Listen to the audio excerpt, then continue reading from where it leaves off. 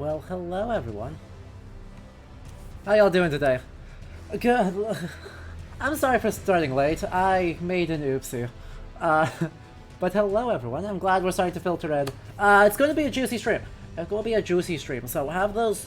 Well, I'm going to make up for all the not particularly hot takes that I've had in the last while, by having some absolutely scorching hot takes this time.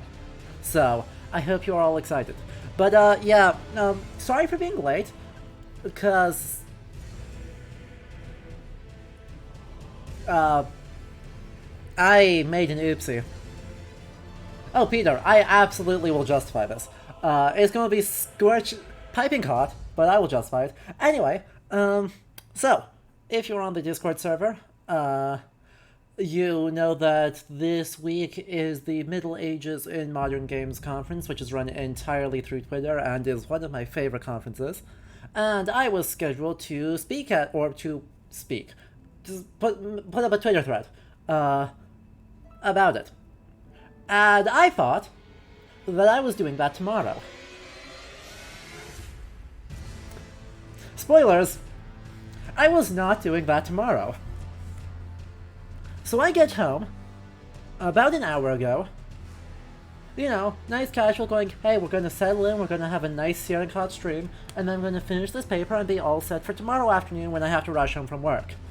To find a message from the organizers, going like, is everything okay? I was like, what?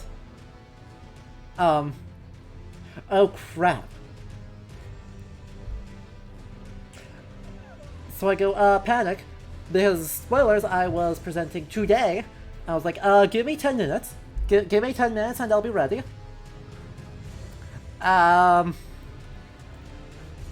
I downloaded... The big thing I had left to do was to get one video clip from Dark Souls 1. I had not yet downloaded Dark Souls 1 back onto my computer. So I didn't even break out the remastered version because it's too many gigabytes. I broke out the OG 2013 Prepare to Die edition and downloaded it in 2.5 minutes flat in order to capture the one snippet of video I needed to finish the paper. And now the thread's live. Oops. I'm quite happy with it. Panic aside, I'm quite happy with it, because as it turns out, it's actually a really cool idea. Basically, the idea is, right, I've played a lot of historical games on this channel. And we need a better way to make sense of them. Because, what the hell does, I don't know, Great Ace Attorney Chronicles, Assassin's Creed Valhalla, Elden Ring, and Civilization, and freaking Golden Sun have to do with each other? Well, literally, what do any of those have to do with each other? Besides, they're all historical or historical adjacent.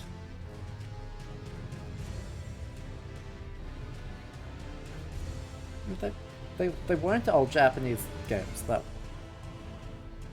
Some of them are set in Japan, or not Japan TM. Yeah. Right, on a structural level, right, we intuitively go, yeah, those are all historical or kind of historical. And the actual question is how to get a framework that actually describes them. And that was what my paper was about, was proposing a framework to try and do that. And we'll figure.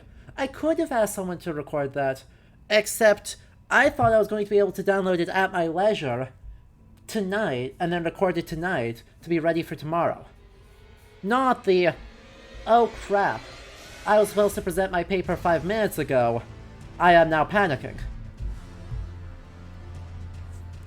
It got done, it works. The thread was dropped in the Discord server, so if you are not there yet, there's a thread. Wow, thank you for the double post, appreciate it. Anyway, there is a thread in one of the channels there, that has a link to my paper that you can look at if you so choose. So, that's why I'm a bit late today. So, that's something. But that's not why we're here. We are here to have different hot takes. We are here to have very different hot takes.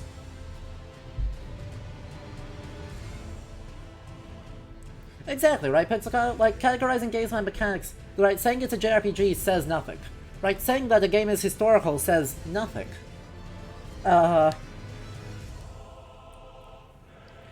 So, the idea is to create, like, 5 more robust sliders. Right, the reason I had to download, I had to download Dark Souls is that I was illustrating a point using Dark Souls' character creator, and that's when you wiggle the sliders in Dark Souls, it tries desperately to make a face that looks vaguely like a face, and so we'll move other sliders to compensate.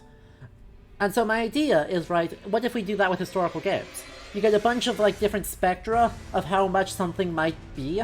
How fictional is it? How referential is it? How much is it actually doing that? And then, when you wiggle those sliders, they pull on different sliders in order to highlight different trends in historical games. And then you can abuse them into, like, weird combinations, but it takes some effort. Maybe think that random create similar face button a few dozen times. But yes, so that was fun, that was exciting, that was spicy. So now let's instead go super spicy. I'm Pizzicato. I'm glad you're here because you had some great questions as to why we do fantasy games last week. This is going to... sorry. My points are going to elaborate on that this week, but highlight the kind of inverse, right? There's a lot of positive reasons to use fantasy games to talk about history, but there's an underbelly, and we're going to talk about that underbelly today. So first off, quick introduction, reminder of all the things, and then we will hop in. So, hello everyone, thank you for joining me. This is Leo History, as always I'm Adam, and we're playing more Elden Ring. We're picking up where we left off in Nokron, and we're going to be criticizing the game. Because as it turns out, when we move beyond materiality, when we move beyond the historical materials of the world, on a lot of narrative levels, I think the game actually faceplants, and we're far enough into the game in order to talk about how it faceplants, why it faceplants, and why the fuck we should care. So, if you missed any of this, the VOD will be on Twitch, and will be on YouTube after that, and if you are watching the VOD, please consider coming and joining us live, because it's more fun that way. And you get to see a lot of cool, heartening analysis as questions get to hang out. If you really like this, do make sure you tell a friend, follow, subscribe, all of that jazz, because it does help a lot. Your guys' support is the thing that keeps this running, so bringing more people in, getting more people around to hang out is super cool. And if you really, really like this, do head over to patreon.com/LudoHistory in order to support the channel even more. Now let's get in to Elden Ring.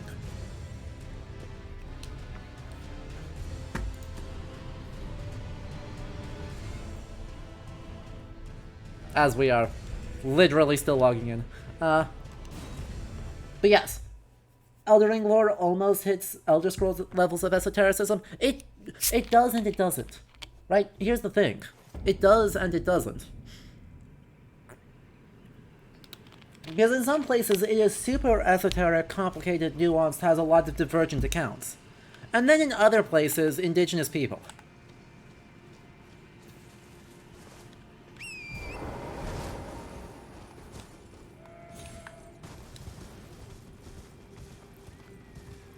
So, there's that. And so yes, I am going to hit you with a literally super free, a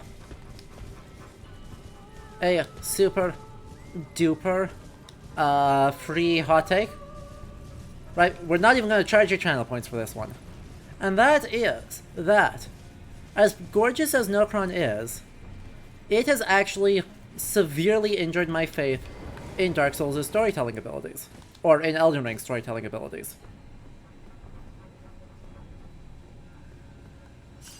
And the way that it represents history, because I think it does not only bad, but egregiously bad.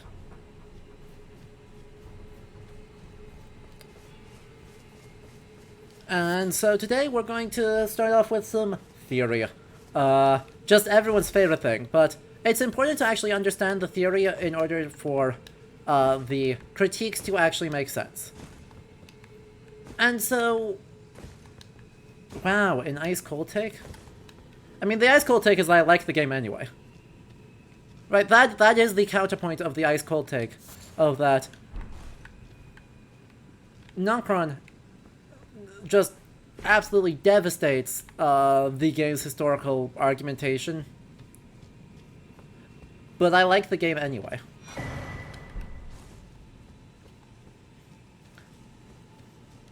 So, anyway. Historical games theory time. The most common way, I think, to interpret historical games is through a lens that is called archaeogaming. I don't think that's at all controversial. Archaeogaming is super duper popular. And that is basically the archaeology within video games.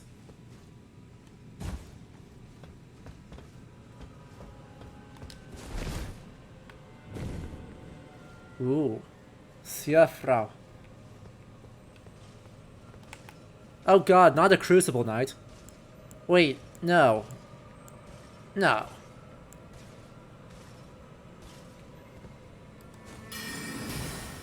They didn't, right? They didn't just drop a Crucible Knight in there.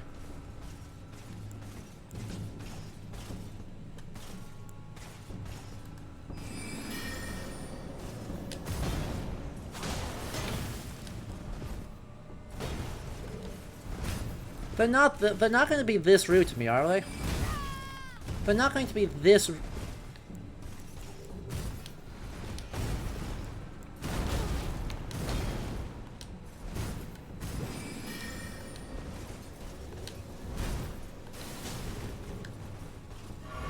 Right, they're not going to...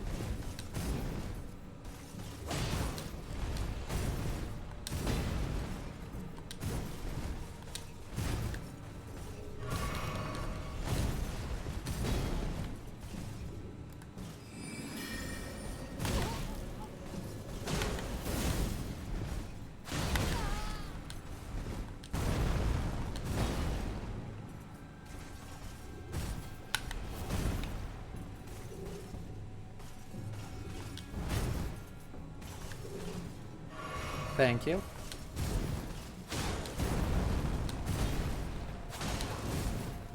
Ow. Dang it.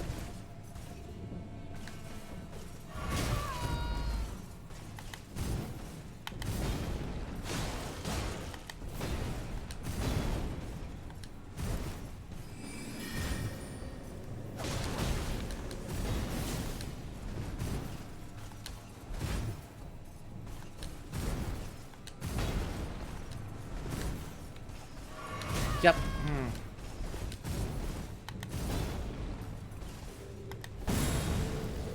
Oh, they're going full.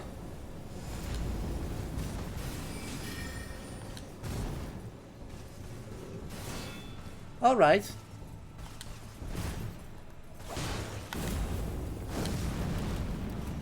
All right.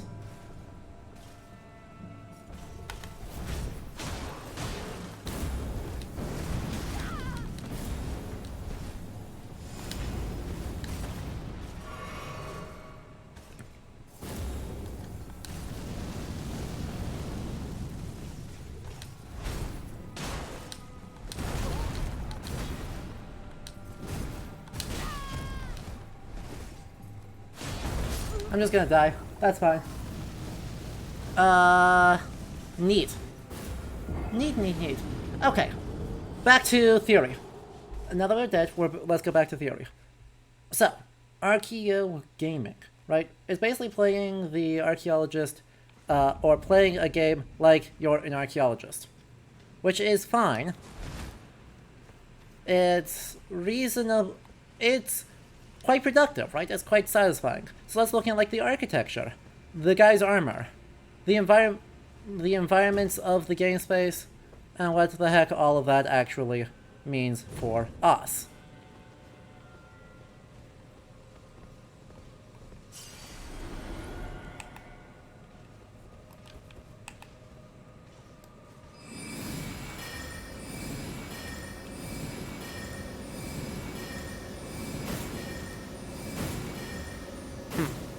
He's too far away. Get closer. Get closer. There we go.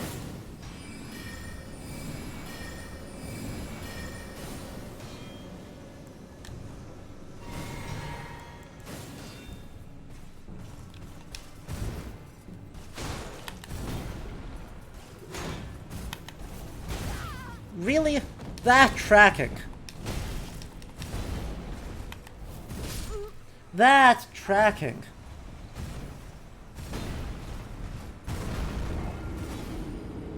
Anyway. So much for that idea. So right, looking at that guy's armor would be Archeo Gaming. Looking for historical references in that would be Archeo Gaming. The big strength of Archeo Gaming is that video games like Archeo Gaming. Right, think about how many games where you play as an archaeologist. Or something that vaguely approximates an archaeologist sometimes, I guess.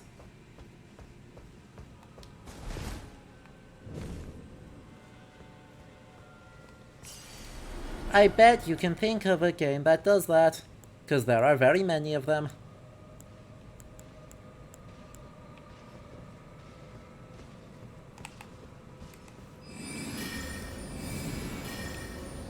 There are very, very many of them. Get over here.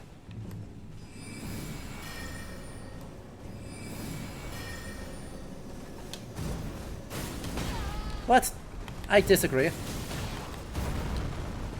I disagree.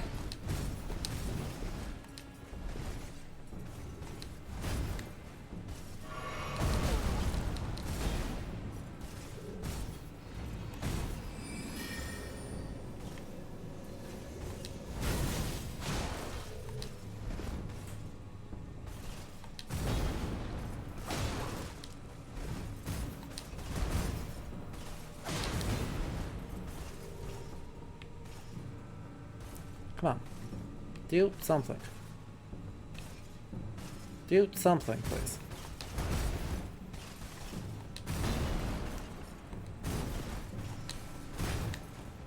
There we go.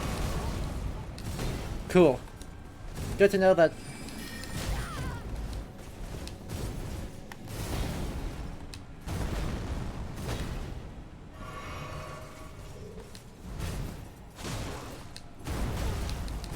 Excuse me? Excuse me? Hard disagree, just run for the hills. Great.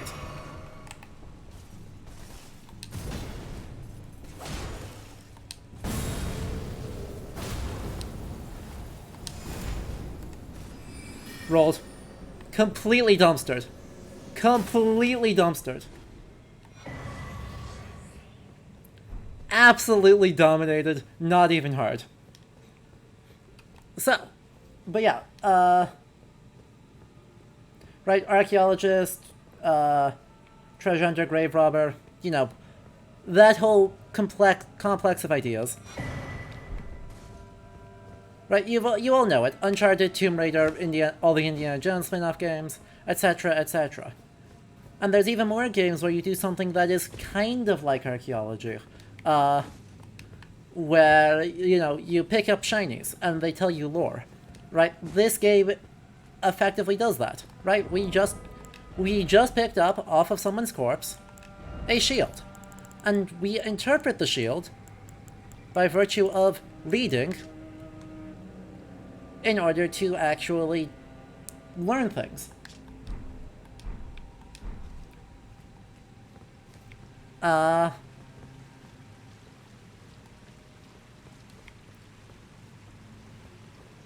And... right, that is a mode of storytelling games are familiar with. and a mode of storytelling that games reasonably like.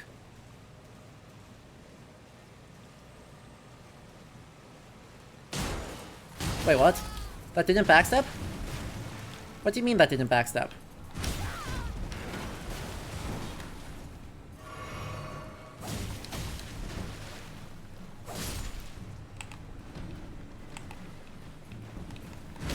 Hey.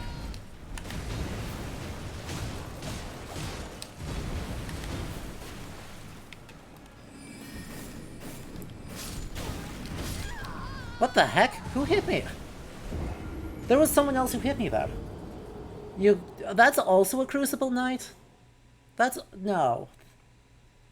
No, don't tell me that's also a Crucible Knight. I don't want to deal with another Crucible Knight so soon. Oh well, that's fine. So, rambling aside, all of that is to say, ultimately, right, archaeology is fundamentally similar to things games already do and like.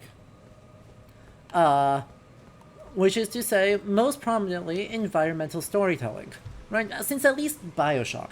Really earlier, System Shock, original Deus Ex, etc. Right, some of those early immersive sims all collectively go, you know, what if we all have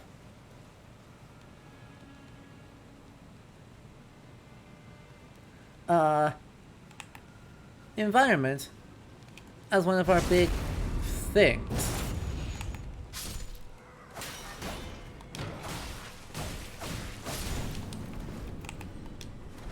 Rude. So, this is a big strength of Archeo gaming, right? Playing games like an archaeologist and doing archaeology in games is something familiar. And this makes it super powerful, but this also severely limits it. Right? That is the biggest takeaway I can say, is that it severely limits what you are able to do.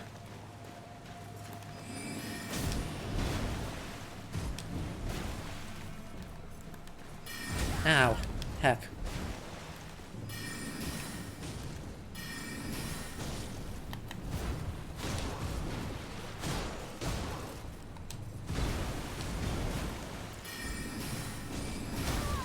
I survived.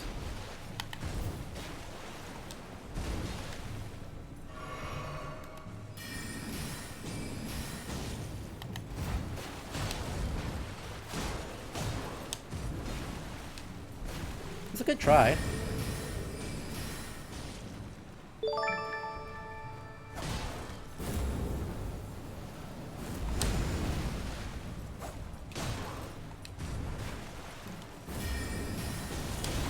What the hell? I rolled through that. Rolled through that. Insert generic backseat gaming here. Thank you for the 8 months of Prime, Billy Warren.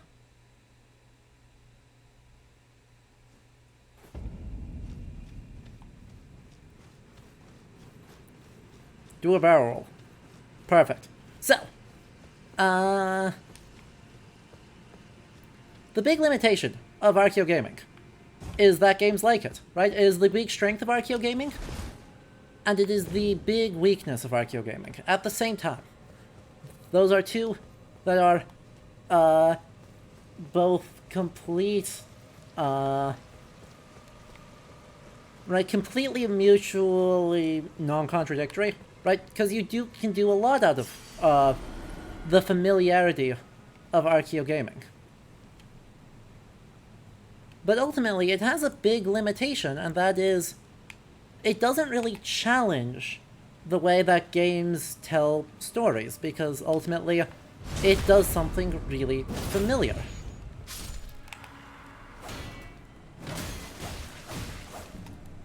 Excuse me? There we go. Nice try.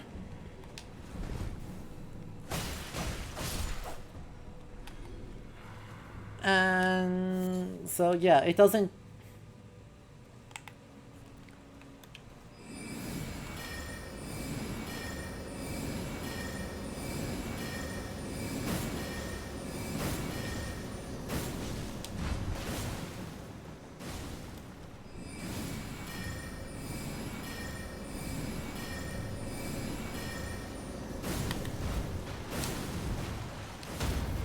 Oh, heck.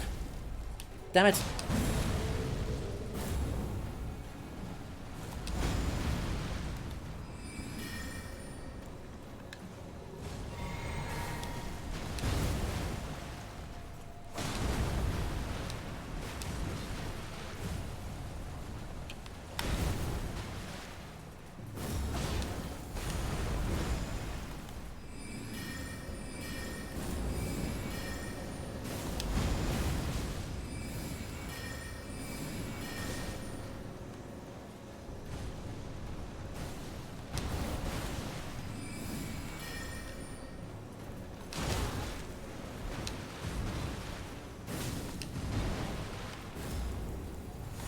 No! I rolled through that again! I rolled through that again! Sorry. I am having trouble putting the computer and thought together while also focusing on cheesing this fight.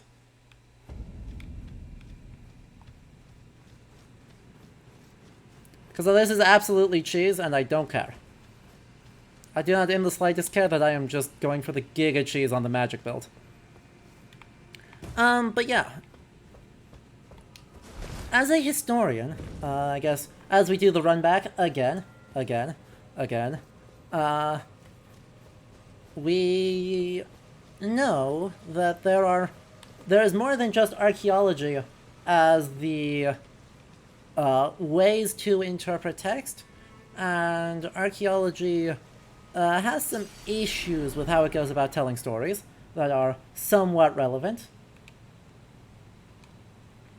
Namely, archaeology, as a discipline, has some issues regarding the oh heck.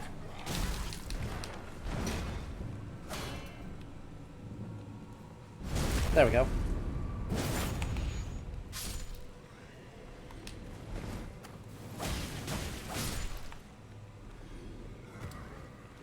There we go.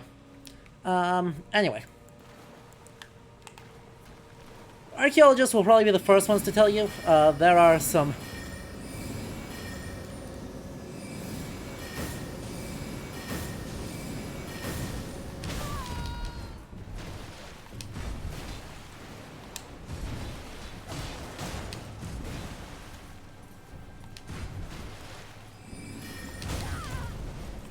Legendary HP?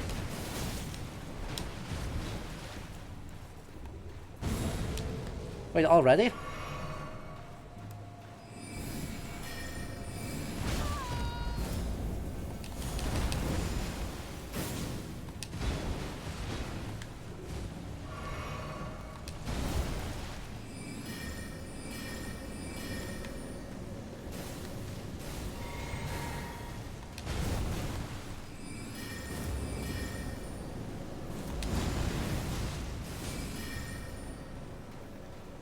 Come on, stagger. Stagger, I dare you.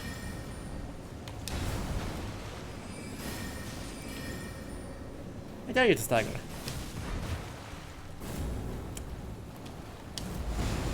Shame.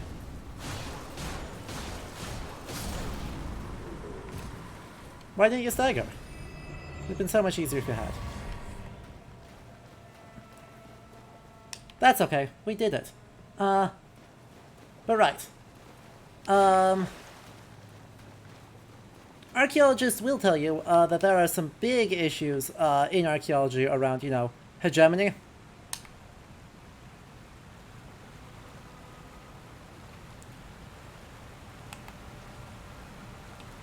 Whose stories you represent and how you represent them.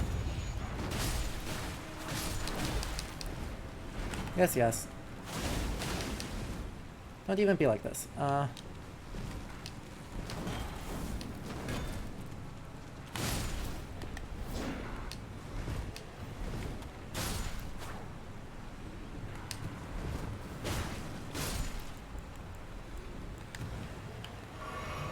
Don't even be like this. But right, so basically, archaeology has a tendency to represent the stories of the people who built big stuff, especially architectural archaeology and archaeology of monuments are like, yeah, right, who built the big stuff that leaves records for us to interpret? And to that end, right, the privileging of the material and the corollary, the privileging of the monumental end up really, really mattering. You okay? You are not okay. Gotcha.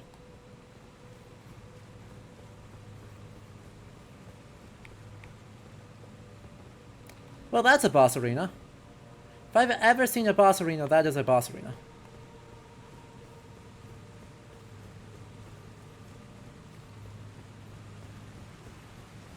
Let's go a different direction, because I have the power, and I have other places I need to look at. Nah. Run in. Nah. We need to look around first.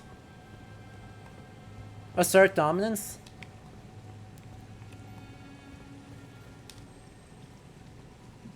So yeah, in short, hyper-privileging of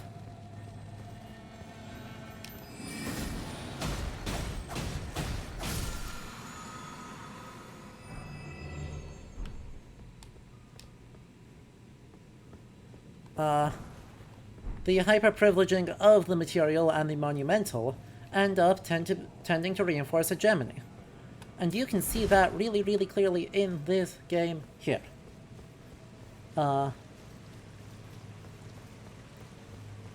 Because as pretty as this is, and as many historical references as this materiality is, ultimately, right, there's kind of two histories that are relevant, right?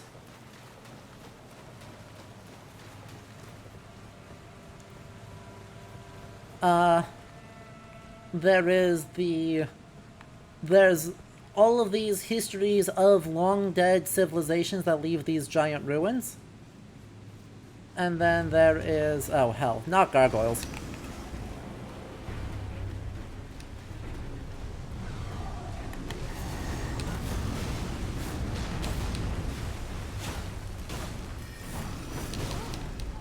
Knowing gargoyles, there's a second one.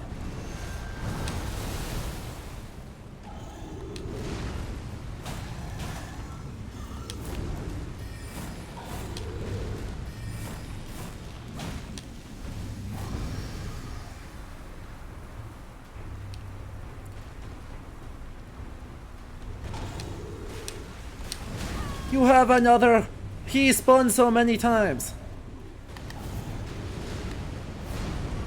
No fear. No fear.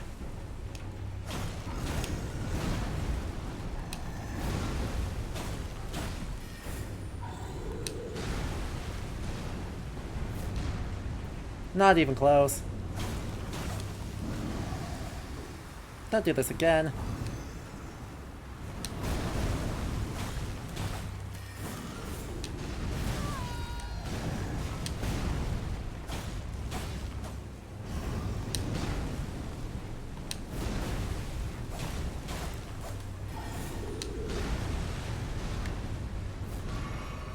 Hey look, there's a second one. Who could have predicted this?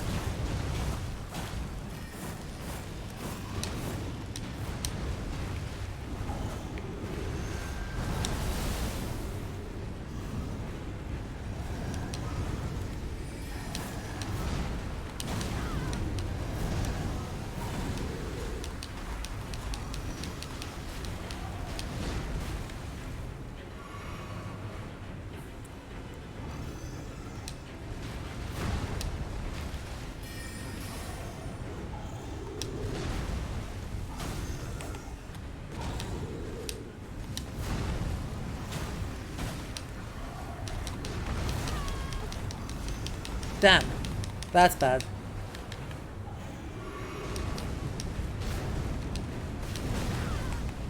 That's extremely bad.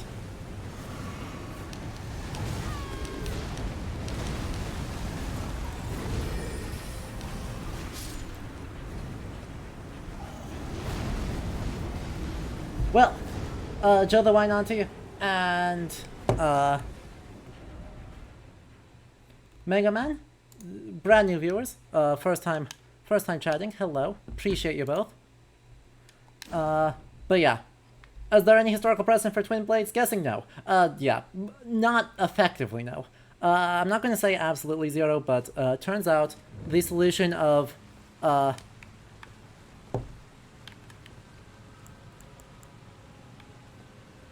hitting yourself with a sword attached to another sword is stupid. I'm gonna go with stupid.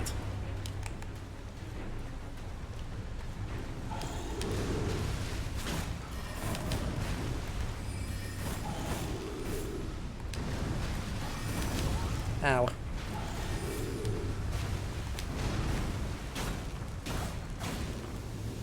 Come on, don't be like this.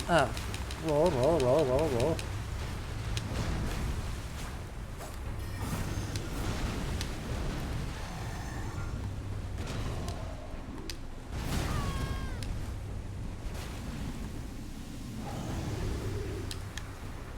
Drank.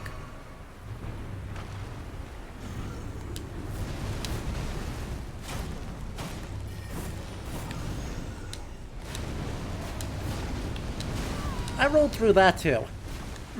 Hard disagree, game.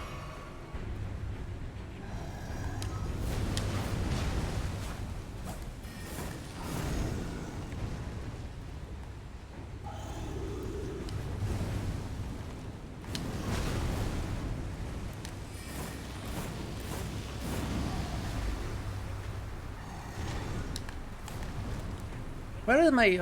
There they are. I was like, where are my 30,000 runes? I don't want to lose them.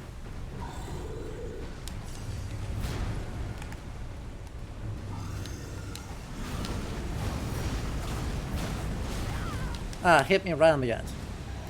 Tragic.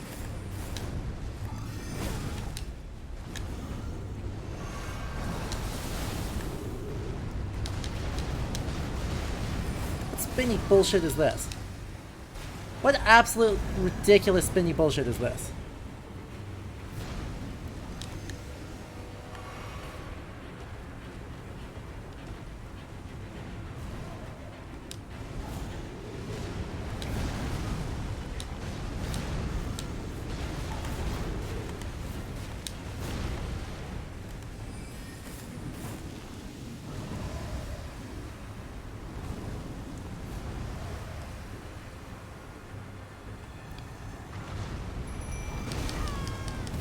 Tragic.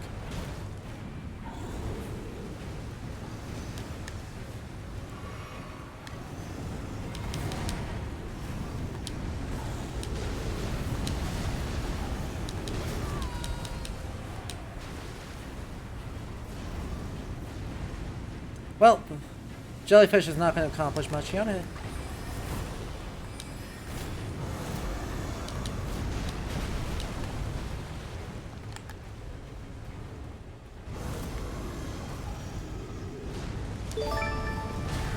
Ow. Ow. Ow. I hate that. Well, that did not go well. I hate to say it, chat. I don't think that went well. So, in the meantime, now that the goal for this fight is now not to win, but instead to have a coherent thought while I am failing to win. How far in it are we actually? We have beaten 3 shard bearers. So we have unlocked the endgame, we just have not actually, you know, done it yet.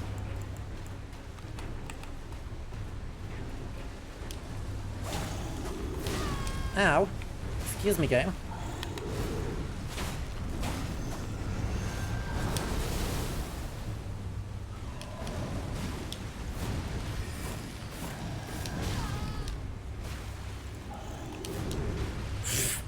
What a legendary pixel that was.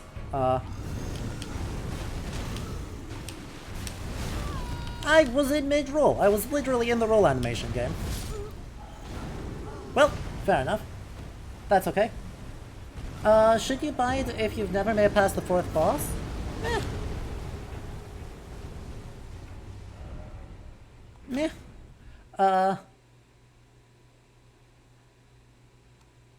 Yeah, I'm not doing great here. Basically, right, if you enjoyed your time with the 4 bosses of Dark Souls, you'll enjoy your time with this. It's basically just, if you didn't enjoy your 4 bosses in Dark Souls, I'd give this a pass, because, I'll be honest, right, design talk-wise, I think the game is at its best when we are, not doing these big boss fights, and not doing the things that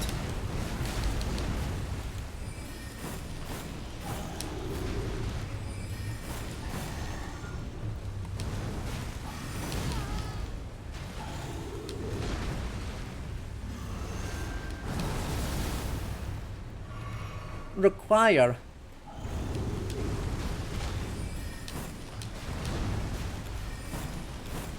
3, 4, roll. What?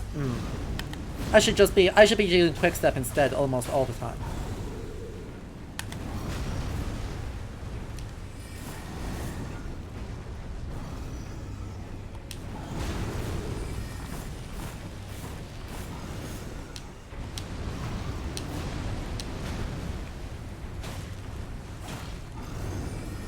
Ew, I'm out of oomph. Oh, this is real bad.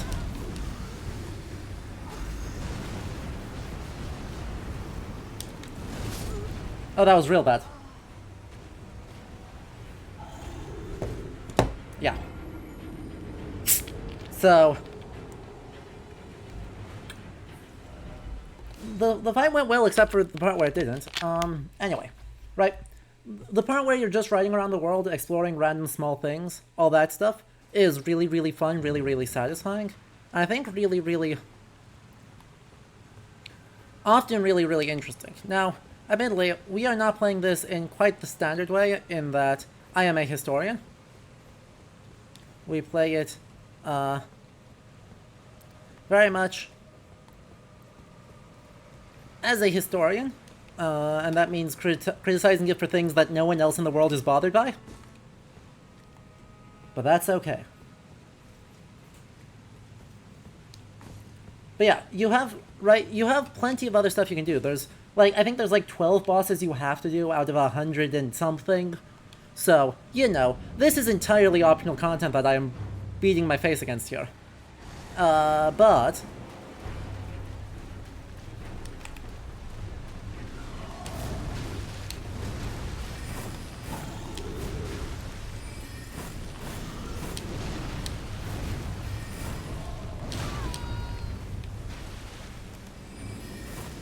yeah, don't do that.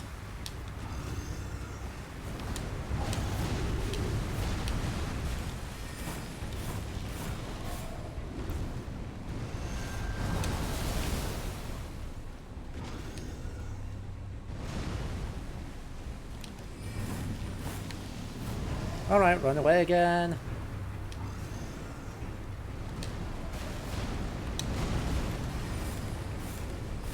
Ugh, just straight up not close enough.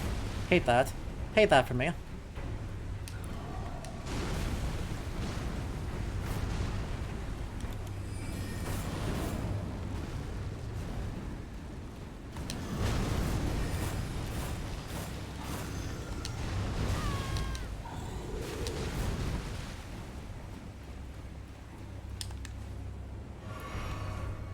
Alright.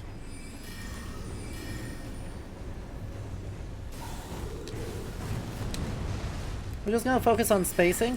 Ow.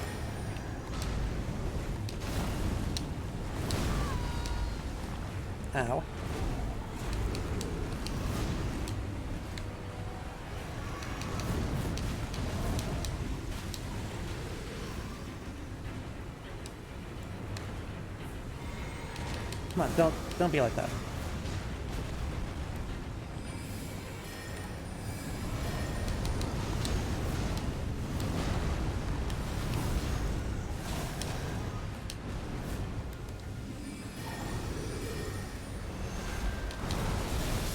What?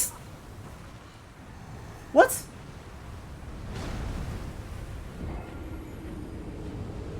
Excuse me? Alright, yep, we're going to go do something else. Because this is not fun for anyone, and also I am not making progress on the points I want to make.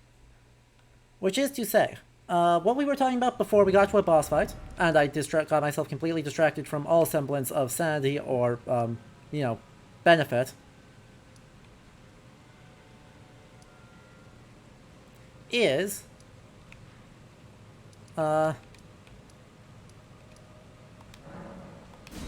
that we like to think about games like it is archaeology, right? Like we do archaeology in them. We explore these ancient cities that do stuff and have things about them. Oh, did I just kill myself? Did I actually? No. I can land on that. I should be able to.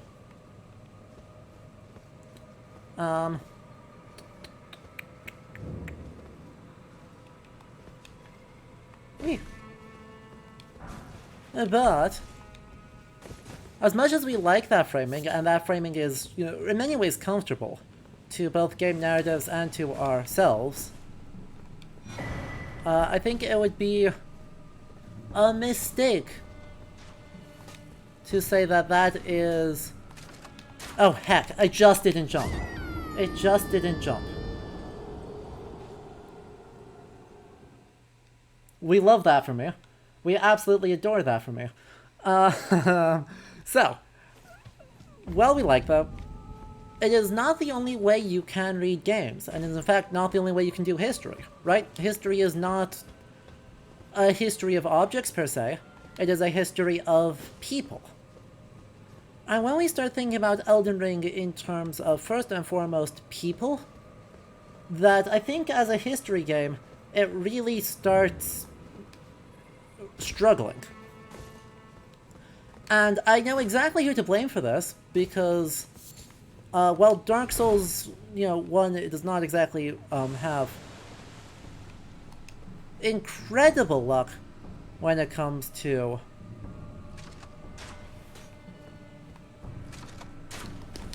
made it.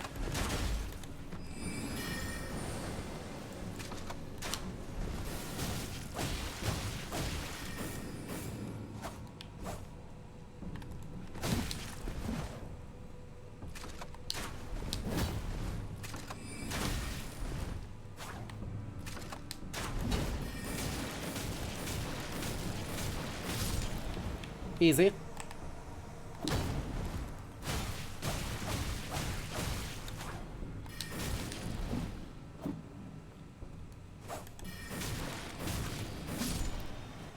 But yes.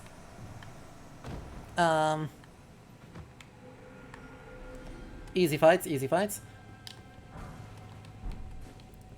Dark Souls 1 is not great at reminding us that the history is of and about and for people. But at least remembers that. George R. R. Martin does not remember that. And so today we're gonna like ramble our way through 4 different categories, or 4 different angles from which its portrayal of people is somewhere between troubling and abysmal. Those 4 are going to be gender, indigeneity, race, and enslavement. Right, liberty. Literally all 4 of those are things that Elden Ring is bizarrely bad at.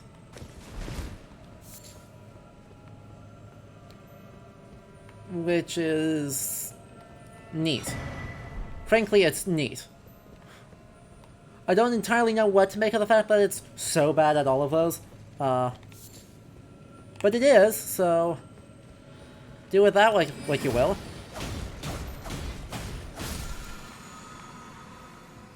Do with that like you will. So, the first one I think that we can do realistically is probably enslavement. I think that's probably the easiest one to do. Though we do have an NPC here. Oh, sorry. I have a person with a whip sword here to murder the heck out of. Nox Swordstress Armor. Love it. Okay, before we get into the bad stuff, let's just appreciate this little mausoleum, because this little mausoleum is frankly amazing. Before I get into the bad stuff, just shoutouts to this space for being, amazing.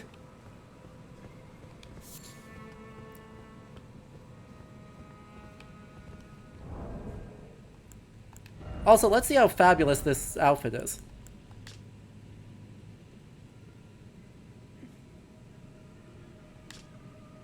Eh. That's not bad. Let's see what the style. Let's see how it actually looks. Oh, okay, no, that's stylish. That's stylish as heck.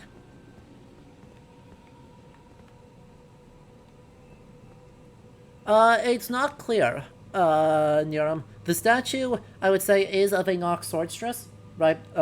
Either a Lord of Night, right, is wearing the same armor. So, and had the same hat as this person, so... Wait, is that a Wimple? Wait, is that a Wimple? I didn't even notice, but the Nox Swordstresses have Wimples. So once again, the materiality of this game is emphasizing its historical.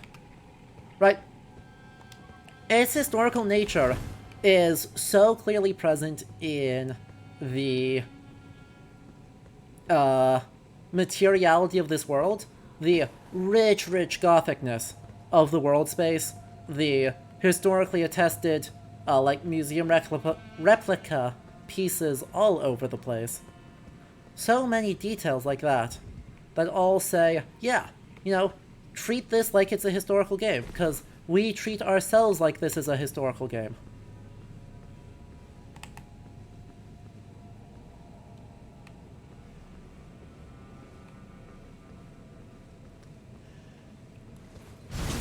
Look at that Wimple content.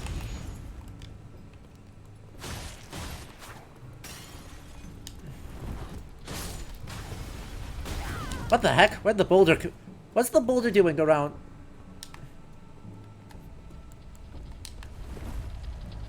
Why is the boulder chasing me?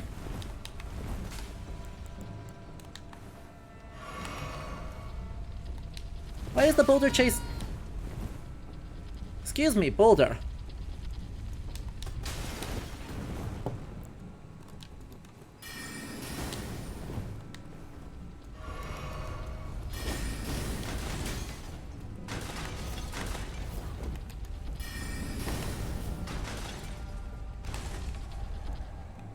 Boulder, please.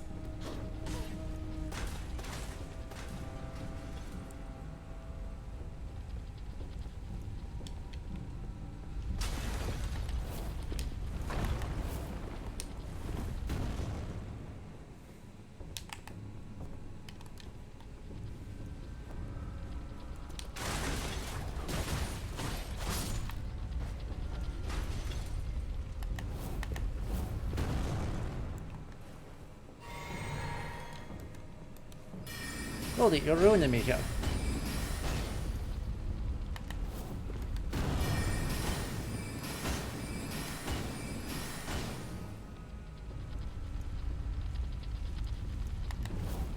Ow, Boldy.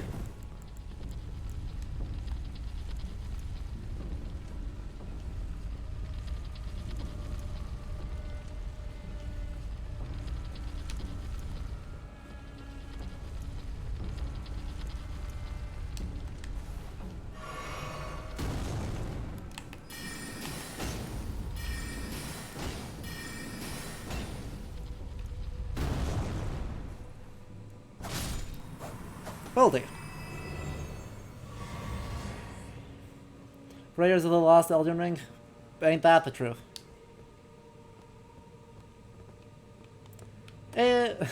You appreciate the effort used to give the boulder some texture? I agree. Yet another tiny detail that they put so much effort in. Anyway, Enslave, we were talking about bad things we dislike. before I got distracted by based Wimple content. I didn't even notice that this was a chest and not a sarcophagus. I'll be honest, chat, I totally did not recognize that this was a chest and not a sarcophagus.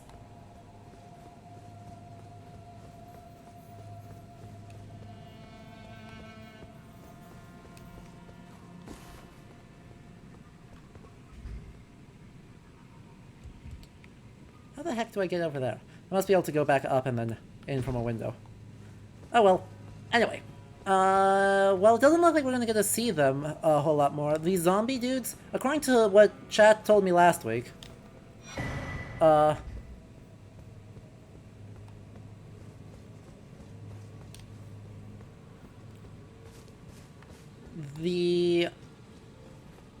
zombie dudes that we've been seeing around Nokron are... Oh, hello. Luca with the Prime sub for 7 months, currently on a 3-month streak. We love to see it. So yeah. Let me brain and words smartly here. We'll see how that goes for me.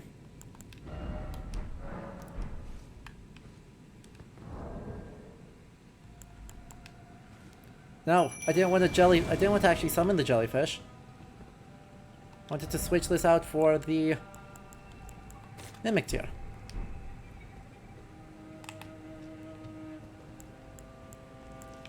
That's fine.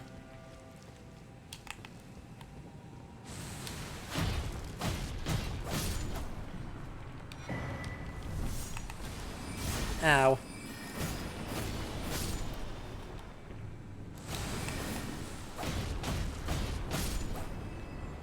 Hooray, Mimic tiers.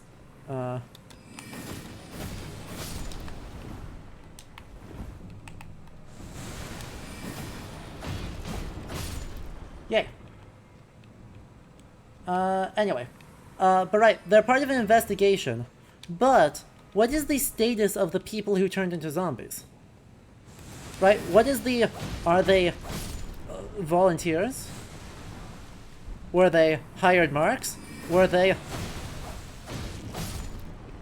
from my understanding, they were enslaved.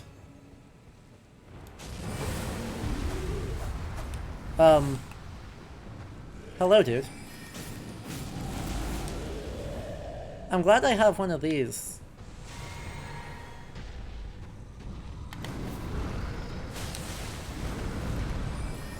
Whatever, not that this is actually going to be too bad.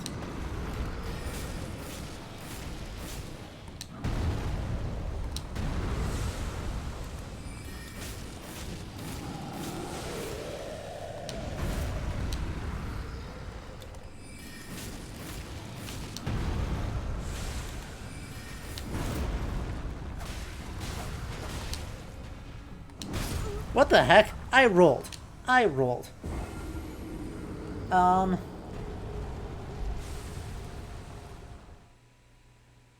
But yeah, the people that were sent down here to Nokron, while being an expedition sent by the elite, do not appear to have been free.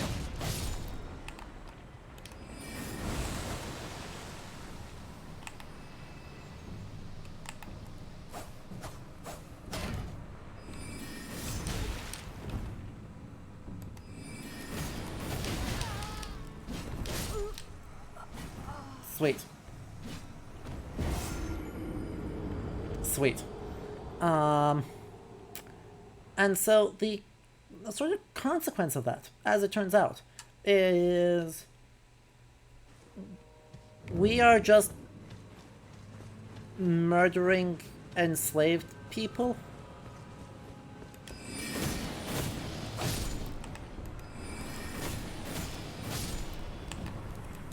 Hey, damn it.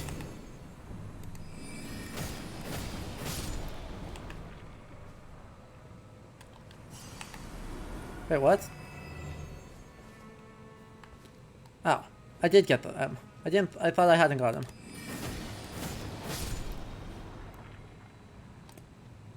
from the inverted hawk heater shield. Thank you.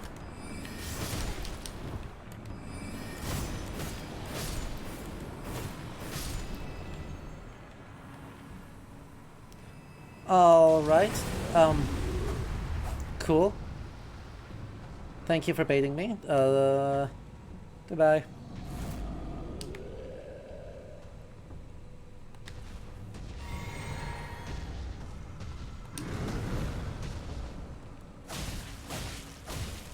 So yeah,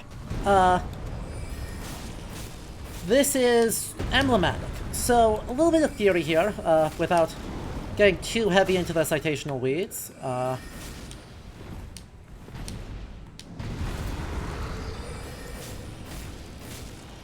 The big thing about studying enslaved people is you have to be really careful to remember their... Ow. Like, remember that they are human.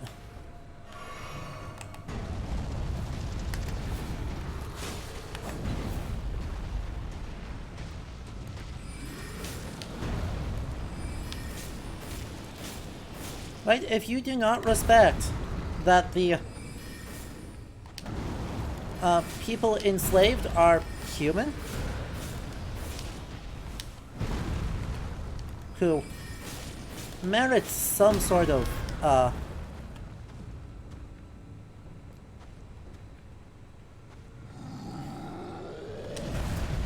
treatment in line with that humanity, then, well, you just further dehumanize people who are already stripped of that humanity in their in the context of what they were forced, what they've been, or of the social position they have been forced into. That is the words I was looking for. But right. All that is to say that you need to make sure that the presentation of enslaved people in a game does not make literal their social status, and does not essentialize their social status into their entirety of their existence. Does you follow along with that, chat? Was that coherent enough to make sense of? I'm happy to elaborate if it did not make sense, because I was fighting a giant. Right. You grok it. Fantastic. So when we look at Elden Ring, what do they do? They make the first company of people we know are unfree in this world undead zombies that mindlessly attack the player.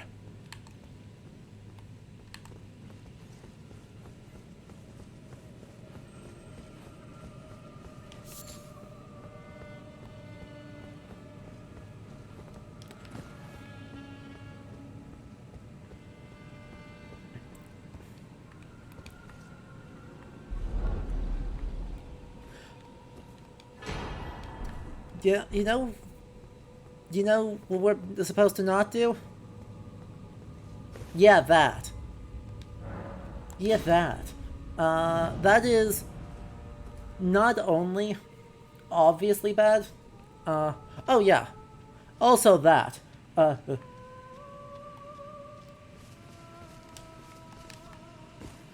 Let's further elaborate on those, because yeah, according to the things we have already seen, the, a big relevant thing is that the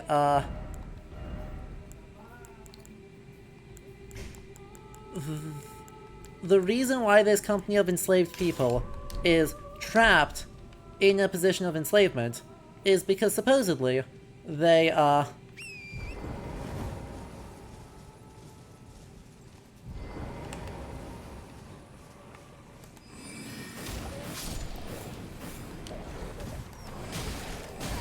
Ow. Heck. Doggo. Doggo, please. I know I am the aggressor here, but, like, please. I'm just trying to get through.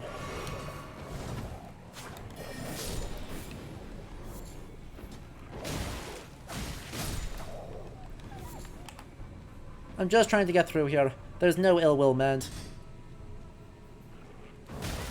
Don't shoulder bash me. Hey, how you feeling? No, I don't want to be on this. I do not want to be on this right now.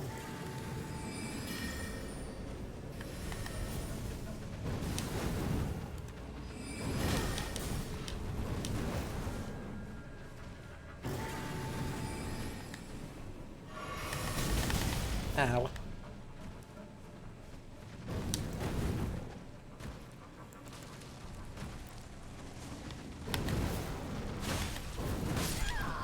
Damn. Damn. Yes. So yeah. To read it out from Peter, helpfully.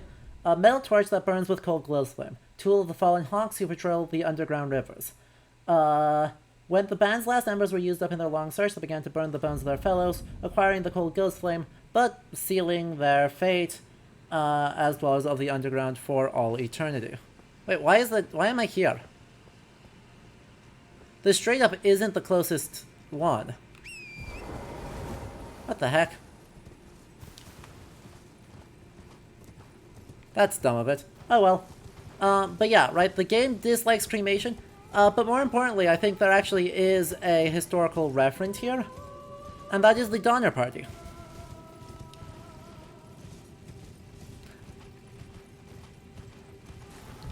Right? Ultimately, that's just Donner Party moments.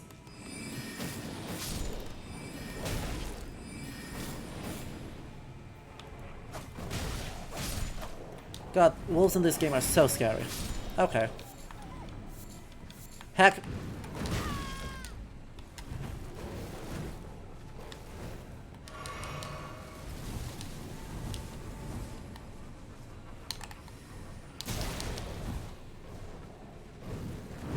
Don't mind me.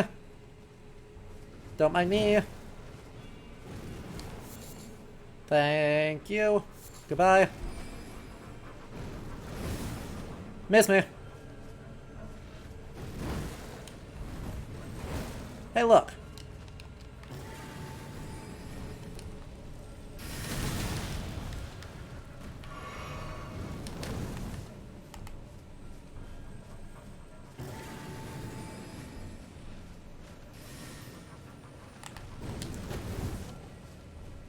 Could you, like, get somewhere where I could actually hit you? Thank you.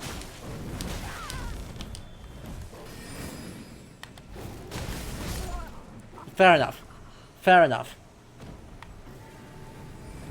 Well, I lit the thing. I'll be honest, I got what I came here for. I ran away, I lit the thing, we're gonna just leave. We're just gonna leave. Anyway. Right, the historical reference to these enslaved people being trapped on an expedition, exploring an unknown, and then from that being asked to commit some form of consumption of other people, and that being sinful, is the Donner Party. That's all it is. The Donner Party, if you don't know, is an expedition, a family that was traveling out along the Oregon Trail in the mid-1800s, and they got stuck in the Rocky Mountains in a snowstorm and were so trapped for so long that they resorted to cannibalism to survive.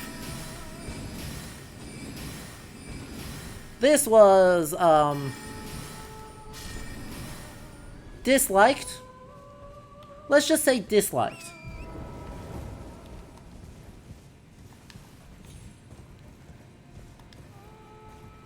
Ugh, and there's a bot. Hang on a moment. By the way, thank you, Tendrils of Cthulhu, for the follow just now. I do appreciate it. Okay. So, back to the game. This is clearly the reference that they're going for. Not another one. Who brought the bots? Chat. Who brought the bots?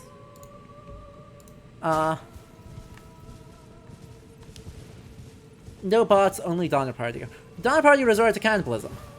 Cannibalism is, as it turns out, an unpopular thing to...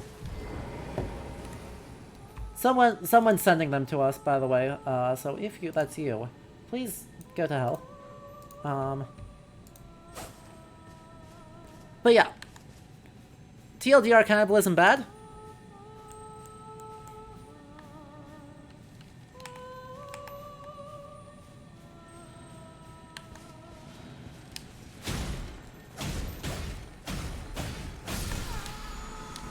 Oh, come on. Don't be like this. Don't be like this. Don't be like this. Okay, thank you.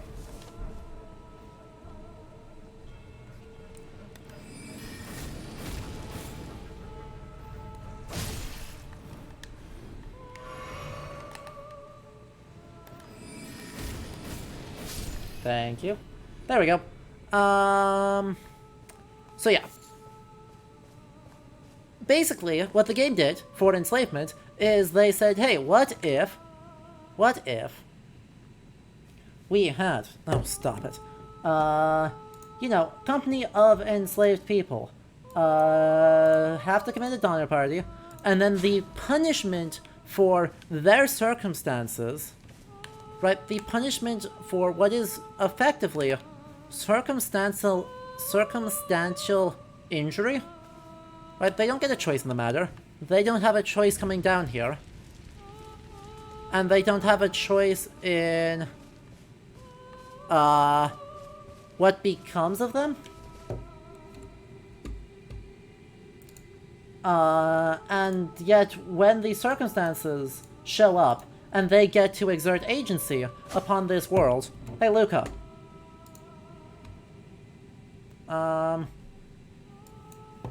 If you're going to be around for a sec, I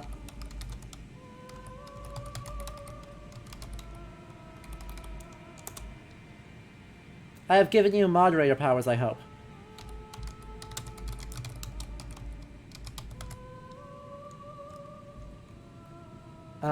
Peter, you also now have mod powers. Take care of it.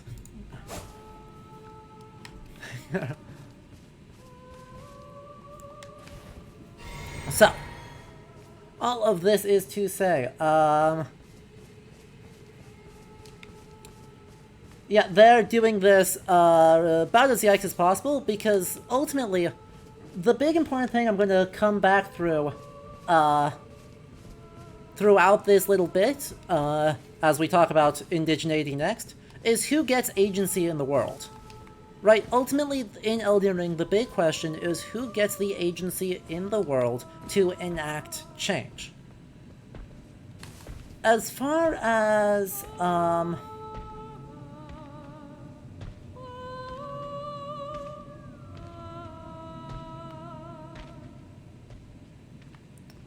as far as Elden Ring is concerned, the enslaved people there absolutely do not, under any circumstances, get agency. Right? There is no agency to be had in their lives, in their realities.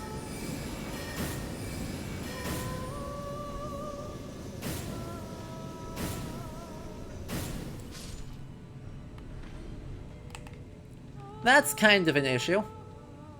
Like, just a bit. You know, it's not this bighorn beast. It's a different bighorn beast. The one presumably over here. But yeah. All that is to say... Hey look, there it is.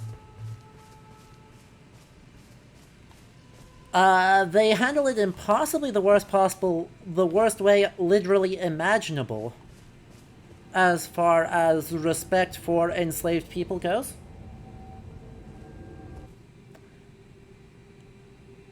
And now, let's turn from that to watching me die at a boss fight, and after I die at a boss fight, we'll talk about indigeneity.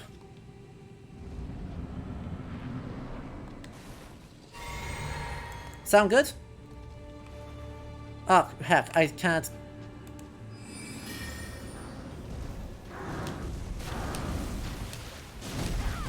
Okay, fair enough.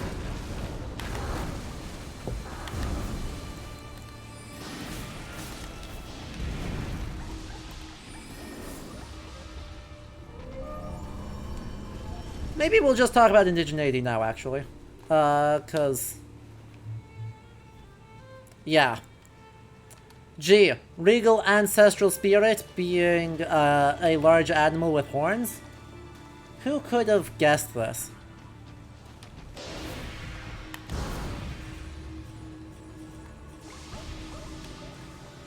Also, the music here has this sort of, like, for lack of a better word, chirping. I think we should absolutely... ow.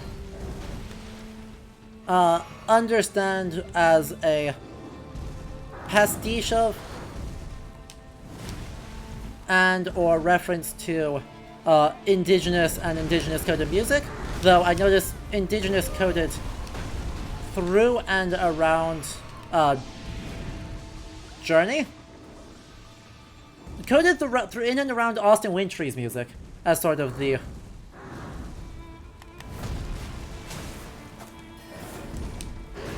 big reference musically going on, which is not optimal, as it turns out. Turns out I'm not a huge fan of that.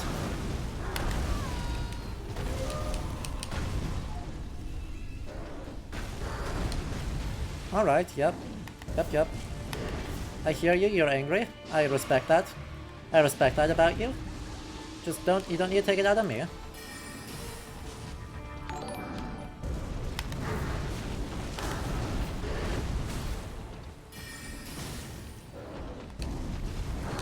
Ow. So, here's a fun question, chat. As usual, the most obvious question to ask when you're like, hey look, indigenous people in the game. Do you think they built the environment that they are on? Or that they are in? What do you think the odds are that the ancestral worshippers built the Hallowhorn Temple?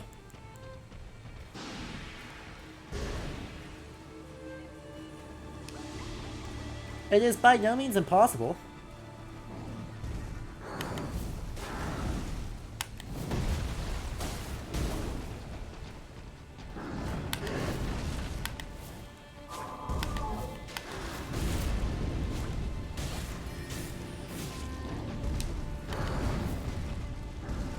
But I find it unlikely.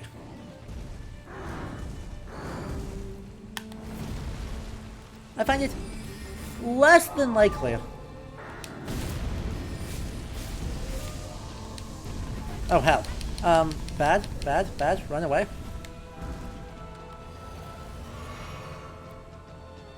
Oh great, you just straight up healed. You just straight up healed. That's fine. This is fine. This is all fine. Heals by killing the other things around it. Makes sense, but sadly these are spirits. Excuse me? Why is it bunny hopping?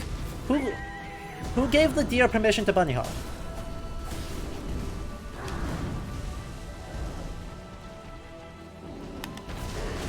Ow.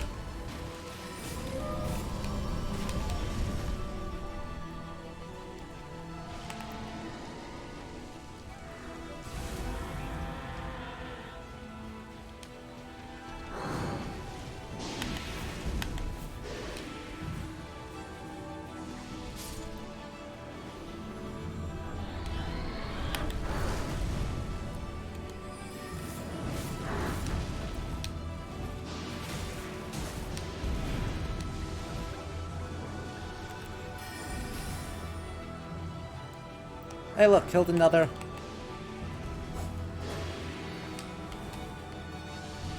Gonna kill more things, because more things are coming to life, more things are dying. That's fine. At this point I just need to commit to it, too. Using one of my melee weapons, because I don't have the...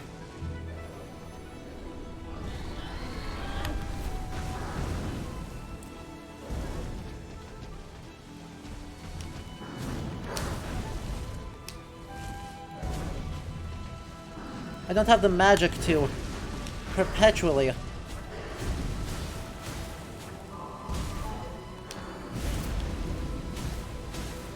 continue wailing on it.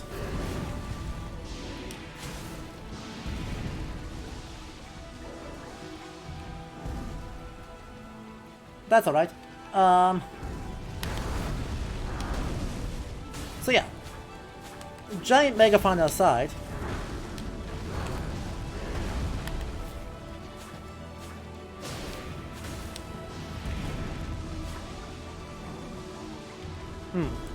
Blocks himself off from that.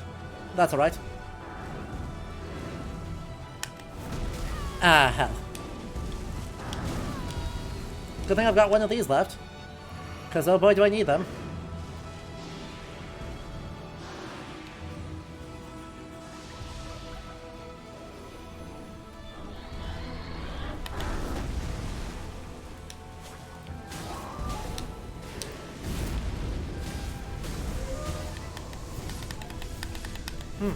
I can't do anything about that. I'm slowly out-damaging it as it kills everything else in this space. As it kills everything else in this space, I'm slowly out-damaging it, but I'm out of magic, basically. That's alright. Anyway.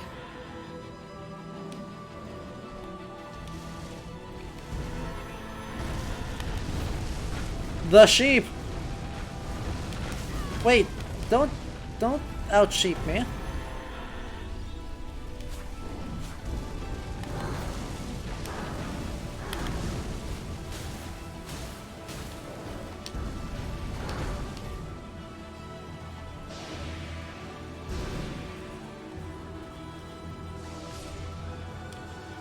But yes, I am out of resources, so this is unlucky.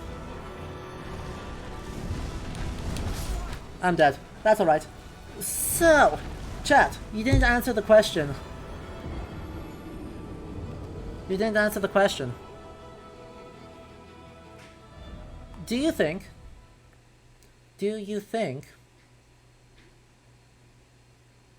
that the people who worship these, the regal ancestor, right, that the ancestor worshippers that we've been murdering throughout the game, built the temple spaces that we see in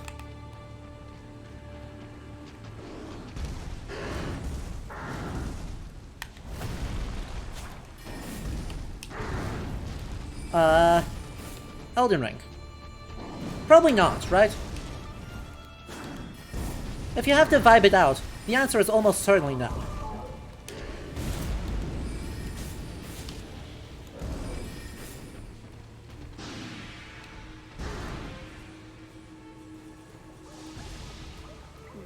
So, in other words, the quote-unquote indigenous people, right, the people who have shamanic animal-worshipping beliefs, and that by nature of such are coded in popular consciousness as indigenous, are made interlopers.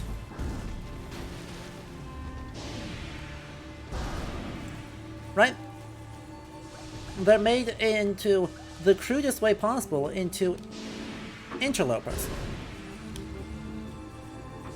And in that interloping, they are rendered improper in the space of the world.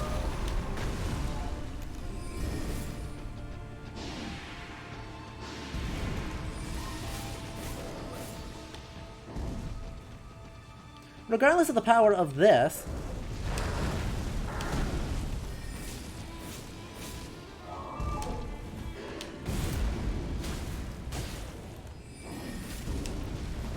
right, you're left going,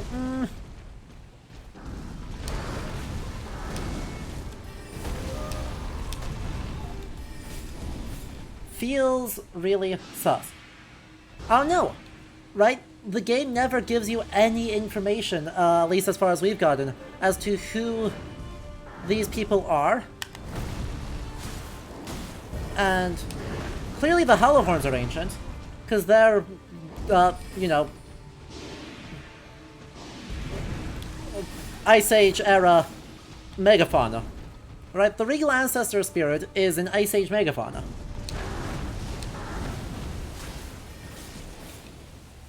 So, right, like, obviously it's super ancient, but are the people worshipping it super ancient? Game does not seem to, obviously know. If it is, great. Like, ow. You have a third? You have a fourth?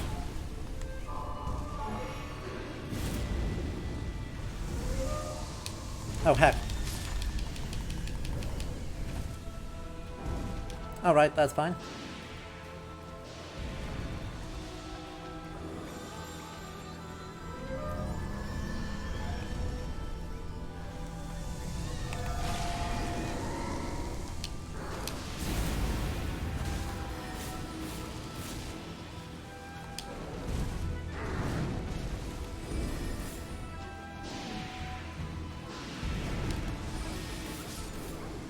Really? None of those hit?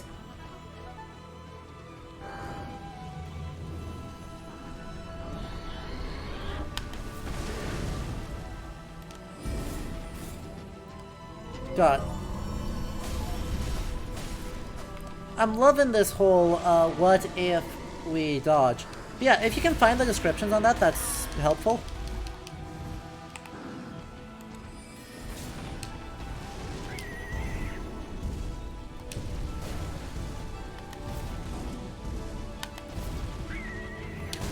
I dodged that. Boo. Hard disagree, game.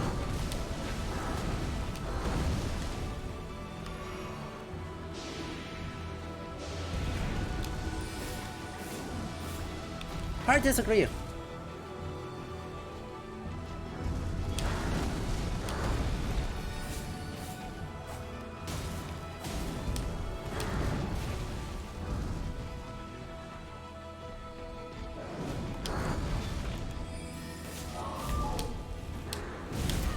That one I accept.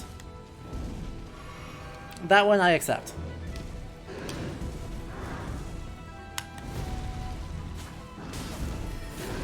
Ow.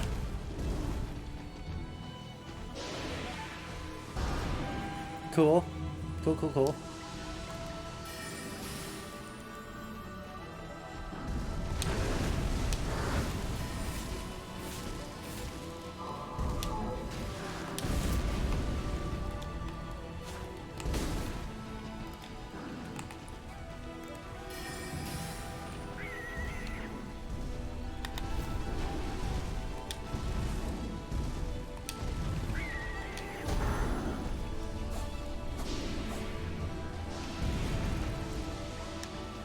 We'll just get ourselves some oomph off of that, and...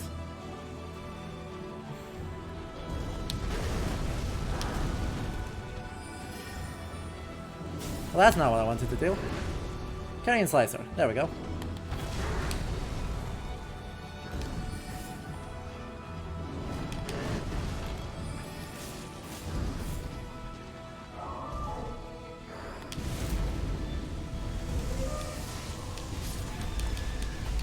Ow. Also ow. That's alright, it's bad, so, but yeah, chat, what's the status? Have you found, any decisions towards the, age or lack thereof of many of these? Ah, okay. The sheep one is clearly the worst. The sheep one is far and away the worst.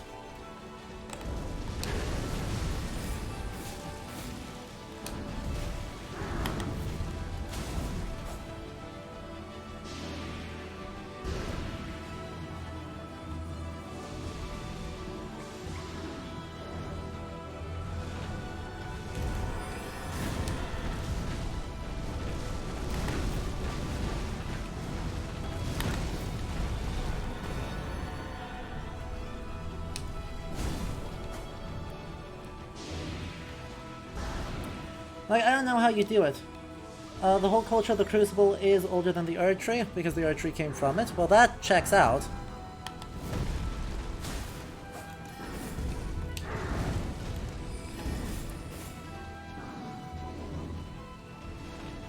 Heck. Which one are you gonna do? You're gonna be a sheep. Alright, I see you, sheep.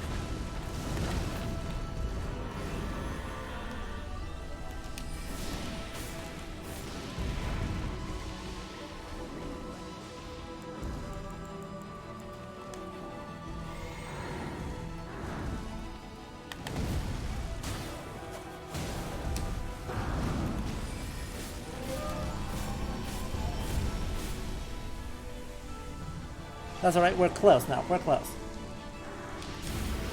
Also, there's the clay people. There are also the clay people. I just threw. That was just me throwing. Ah, that feels bad. So, regardless, I don't think that actually changes as much as I think as you're saying it does, because the point I want to emphasize at this point is that lore does not beat coding. Let me just say that again. Lore does not beat coding. You cannot lore reason your way out of problematic betrayals.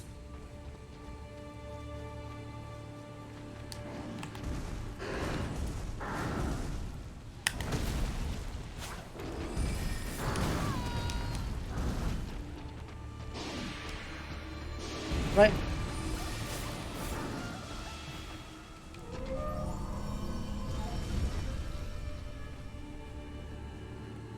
This is a common tactic you'll actually see on the internet, that,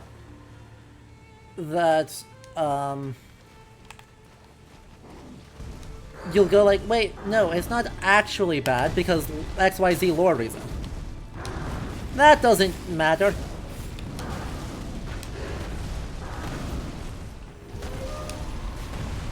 Like, XYZ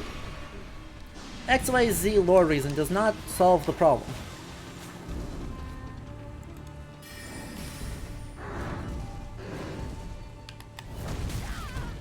I disagree, game, but that's fine.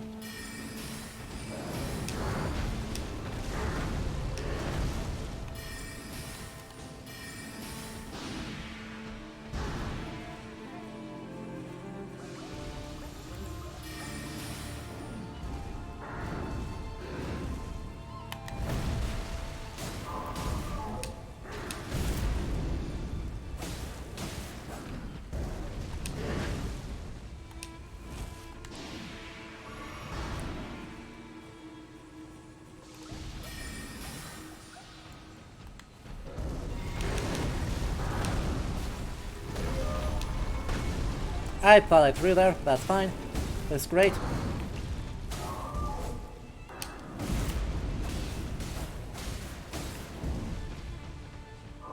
I'm assuming you're gonna do the big, like, summoning thing.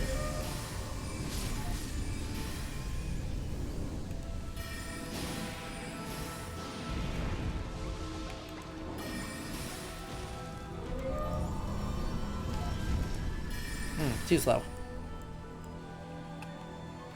So, right, I mean, being a sucker for lore is good. I'm a sucker for lore too. You get a lot out of lore. But lore doesn't, like, inherently fix a problematic portrayal.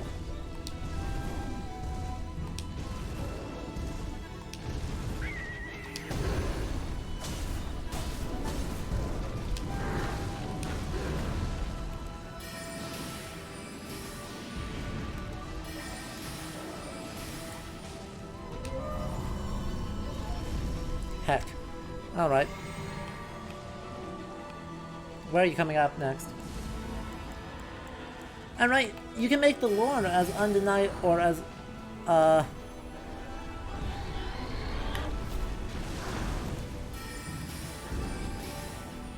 guess as, nuanced and complicated as you want, but if your coding is bad, your coding is bad.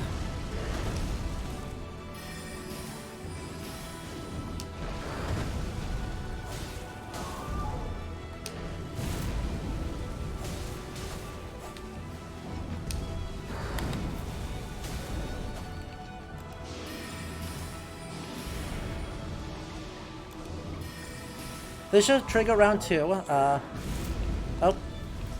Not enough oomph. Okay. So this is how much magic I've got.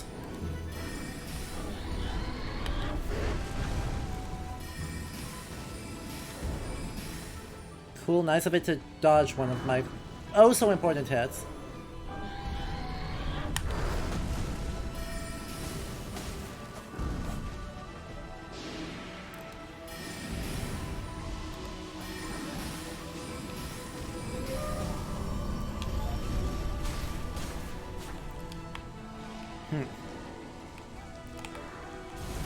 And we're out of oomph. So,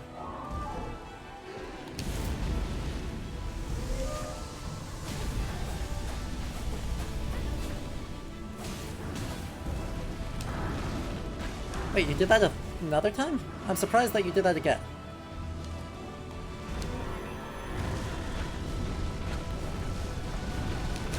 Ah. I don't know how to beat the sheep. I don't know how to beat the sheep. KJ. Does it make a difference what the game does with something problematic? Like if it treats the thing being done like enslavement or lack of agency as actively bad? It does make a difference. The trick is, though, games mechanics win every time. Right? Coding wins every time, and mechanics win every time. And so saying, oh yes, we have so much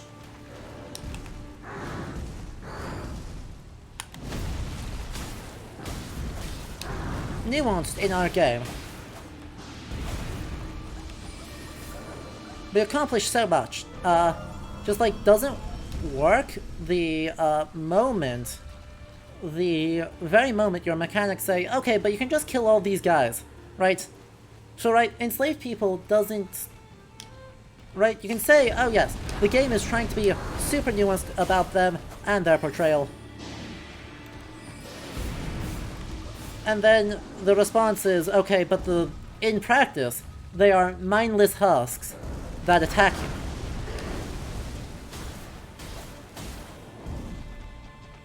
Right? In practice, that's all they are. And no amount of, right, narrative work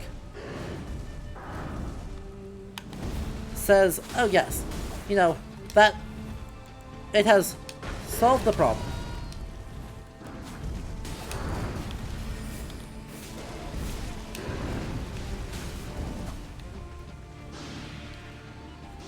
Like, that's just not how that works.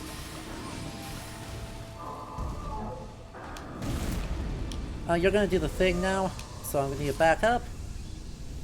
Take advantage of my own chance to heal.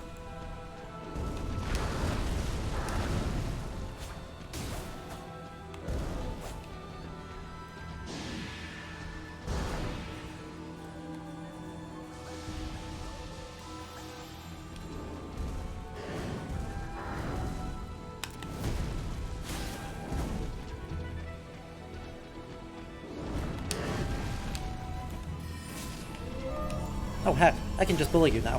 2, 3, 4, no. I thought I was gonna get more things.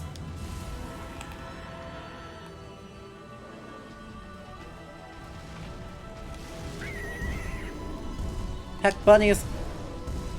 Bunnies!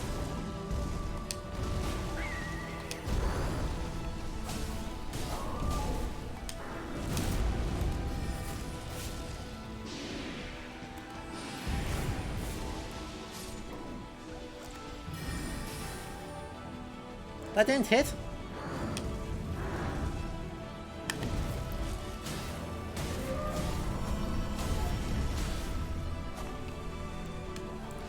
Alright, alright, alright.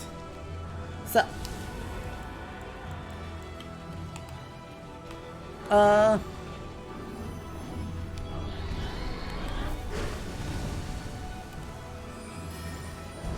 Not the one I wanted, but that's fine. It did damage, and that's all that matters.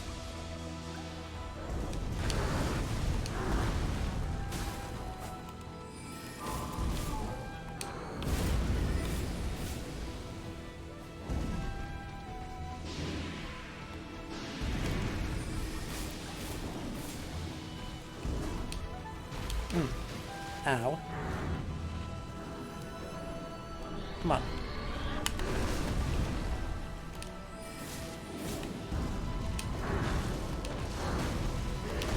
I rolled through that. That's fine. Luckily it's bad, so I'm not too worried.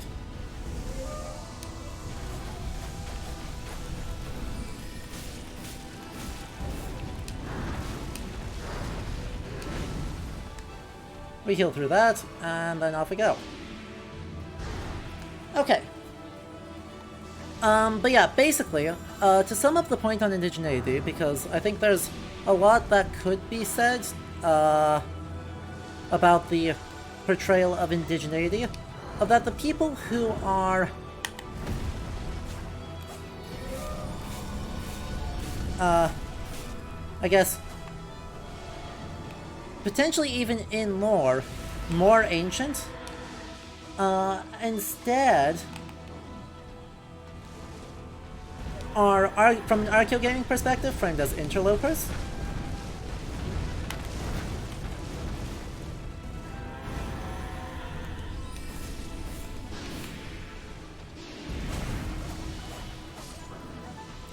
Which is bad.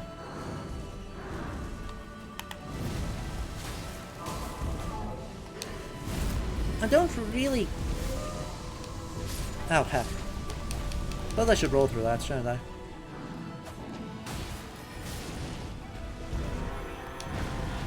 Not more sheep. Literally just have quick step up is my entire strategy for how to take care of Mr. Loves his sheep too much.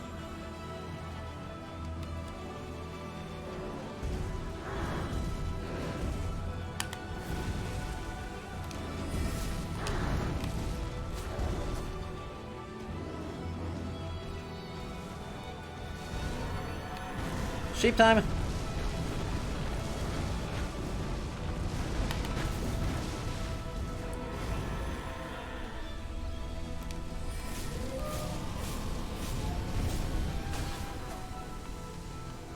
We're so close.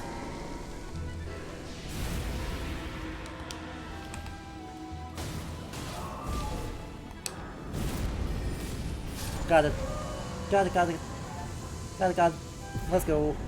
Remembrance of the regal ancestor. Perfect. Alright. So, I mean, obviously, lore regarding this entity is, like, super important. Let's take a look at it. I don't think that's a shock. The ancestral spirits exist as a phenomenon beyond the purview of the Earth Tree. Fair enough. That's pretty much all that it says. So yeah. Let's take a look back at the ancestral spirits then. Hey, what's D doing up here? D, what are you doing over here?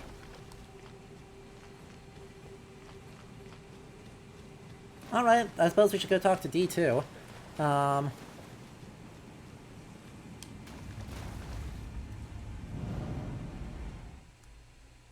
Regardless, the actual portrayal of these entities is, you know, kind of an issue. Because let's take a look at them. They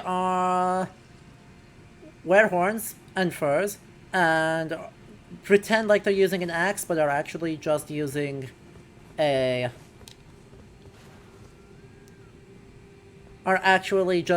antler that they think is an axe, and are, broadly speaking, not characterized very fondly. Don't think that's a spoiler. Right, it's not an exaggeration to say that they are not characterized very fondly. And given the ruined state of the temple spaces, either they did not make the spaces, or they are incapable of caring for the spaces. At least according to the game's logic. And so they are superimposing their rituals, sort of, into this space. And that is seen as, I don't know, at the very least complicated, if not actively bad. At the very least seen as complicated. And not only that, they have this like weird, I mean, what we say is, you know, Celtic TM. Right, they are simultaneously Norse Barbarian Celtic, who wear antlers, and also worship North American megafauna.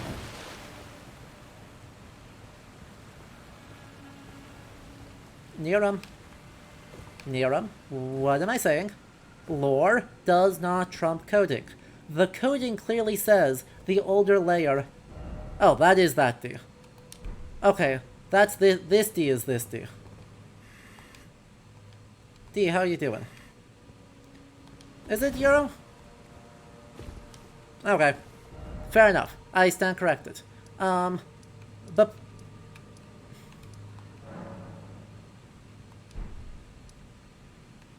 Irish, okay. So. Regardless, the Archeo Gaming perspectives clearly say that the Greek layer is older. Like that's not really something that's open to dispute. The lore can say whatever it wants, but mechanically, there's one simple thing that makes it very clear that this layer is older, and that is that when I kill these people, they respawn.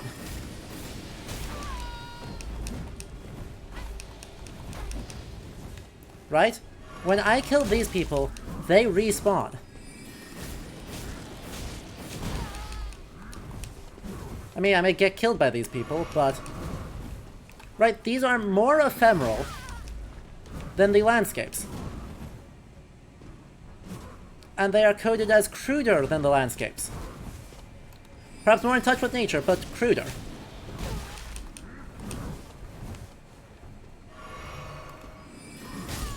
Nice trade.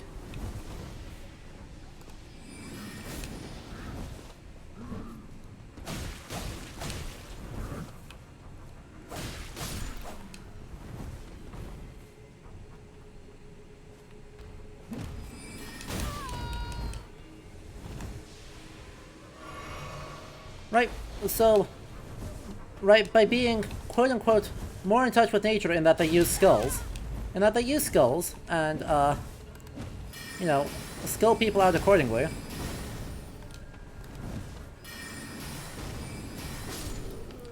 Then they skill people out accordingly.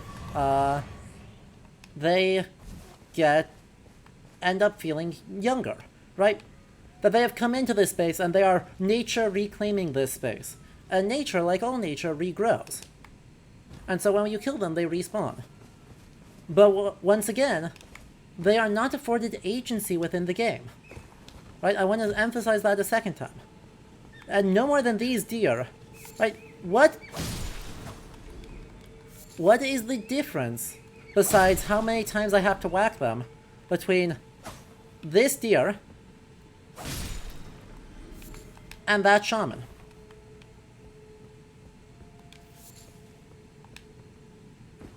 What is the difference? Right, between the deer I just murdered, that wolf that'll ruin my day, and this person wearing a very nice hat.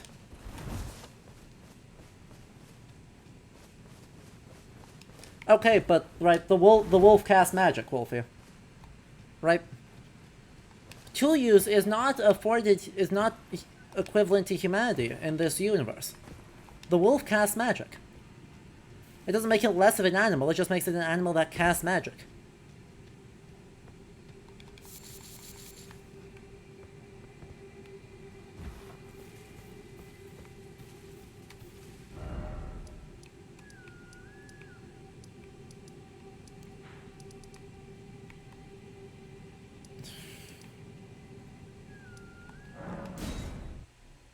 The wolf doesn't respawn. Fair enough. But the other wolves do. Right. Wolves, broadly speaking, respawn.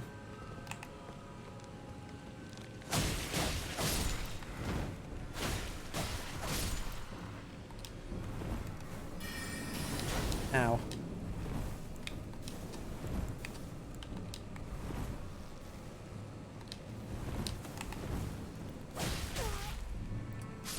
Nice. Even at the last, you troll me.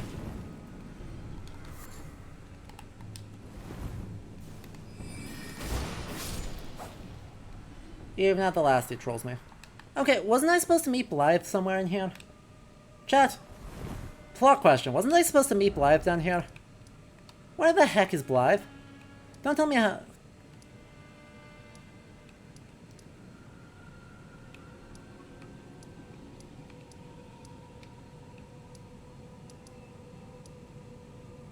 Talk to EG.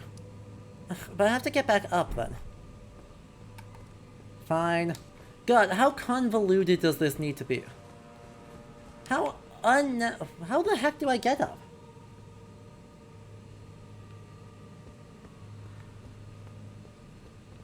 Wait. How do I get back up?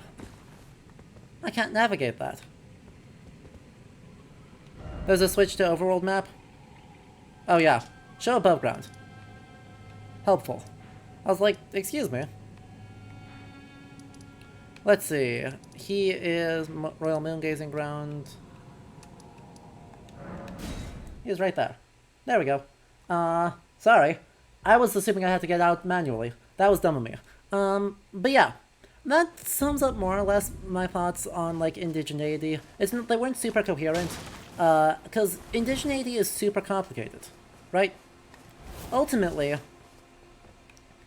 the thing that is super difficult about a game like this is the whole worldscape is so focused on violence that you, the interloper, the newcomer, can go in there and is given a full license to inflict violence on these people who are characterized by, yes, magical ability, yes, an implicit deep religion, because we can see them singing in some sort of ritual. And they have a god in the ancestor spirit who we murdered. And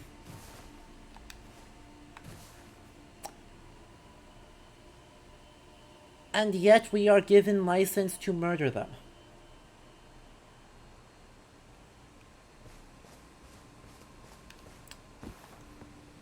Don't feel good about that. You finally come. Don't feel good about that. Lies told me everything. You've defeated General Radan, unlocking the stars. The general was blighted by scarlet rot and driven to madness. But not long ago, he was hailed as the mightiest demigod of them all. There is no parallel to your achievement, nor to Lady Rani's acute judgment of character. Thanks to you, Lady Rani's fate once again but stirs. I already did it. And the path to Nokron has opened. Descend underground. Mods, if one of you could... Star-struck Limgrave, and make it Thank you. yours. The precious treasure of Nokron. Okay, but I already did that. Like, I already did that. That's pretty good.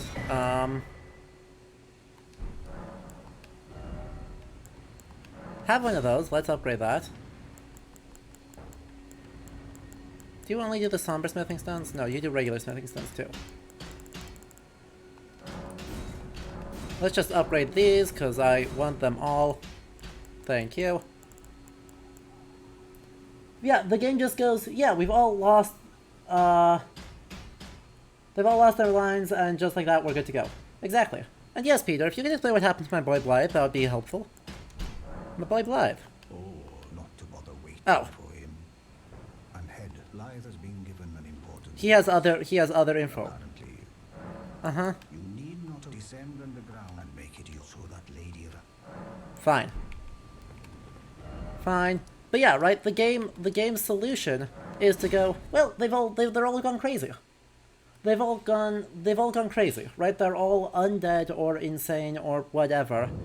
And somehow they've done something to strip away their agency. Right? Whatever agency they used to have, by the time we arrive, they have lost all of it in favor of do violence to you and you specifically. And nobody else, most of the time. But you. But you. And so, right, really the only entity afforded agency is you. And you are allowed to visit violence upon almost, not actually, but almost anyone.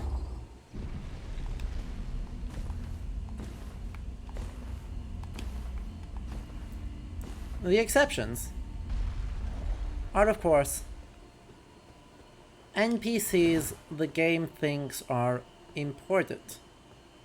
Whenever... Oh.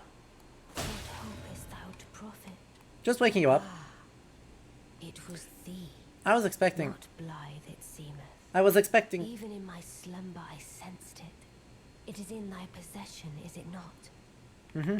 The hidden treasure of Nokron. Yep. My thanks. Finally all the pieces are in place. I was expecting a little Soon thing. must I begin my journey. Upon the dark path only I may tread. Uh-huh. Ah, but before I leave, Uh-huh. I shall entrust thee with this. Mm-hmm. The carrion... My thanks for thy Inverted sterling statue. efforts. A strange gift, perhaps, but a rare sort such as thee would welcome it, I'm sure. Mm-hmm. I am certain now. Fate steered us to our reunion. Mm-hmm. I must thank Torrent too for his part. Mm-hmm. You may leave now. Okay. It was but brief, but thou gavest me fine service. Bye-bye, Ranny. What is it? I too am to... Okay, bye. So.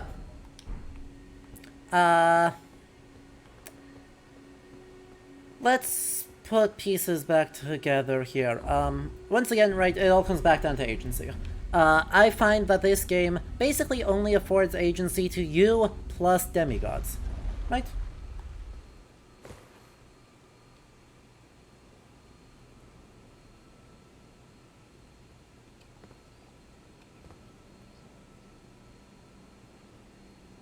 Huh.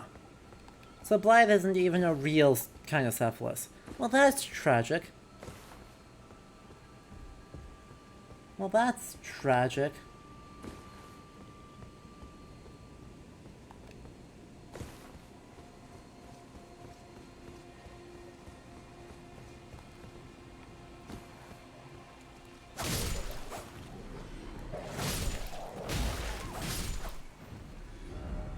Like, what's even the point? What is even the point? So, anyway, right, agency in Elden Ring is afforded to the player and to a very small handful of the demigods. Well, mostly Rodney. Right, Radahn's agency is gone.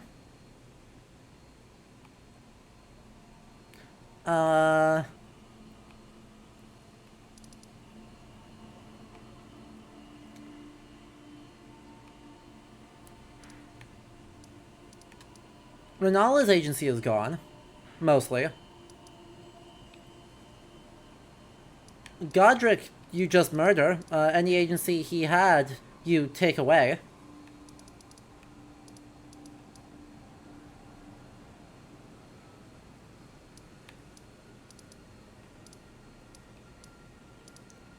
Let's see, what else?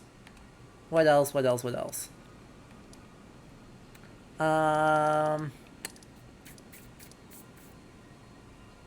Who else has agency? Right, so... Rykard kind of has agency? Okay. Right now, who else has agency? Gideon Offric sort of has agency. It's in the weird middle ground, where he doesn't do anything, but he theoretically has agency. But you know, there's that.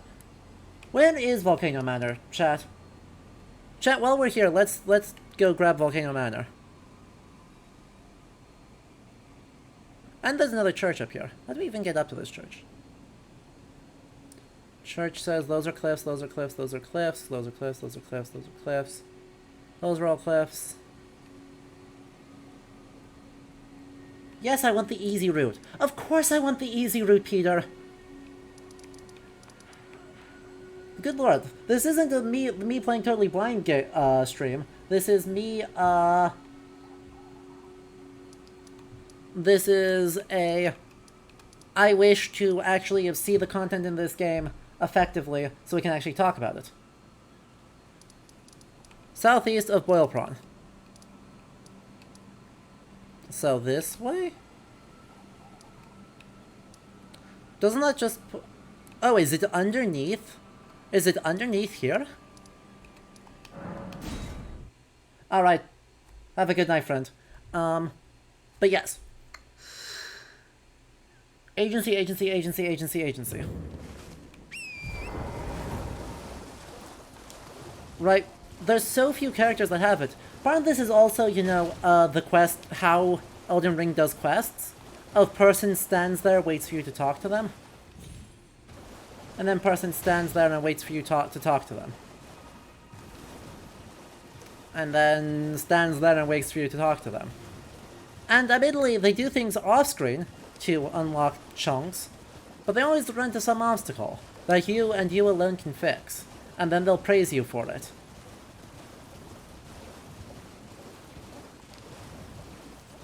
As you and you alone have done the thing.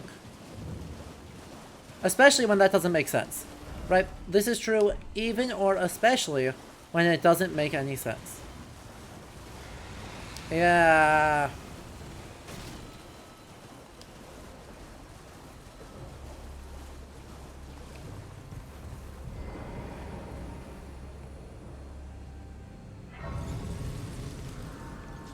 Right, Sigmire is totally emblematic of how Dark Souls has always done quest design.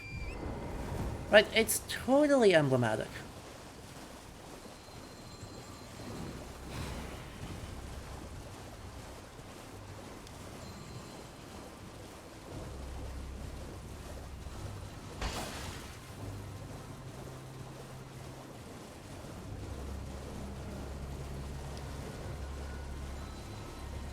Well, this going off memory is going great for me, isn't it?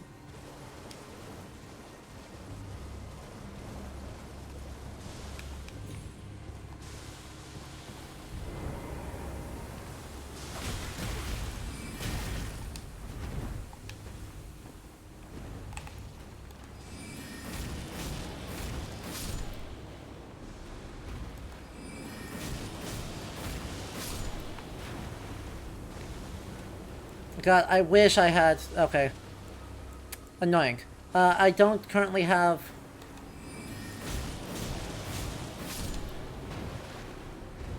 You know, the oh-so-important AoE spells. And I really need to remember to give that to myself again.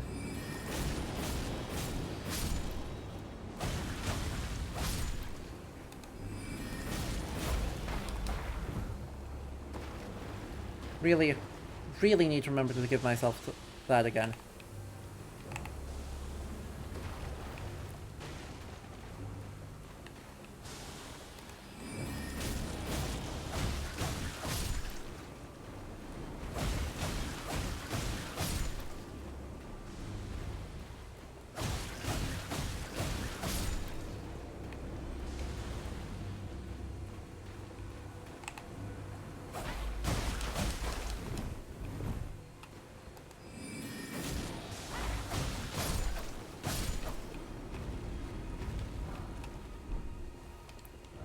Pavilion next to the telescope.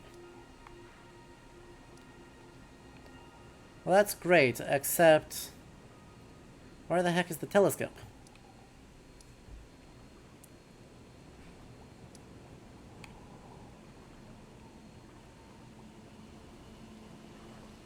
There it is.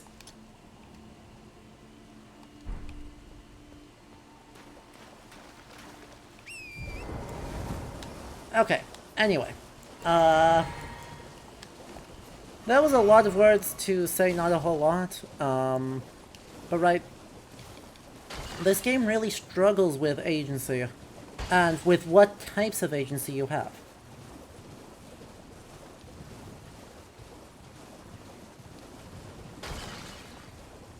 Right, I think it's just... Hello? Please. Over here. Uh-huh. Hello. Hello. It's rather chilly here, isn't it? Mm-hmm. My mistress sent me off on an errand, Mm-hmm. but I was accosted by a ruffian. Mhm. Could I ask that thug made off only if you've any qualm? Sure. Oh, what a blessing. The thug should be resting at an abandoned home. Please. Down the way. What direction do you think down the way is, chat? One of these? One of these. Back to Boil Prawn. Yep.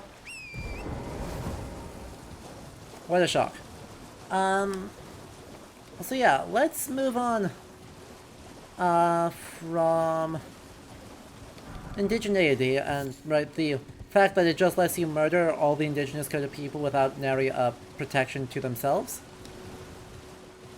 With nary a protection for themselves besides also doing violence. We turn into the broader discussion, which is that, you may have noticed, pretty much exclusively. What the hell is wrong with you? You trying to start something? Piss off. Ah, that necklace what you're after, is it? Exclusively, the, Show me what it's worth to you, and I'll consider parting ways with it. I'm not in love with it or not. You're a shrewd one, she. First.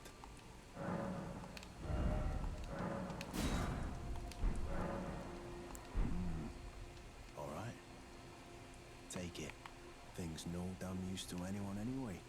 Your bloody idea, mate. I was only 1,000 runes. Literally not even worth killing him. Hooray, back to Raya. Because why would we have a stupid goddamn fetch quest, right? I should go the correct direction this time. Somewhere down this way we should see the big ruin. And from the big ruin, we see the other thing.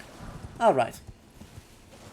So, you may have noticed, our ability is basically buy stuff, kill things.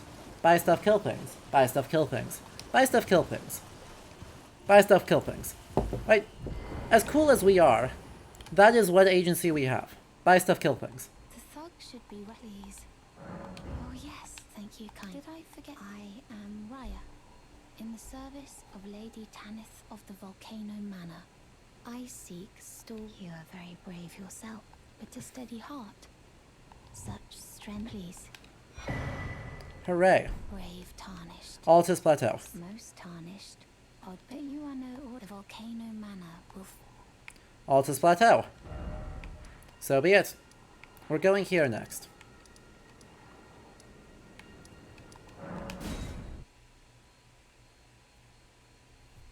Hooray. So, just what we wanted.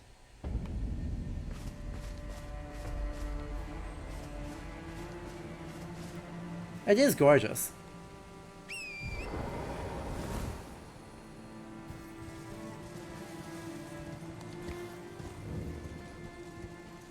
Hey look, there you are. Incredible. I've been waiting. I knew. I hereby take my hand. Give me your hand. I will pray. Okay, bye. So, this lets us roll nicely into the next one. Our agency of kill stuff, do violence, and gender. Now, gender is probably the controversial one among the ways in which I will criticize this game. In that, you will go, ah yes, Lady Tanith. And Raya having the ability to just make you warp. And Marika. And Rani. And Millennia. And I mean, my character is non-binary. Right, your tarnish can be whatever gender you want. Gender seems completely unimportant in this. To which I say, yes, but. Brave tarnished. Welcome to the Volcano Manor. I am Tanith. Raya spoke well of you. I love her outfit. A warrior of promise, I believe she said. Perhaps you are. Will you join us? Why accept the burden of their grace? Or be fooled by the dogmatic ramblings of the fingers? rise with us against the Erd Tree. Well, Raya will be disappointed now. Let this end. Hooray.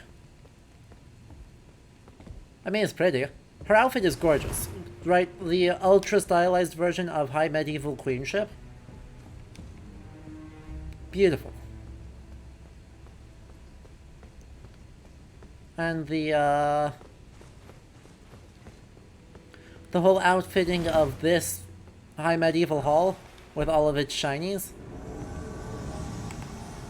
Oh. That's understandable. Ow.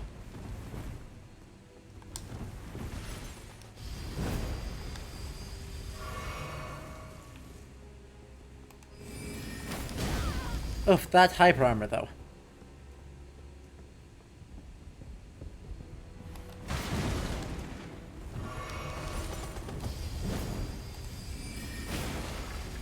That hyper armor though.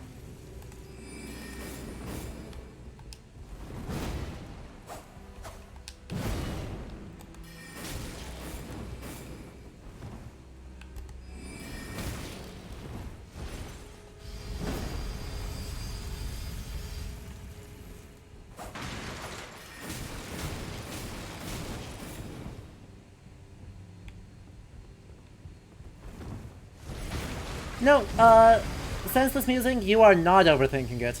The Erd Tree is an all but explicit reference to Yggdrasil.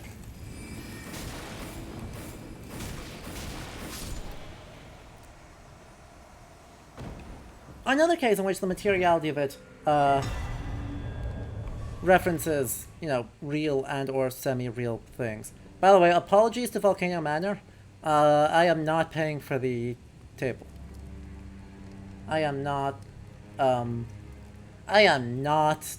paying for the tables. Ooh. Is that Rykard? With the stylish mask?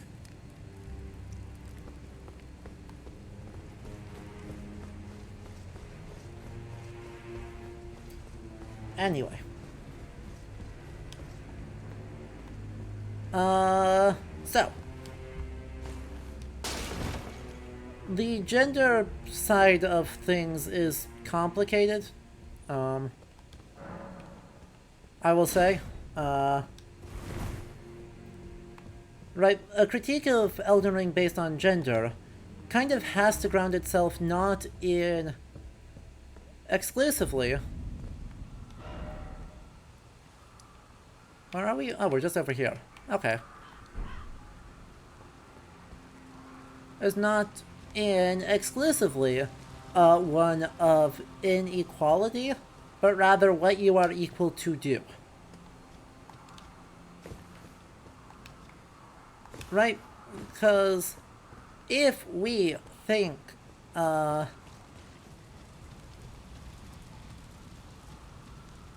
only or not at all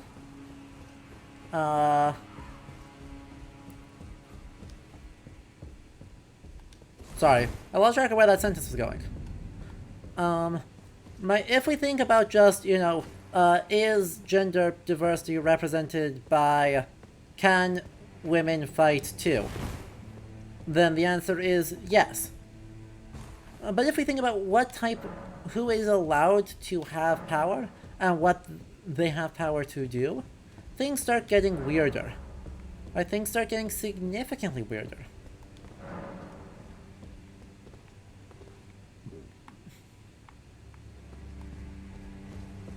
The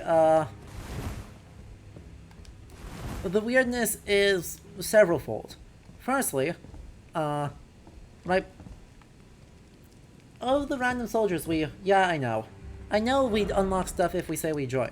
I don't want to do that right now, though. I just wanted to get Volcano Manor.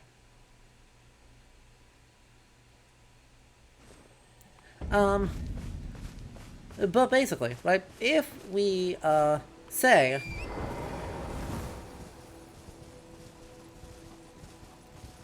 or if we tally up what the women in the game are able to do, I'm struck first and foremost by these random-ass soldiers.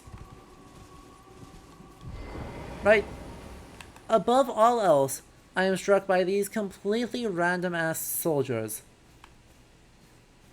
and what they tell us. Because they don't tell us nothing.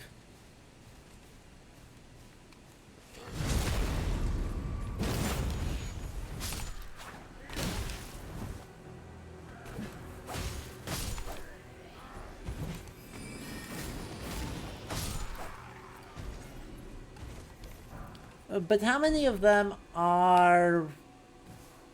Or rather, did they create any gender diversity among these cannon fodder?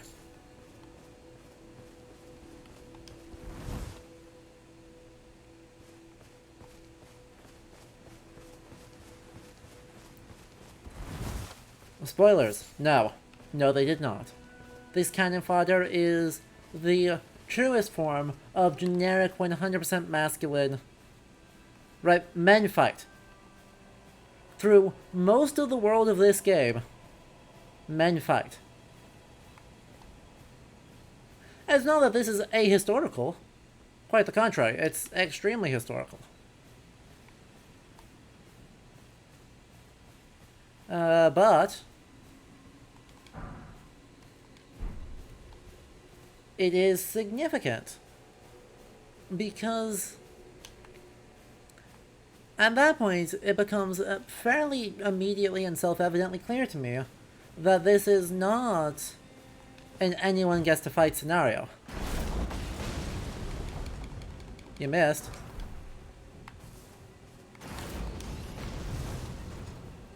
Miss me.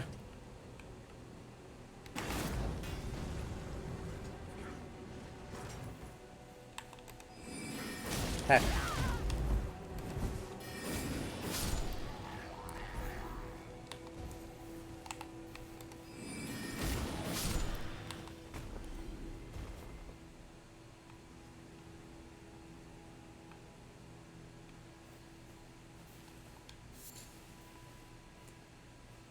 I wouldn't hit a woman by definitely slay multiple helpless soldier dudes in the wilderness? Exactly.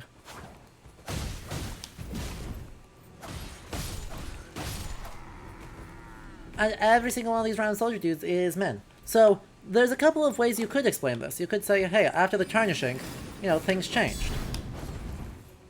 And you would be, you know, fine to do that. It would in no way, shape, or form be an invalid read of the situation. Right? That the tarnished are... play by different rules. And that's fine. But let's look at our tarnished and what do we have? We have Wizard, Gideon Offric. We have the Wizard Gideon Offric. We have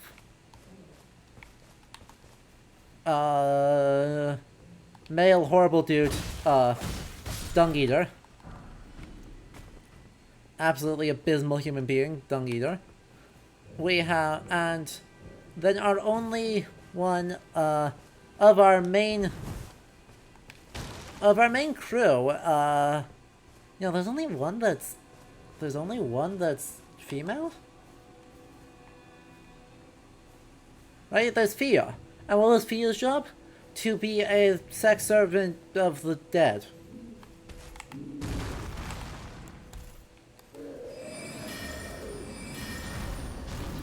I'm not exactly giving them prizes for the representation of,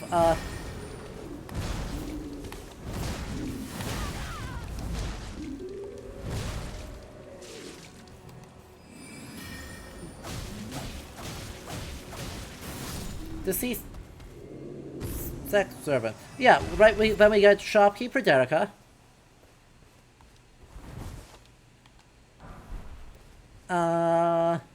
And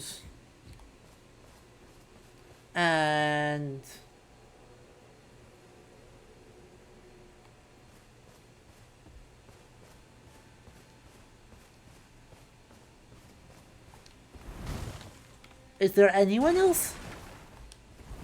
We have I guess we have magic user, right? We have magic user, not what's her face? Where is she? She's like way the heck down here. Selin. Sorcerer Selin. So we have Selin. We have... You're dead, or you're, like, did nothing. You're a finger reader, that doesn't even count. We have Renala.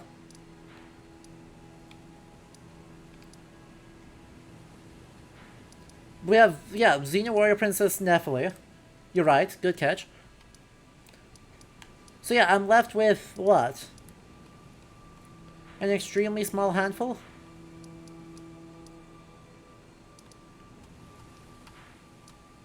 Right, we've got the finger readers, and we've got a very small handful of things.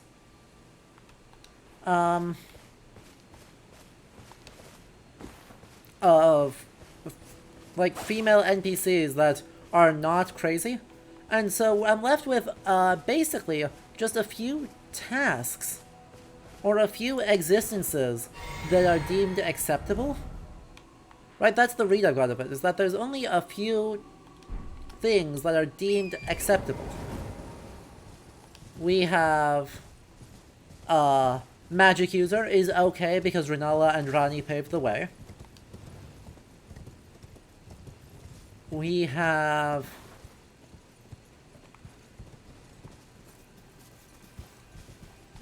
oh heck. We have Crone, who is a religious figure a la oracles. Ow.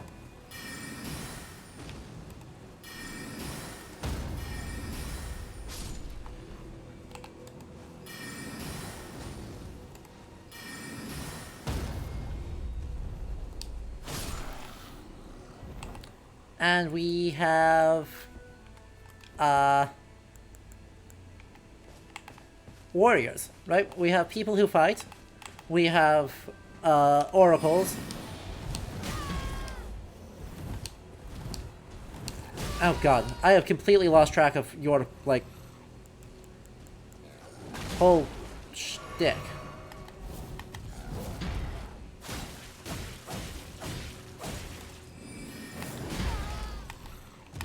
Excuse me?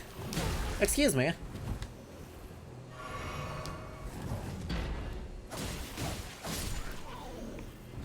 I was hitting the dodge button. Repeatedly.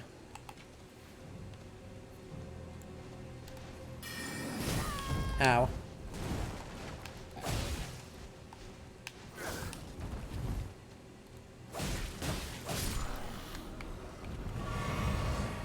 That's fine. Oh, you're a bad medievalist? You've only played Bloodborne?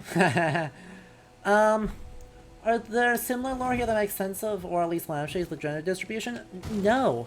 That's the thing, right? It doesn't seem to have anything that shades the gender distribution, apart from George R.R. Martin is the one who wrote it. Right, that's the big thing that strikes me, of that is one of the places where it's the clearest George R.R. Martin wrote this. And George R.R. Martin has a problem of that he is abysmal at representing non-elite diversities. So, right, you might go, oh yeah, right, Melania, and Tanith, and everyone here, are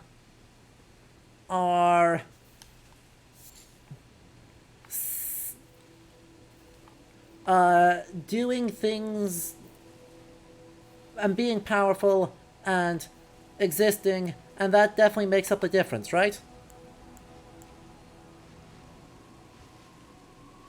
To which my answer is, of course, no, that's not right. Shh.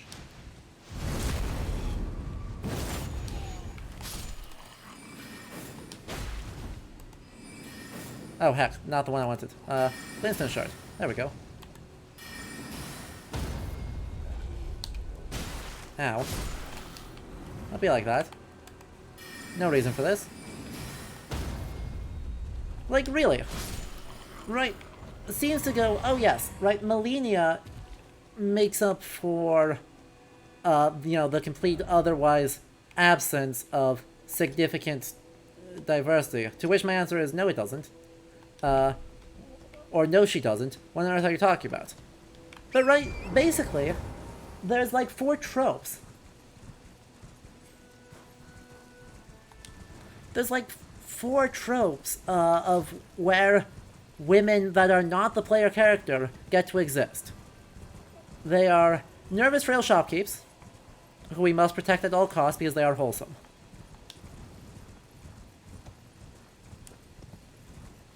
There are people that are extremely vaguely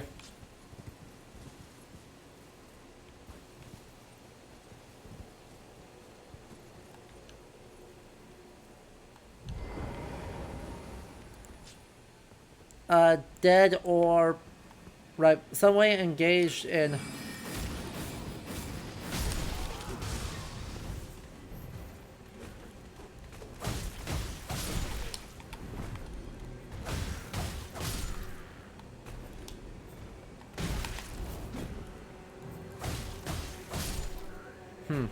Sorry, let me kill people first, then thoughts. Death first, then thoughts.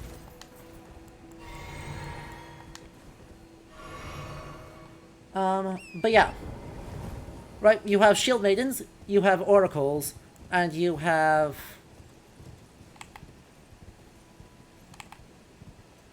Honestly, that's about it. Right, you have shield maidens and oracles.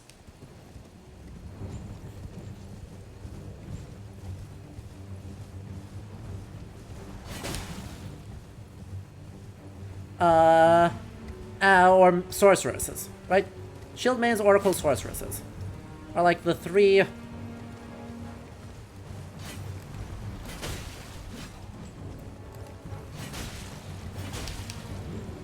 the most relevant entities for this. Past that, all violence is delegated to the male, or implied to be male, and so, right, power in this world... Oh, and I guess the queen, right?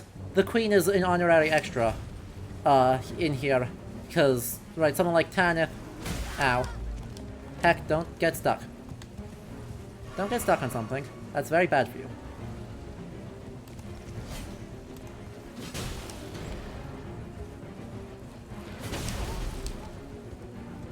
That's fine, but I can take another hit with that. Come on, Torrin, turn around faster. Wow, that actually hit? I'm shocked that hit. But yeah, right, Marika is given agency. But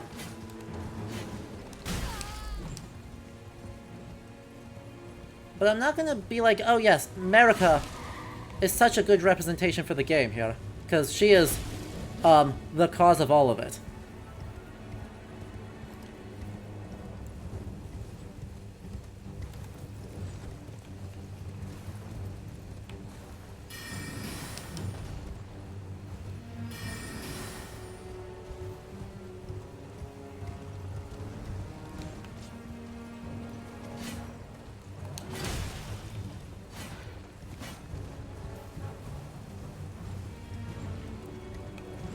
And additionally, right, well, this is obviously tricky. Also, yeah, she's literally locked away by a masculine greater will. Yeah,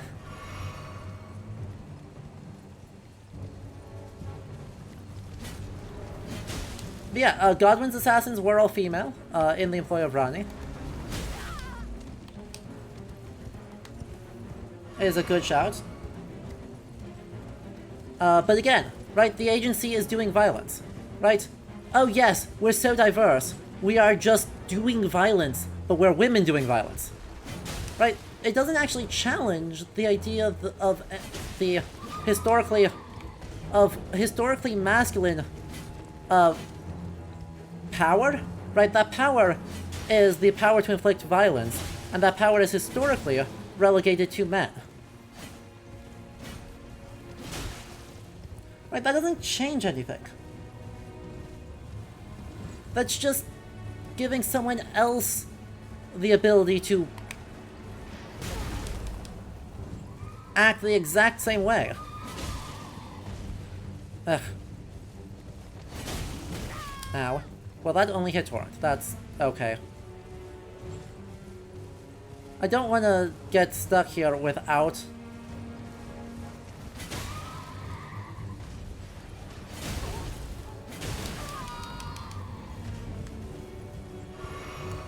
without Torrent, and I certainly don't want to get stuck here, only fighting this guy. Or... Ow.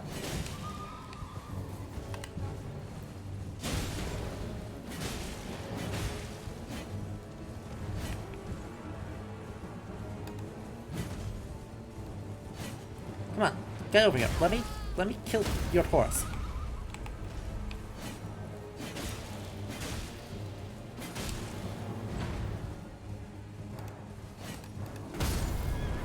Oh. Well, that killed my horse.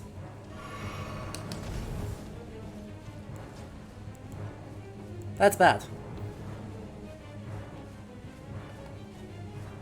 Luckily, I got you out of range, so, you know. Touch Grace, go back in.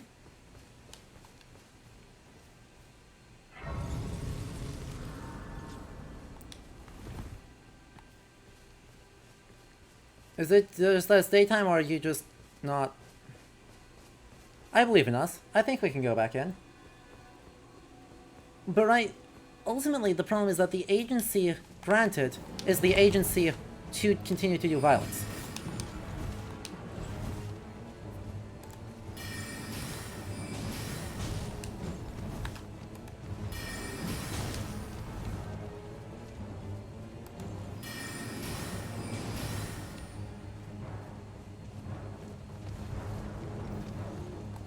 That's just not great.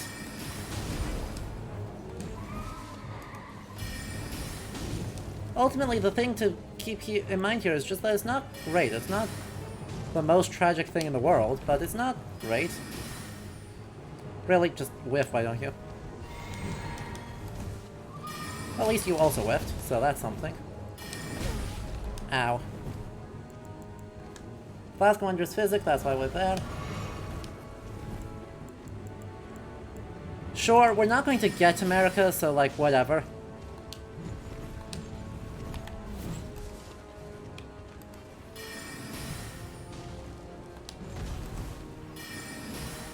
What the heck?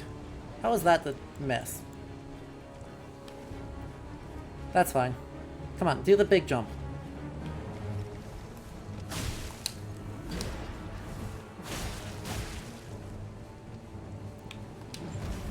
There we go. Nope.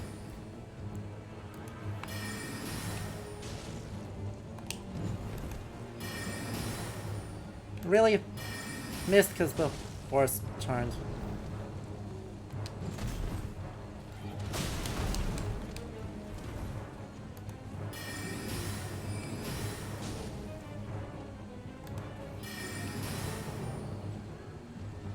What a dodge. What a dodge. Okay. That makes sense. That makes sense with what I've seen. Right. Oh yeah, right, there's like the weird divine twinning thing.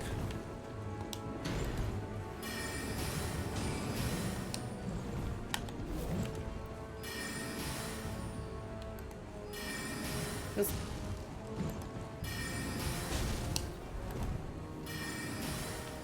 Ha! Right in your face. What? That wasn't a hit? I stringently disagree. One more. And I am out of oomph. I'm just gonna have to, like, get a hit in. Somehow. I don't know how.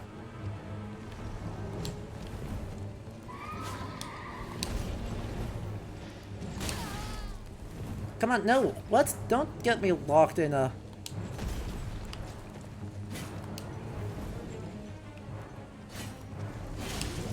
That wasn't a kill? What? What? What? What? What?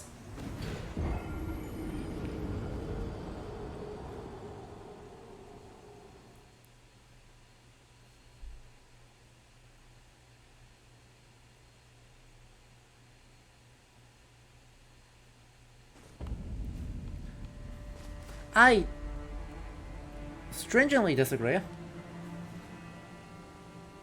I stringently disagree with that. Oh yeah, also Melina. Also Melina exists. Tree is close. Only a little further till the foot of the Erd tree. And the accord is fulfilled. It takes me back. I was born at the foot of the Erd tree. Oh. Where Mother gave me my purpose. Oh. Though now, everything is lost to me. I have to ascertain for myself Okay. the reason for which I live. Burned and bodiless. Mm-hmm. Fair enough.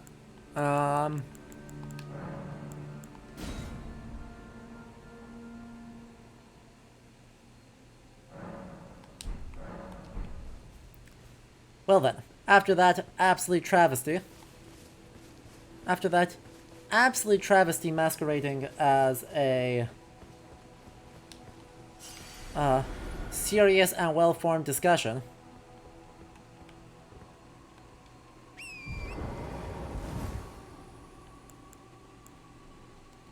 How utterly rude of this guy, right? Like, get over here.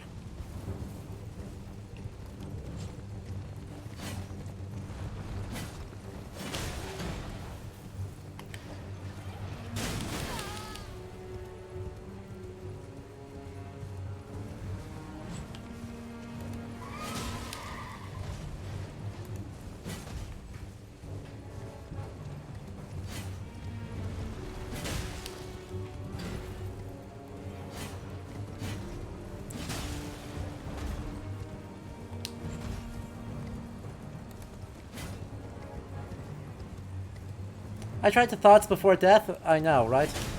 Ain't that the truth of it?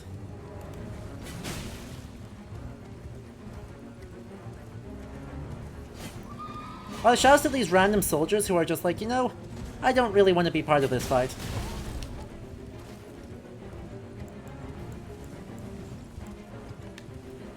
To which I say, good on you. Good on you, random soldiers.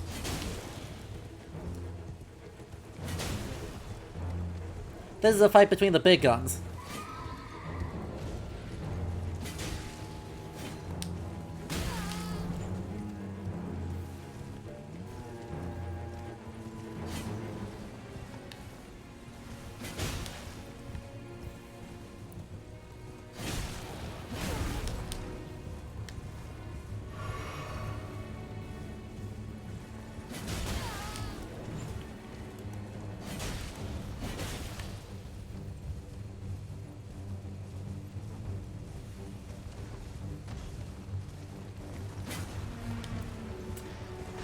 Yay, again, bots.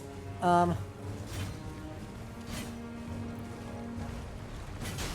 a lot of this is to say, in far too many words, right? Ultimately, a lot of the agency Elden Ring provides is agencies that very much reflect medieval patriarchal stances, right? It's not like any of the gender roles outlined, right? The queen, the oracle, the sorceress, the witch. Ow. It's not like any of those are unfamiliar from medieval narrative. They're all extremely familiar from medieval narrative. Which is kind of the point, in some way. Ultimately, the thing that fantasy has the power to do is to let us imagine something different. And to better represent, in a microcosm, historical diversities to complexify our understanding of the real world. And yet, Elden Ring, as far as I'm concerned, at no point does this with regards to gender. And we already know it failed with regards to indigeneity. Did they just get daytime? Or did he just like vibe over here?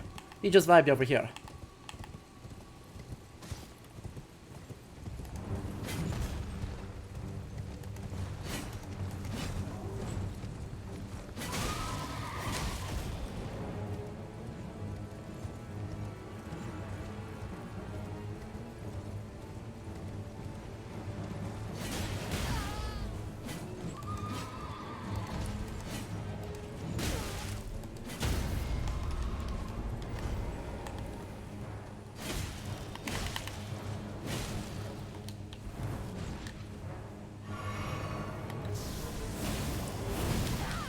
Well, I hit him at least.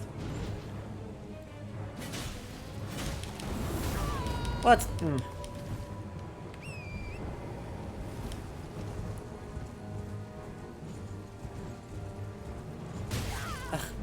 Heck, I'm gonna get Torrent killed, aren't I? Nice input buffer there. Fan of that. Big fan of input buffers in my video games.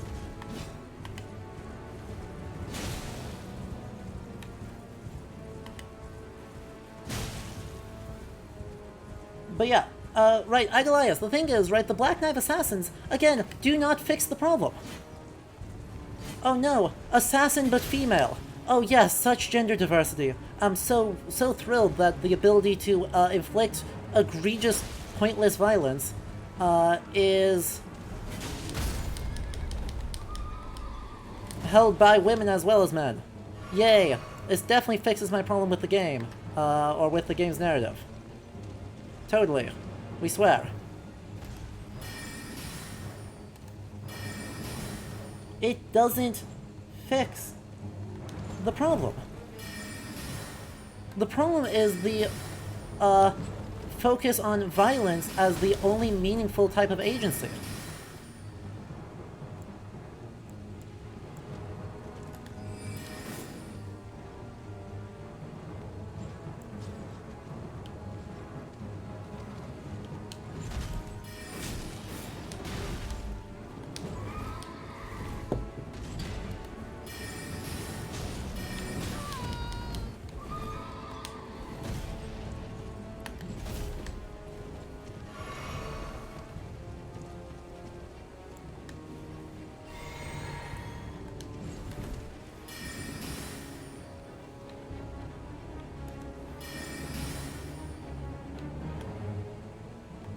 What the heck?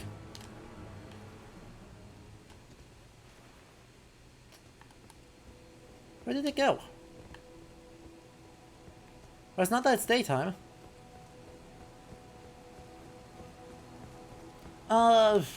Peter, it's Divine Twins.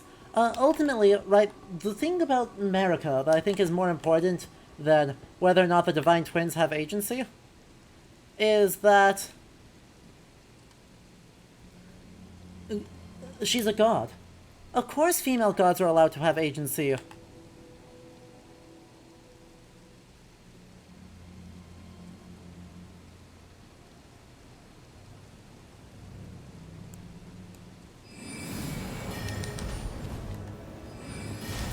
Like, that's not a solution to the problem. That's like an observation, basically. Ow.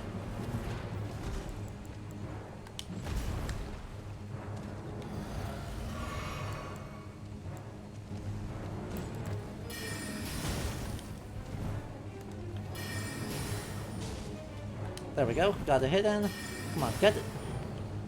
Actually stand over here, like... Come on. So I can kill you. Thank you. Exactly, right? It's a bit like saying, like Artemis and Apollo. It's exactly like saying Artemis and Apollo have agency. Like, of course they have agency, they're gods. Their agency is the point of their existence. But saying, right, Athena has agency does not make... KJ, you beat me to it. Does not make Athens a less gender-segregated society. Ready to make... Master, your wardrobe includes the garb of the old demigods, and I'm afraid I can't make adjustments to them. My mum told me once. And so, The right, Royal America ultimately Seamster will do doesn't them a change jiffy. it. Just wait, Master. Is that a gift? Thank you, Carl. Amazing. I've never seen a golden needle with a spectacular royal crest to boot. Are you certain? I'll polish my clothes. Be the golden seamster. Bok. Now I'll be able to sew anything. Thank you. Do you think that Mum would be pleased if she knew that I'm as good as any royal seamster now? Oh, it's still not enough. Bok. I need to learn how to sew from scratch. No, like no. her. Master, would you mind if I called you Lord? I heard that you and the other Tarnished seek the throne of the Elden. Well, I know that you'd make just the manner of kind-hearted lord that I'd wish for. So please, allow me to... You don't say. Sure.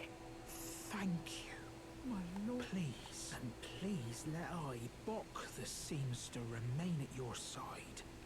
It's gonna make you less weird about it, then sure. Ew, that is... No. Absolutely no.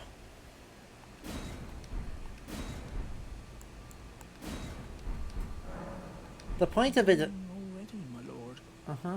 Please do be safe on your Ooh. journeys. Sarah, if you find that, do let me know, because I've not heard something like that. I don't think that's true in the Norse I don't think that's at least particularly true in the Norse context.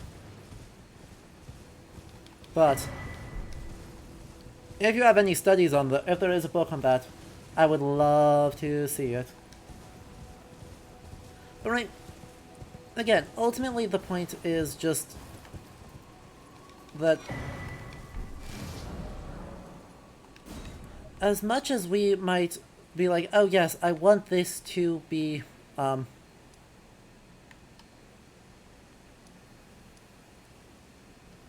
guess, as much as we want the world space of Elden Ring to be different, ultimately it's a fantasy that just completely focuses on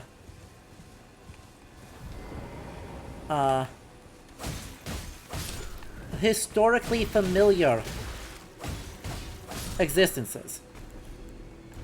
And while historically familiar existences sound like they're a good thing insofar as they would, you know, help you better ground the world, in reality, what it is it's just letting... Wow. Thank you for the buffer, that was cool, you.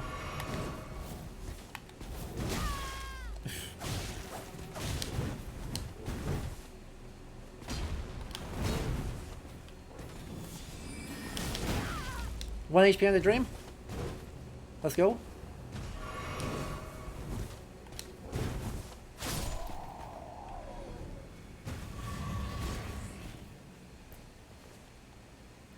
Ooh. See, now that does sound even more interesting. Medieval goddesses transformed and deepened Christendom's concept of God. See, I like that too, because there's whole movements of, right, not per se God as female, but God as resident to and devote and having special relationship with women, and it would be cool. It would be cool. Ooh, yes, Agallas, you make an excellent point here. Bok is kind of the one really weird case in this, broadly speaking, very weird game.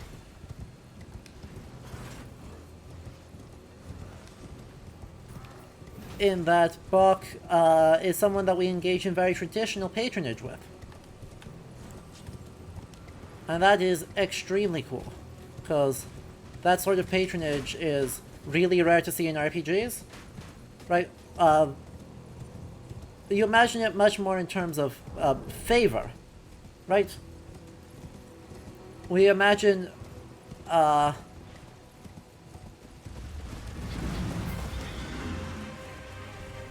No. Literally no.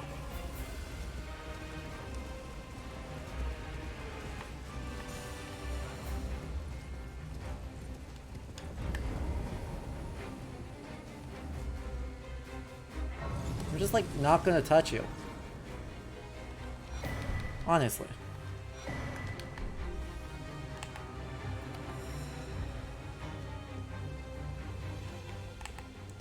On what planet am I gonna say, oh yes, let me fight 2 of you?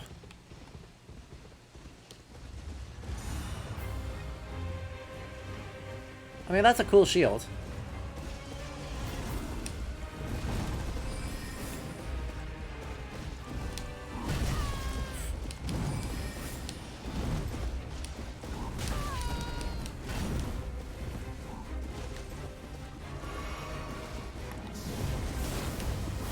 That was not the one I thought I had equipped. That's alright. Ow. 2 tree sentinels. But we touched Grace first, so it's not a problem. It is not an issue at all. Anyway, we've talked about 3 of the 4 then, right? We've talked about enslavement, which is clearly the one that it... Oh, absolutely, this dude. We absolutely imagine way too transactional. Right? We imagine everything as being much more transactional than it actually needs to be. And so, right, think about like Skyrim's quest lines of you're doing favors for people. And that grants you status, and then you complete their quest line and you're like, oh yeah, we did things. We did things. We have done the thing, now let us, no, move on. Oh no, do stuff. Right, so you have like the Dark Brotherhood questline or whatever. And you're just like going around doing odd jobs. And that isn't mutual gift giving. That isn't apportionment in a way that medieval people would have recognized. It's just odd jobs. Hello, She-Wolf. Hello. We are having criticizing the game moments. All stream long. So, what I've been talking about a bunch is mostly a couple of angles from which the game really struggles as a history game. And yes, I know it's a fantasy game. I know Elden Ring is a fantasy game. But we're gonna pretend it's a history game anyway, because that, you know, helps. That lets us do quite a lot.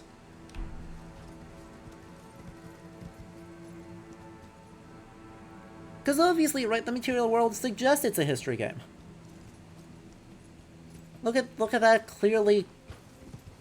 Well, actually, let's get up there, please. Torrent? Torrent.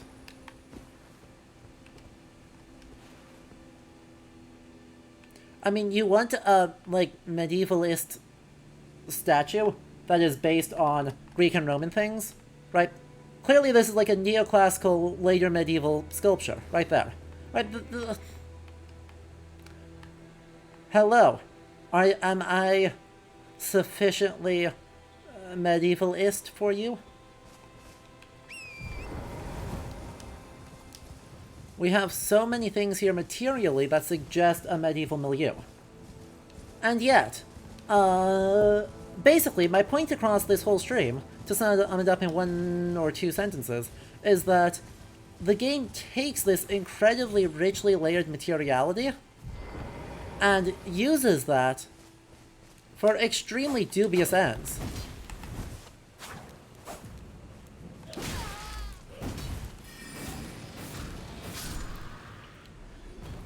And so, kind of as a result, it ends up just reproducing historically attested relationships instead of using its fantasy to meaningfully challenge any of those relationships. So, right, it understands indigeneity as rude, crude, and barbaric, shamans that may have their rich interior lives, but are ultimately antagonistic to you, the colonizer player. It understands enslavement, as enslaved people don't have agency.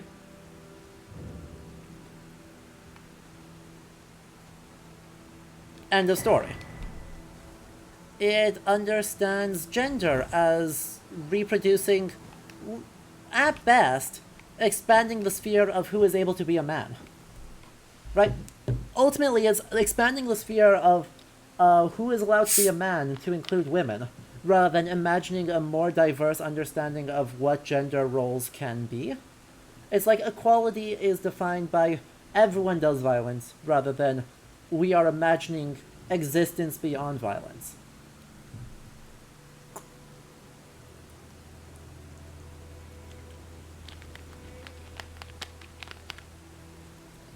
And then we have one more angle that I promised that I'd yell about. And that is race. It's girl boss, but with more murder. Exactly. Right? We ironically say girl boss, but this unironically says girl boss.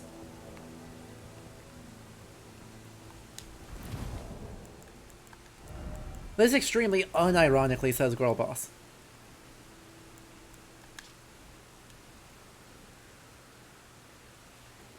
What do you mean, robustness, immunity, and focus? Doesn't include my stats.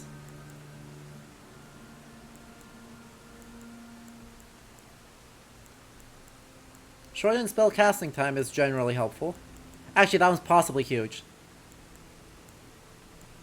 That one's possibly really huge. Raises strength, raises faith.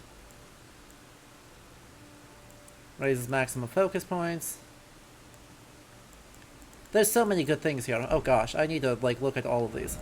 Slowly recovers HP, we can swap that over. Raises equip load. Still okay on that, so I don't need to worry about that. And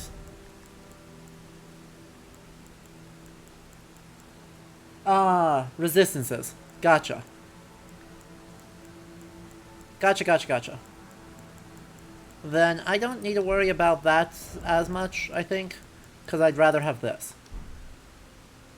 We are going full spellcasting mode, because now it's like using the minimum possible. But yeah.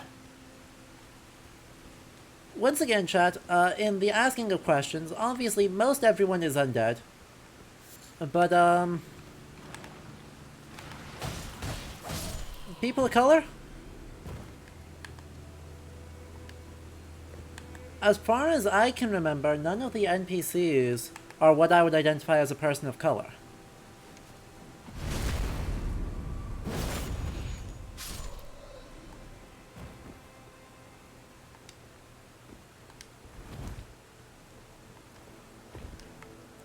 Chat, if you know differently, please speak up, because this is important.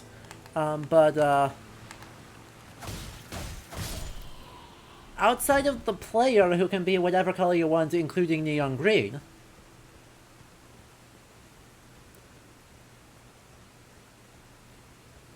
you're blanking.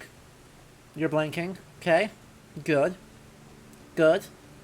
Now let me suggest two options.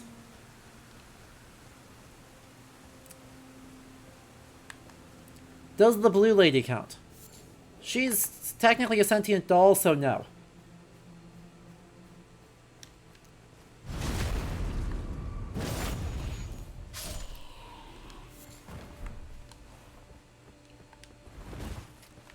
So, yeah,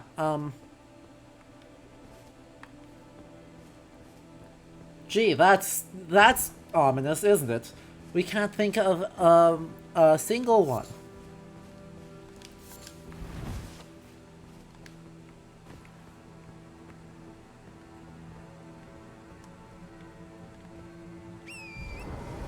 Yura, okay. So Yura's Japanese?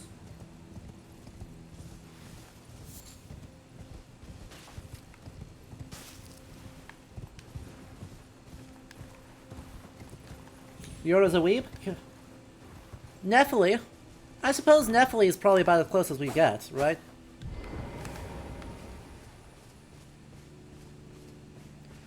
Coded as a barbarian, by the way. Is in the character class of Is Bandit.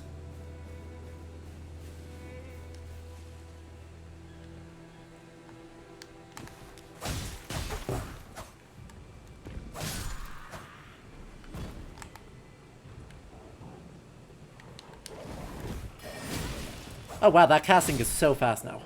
Holy moly. Yeah. Yeah, disappointed but not surprised. So... It's implied there's all these varied spread out, right, a whole world, but none of them... More accurately, Pagro, none of them are tarnished. Right? The problem is not that they're all tarnished. The problem is that only white people are tarnished.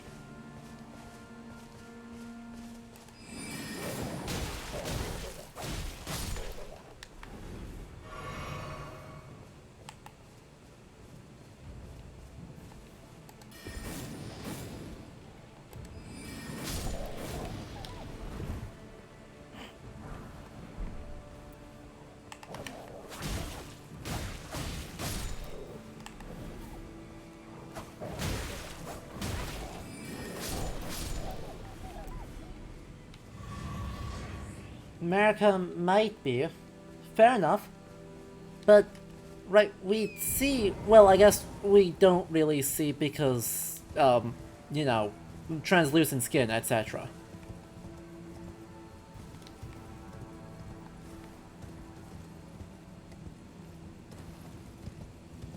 But certainly all the portrayals of America in statuary are pretty white. I would then further suggest that in the locations there are Afro-coding. They're most clearly in what the game says are demi-humans and misbegotten.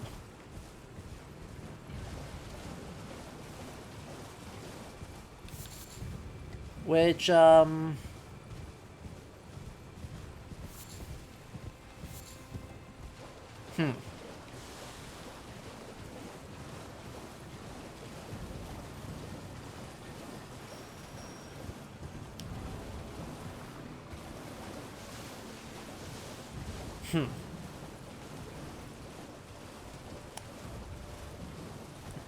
Gee, I wonder how I feel about that.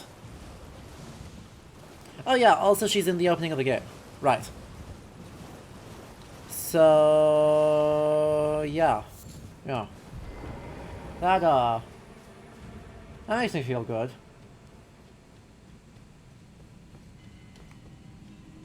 So... in short, that is to say,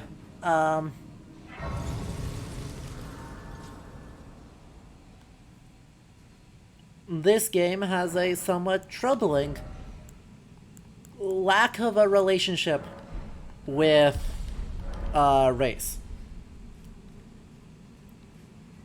To which you will go, oh, you might go, oh, but it's just a fantasy. The point is that it is a fantasy. And so, I mean, I can, and will, and should, talk about it in terms of the historical diversity of the European Middle Ages that this game most strenuously draws on. But you don't even need to do that. You can just go, it's a fantasy. Literally, why would you not just, like, include it?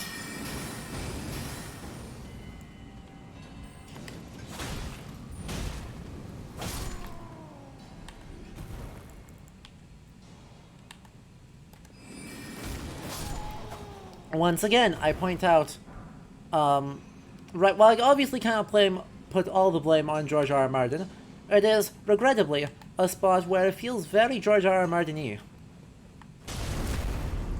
'Cause, oh boy, does that author have a problematic relationship with, race and racialization, alongside all the problematic relationships with, you know, gender, and all the other problematic relationships with elitism.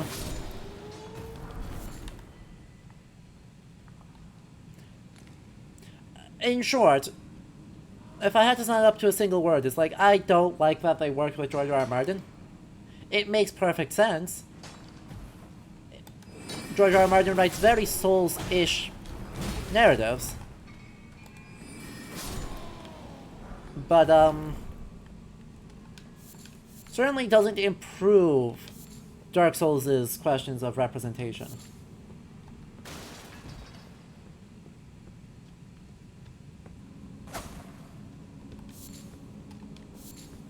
Because, yeah, at the end of the day, there's really no reason to not.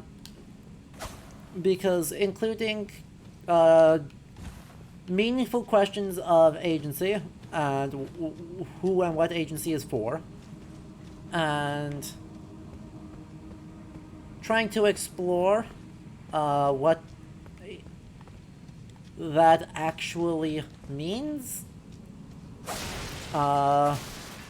of what diversity means and what diversity can accomplish, is just being more historical. Instead, what we're seeing is we see a game that is entirely, exclusively concerned with, well, great man history. Right? It is concerned with the deeds of demigods, and the brave individuals attempting to be the one that shapes history, and salvages the world, and accomplishes all this stuff. Like,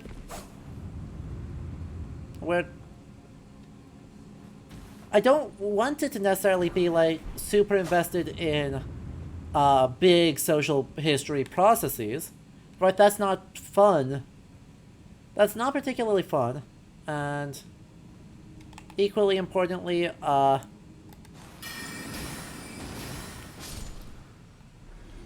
it doesn't actually help us understand the period that much better.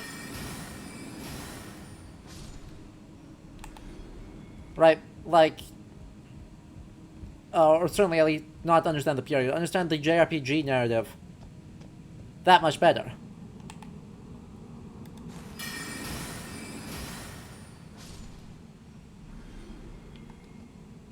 But at the same time, it is really, really interested in the cult of the player agent, right? It is quite into the idea of the player agent as being meaningful to the point of being, in some ways, remarkable. And the issue of trying to, like, focus agency that strongly and empower the player that much is, well,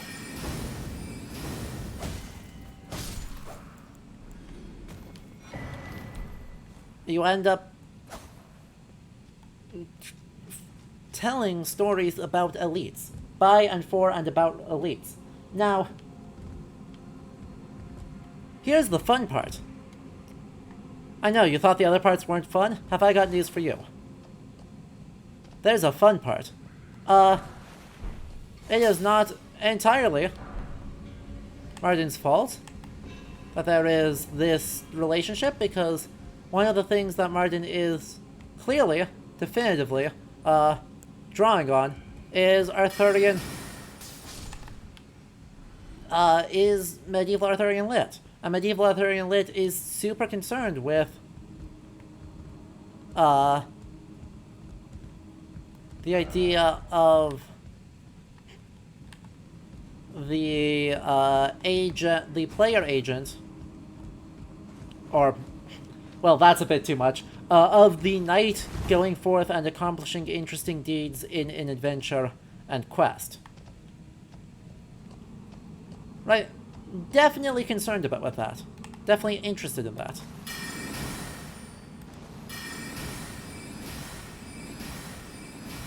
Are you actually gonna just stand here and let me wail on you? So, the issue is that Martin, and, the FromSoft team here are replicating what is really the worst parts of that whole, like, thing.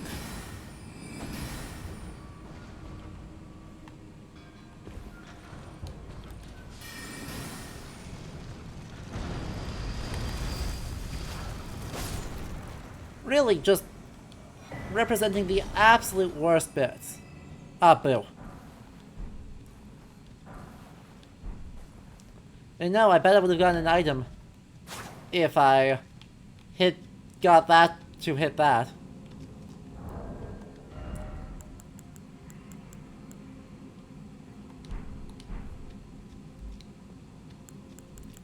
And there's actually one more thing that complicates this whole thing even more. And that is the fact that the player is arguably not the most powerful entity in the game world.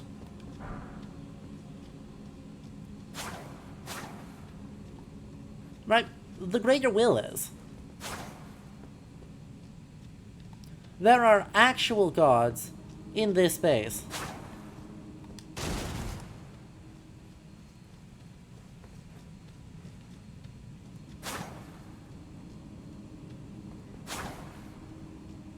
That are dictating, in a somewhat substantive way, player action.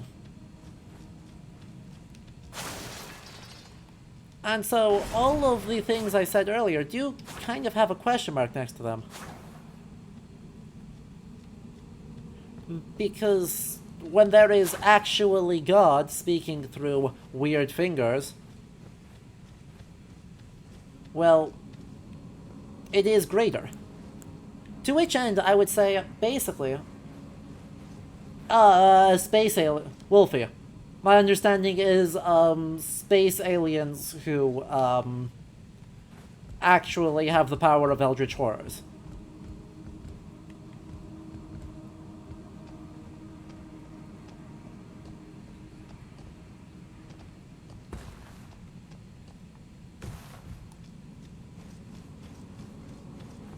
You know, gods.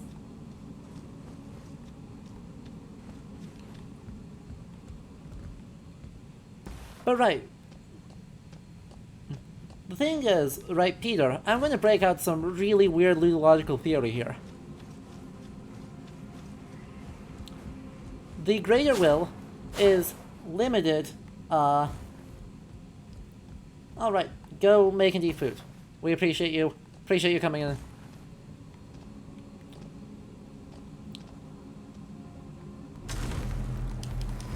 Hey look, it's a trap. I almost escaped. I wasn't expecting them to self-destruct quite like that, but that's fine.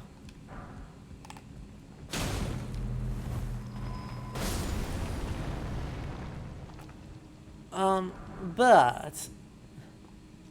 Yo, Where am I going? Sorry.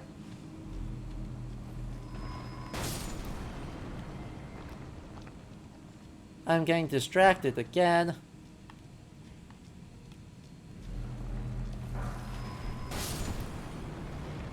A fake grace?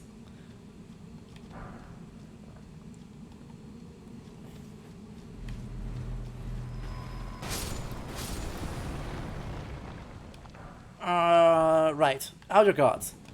Right, the outer gods exist. Honestly, that's most of what you can say for them. They sure exist. But the really complex logical theory.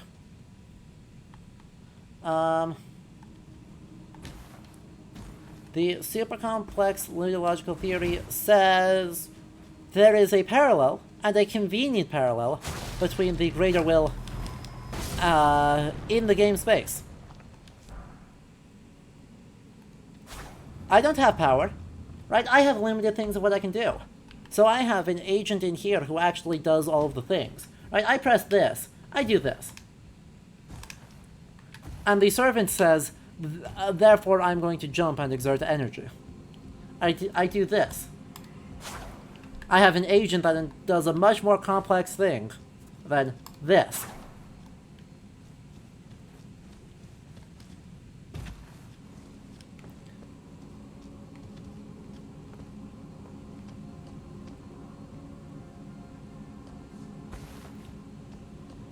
So, I mean, yes, the other gods are in some ways limited into what they can do. The Greater Will is limited, but in a somewhat substantial way, right? The Greater Will is on par with the player. Not the player character, the player.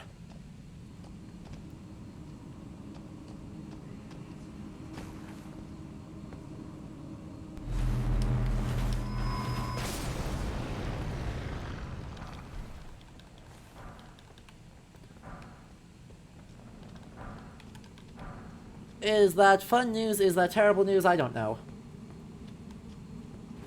It's definitely news. Gee, I think it's a boss room.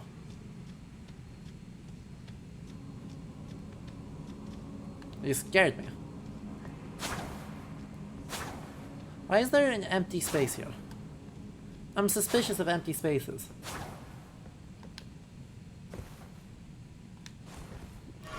I'm also very suspicious of my ability to,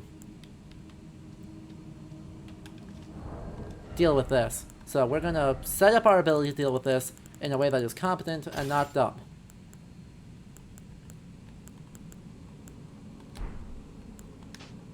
Blowing your mind? Amazing.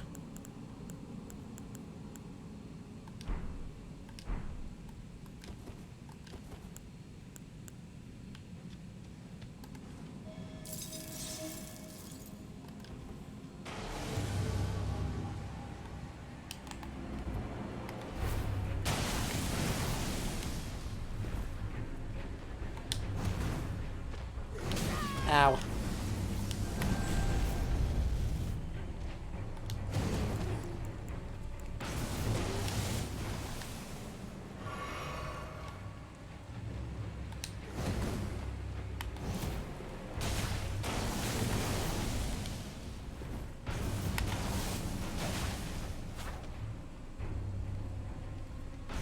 Also, yes, it is a space alien. I rolled through that.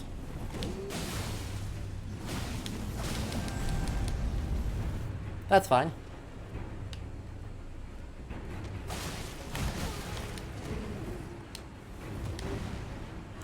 This is fine. Ow. I accept that.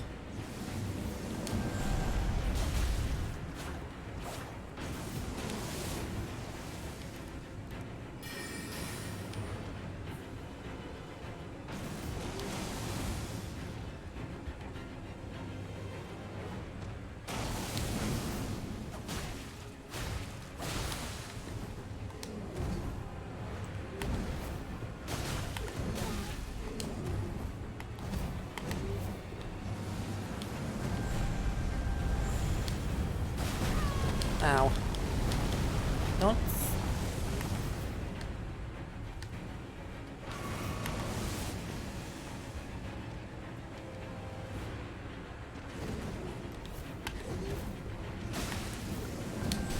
Okay, I rolled through that, but that's fine.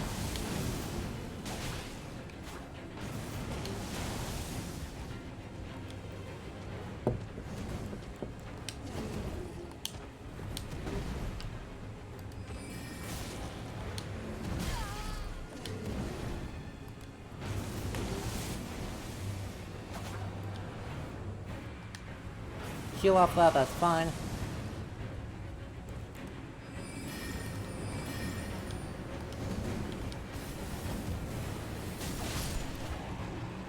Easy. Also, yes, the Dark Elf who is from the moon.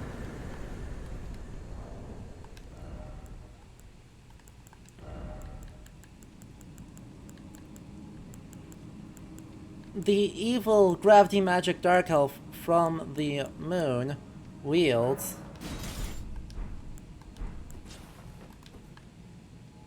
a weird two-handed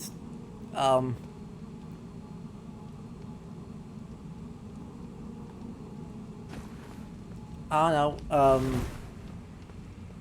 maybe from Benin? Well, what's the name of that big two-handed sword? Niram, if you're still, Niram had to go, didn't you? There's a West African two-handed sword that looks very similar to this.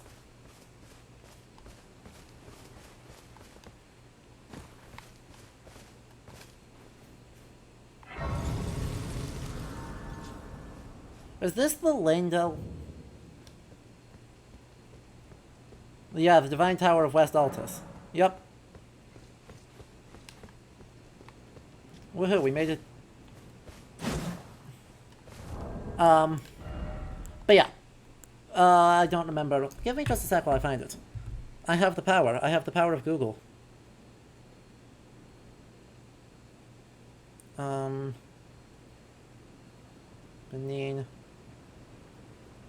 Great sword.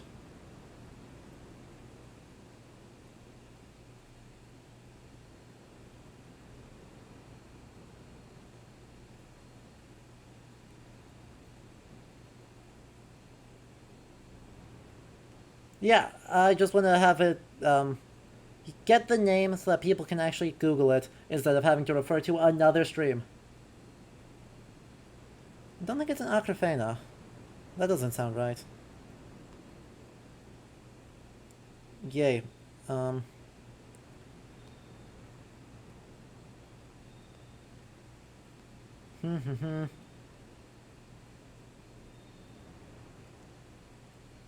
Eben, I think, is the name of the sword.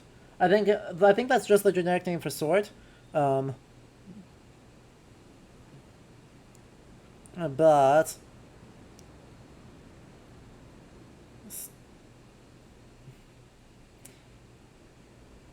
in Ada, there it is. It's a ceremonial sword from the Kingdom of Benin. Looks like even the British Museum's labels typically just call it a sword, which makes me think that the name might just be sword. At least it may just be sword. Sword.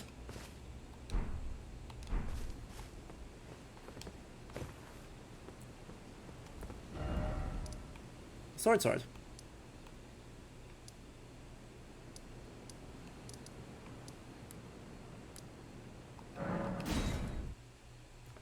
Swords. So once again, the Dark Elf, space alien, who specifically is said to be Onyx, that is to say black, has a West African sword.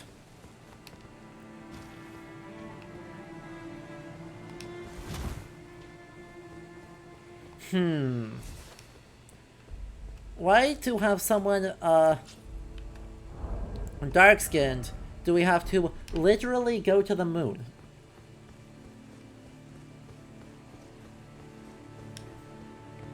Is the moon Benin?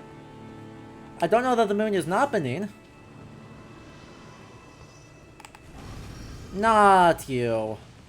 Not a twin blade gargoyle.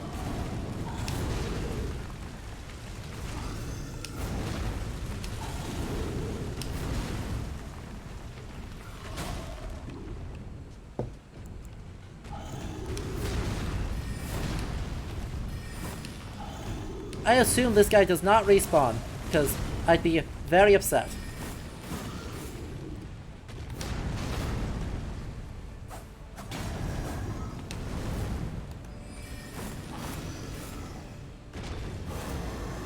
Okay, axe number 2.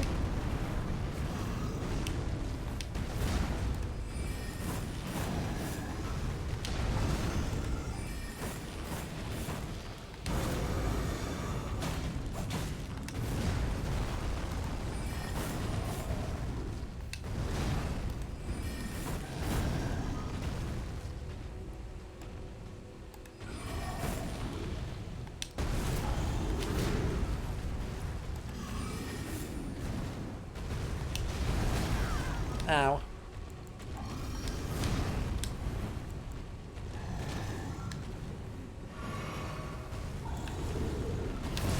I rolled!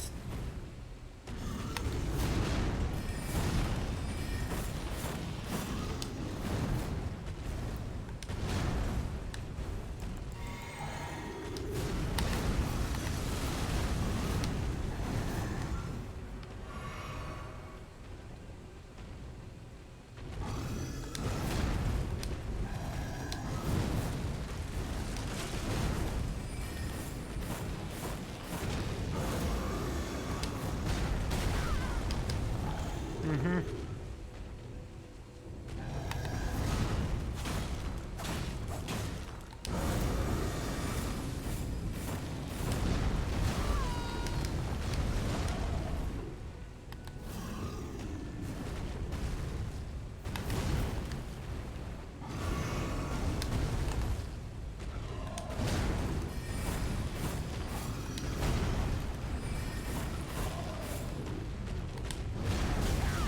Excuse me?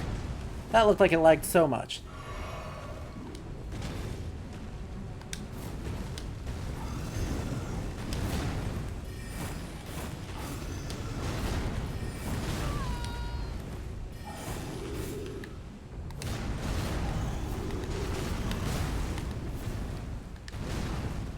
Well, good thing you missed me there.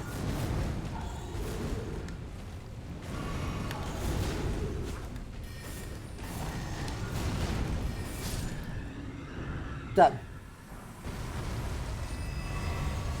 That's not that much better. But it's... yes. Right. The Alabaster Lord Sword is also African. Okay. Sure. So we have big black and white theming with no regard for the coding that creates. Yep, that checks out. That checks out. So, yeah. Basically, right, I hope this stream has outlined that that this game has significant issues with replicating historical inequalities in its coding and narrative framing.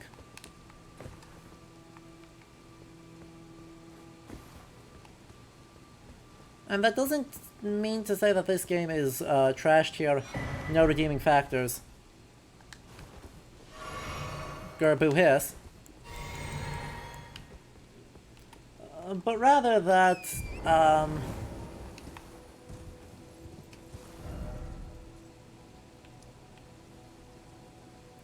there is just a lot that has to be kept in mind when making a historical game. Right? You can make this gorgeous ruined world, this rich, rich materiality, and it's great, and all this implied conflict.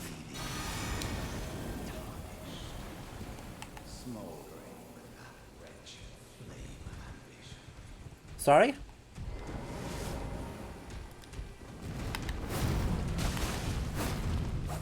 What year is it? That we are fighting Margit? We are fighting a phase 2. We are just fighting Margit immediately. Alright. Well, that checks out.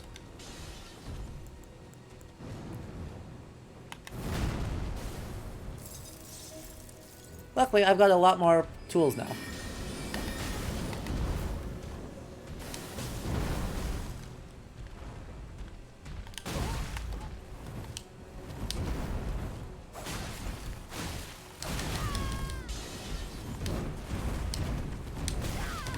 Survived.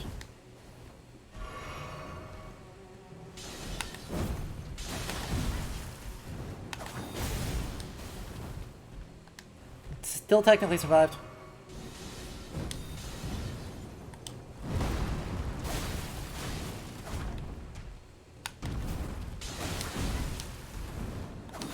Ow.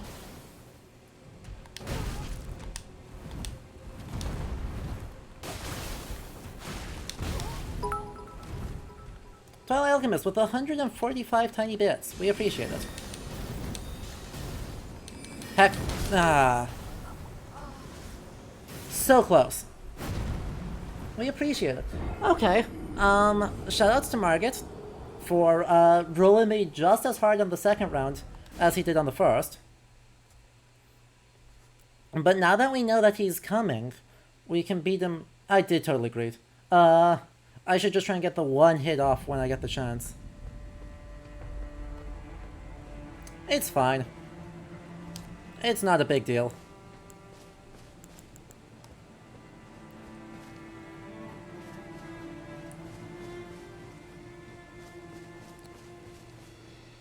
The most important thing is that when he starts shifting, just go yoink.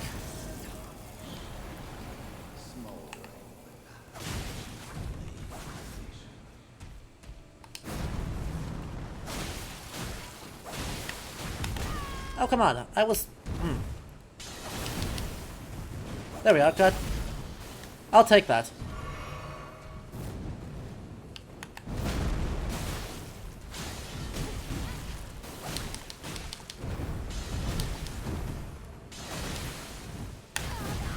Excuse me? I did dodge that.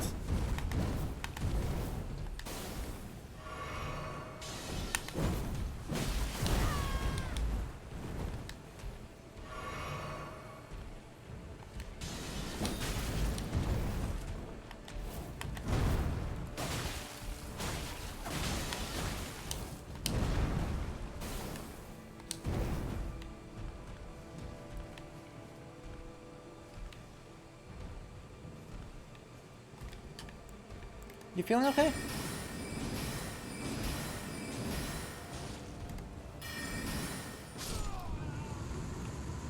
You feeling okay?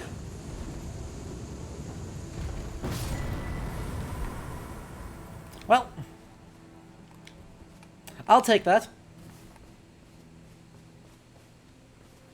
That is what I call acceptable cheese.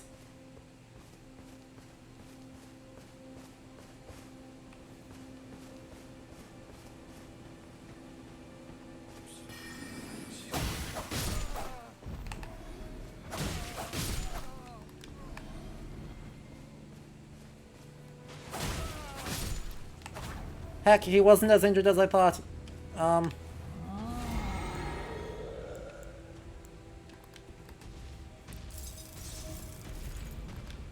got a great idea, it'll totally work, trust me.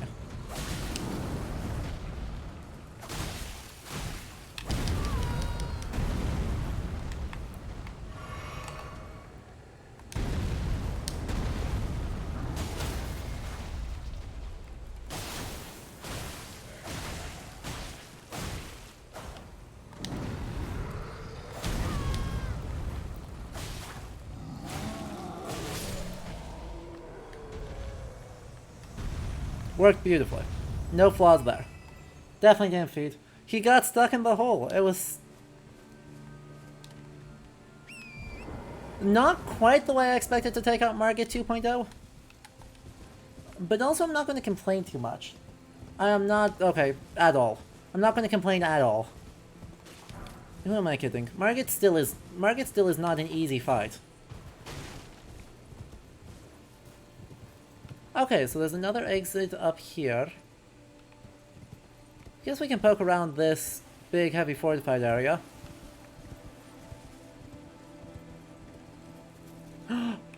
Chat?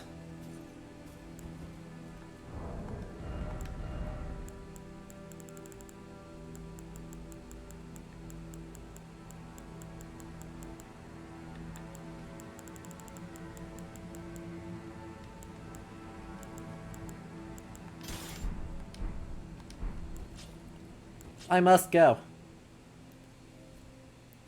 My people need me.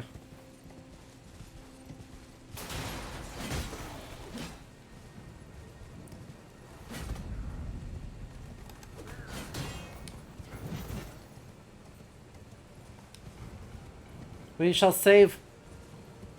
We must save. Ow.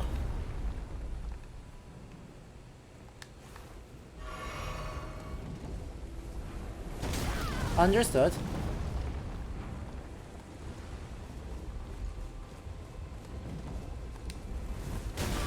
Ah, I thought I landed that. That's okay.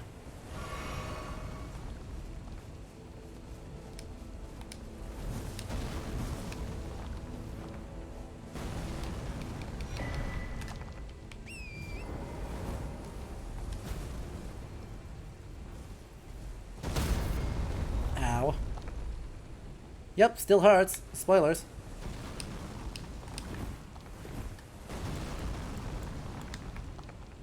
Trebuchet's hurt.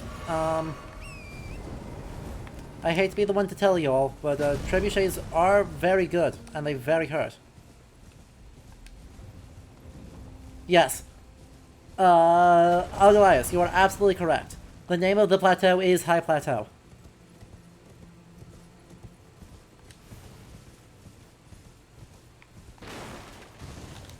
There, our first challenger.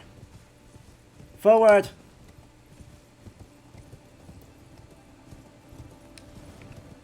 Who cares that we are half dead, with no resources, on a decrepit horse? There are giants to be slain. Big, brutal, four-armed giants.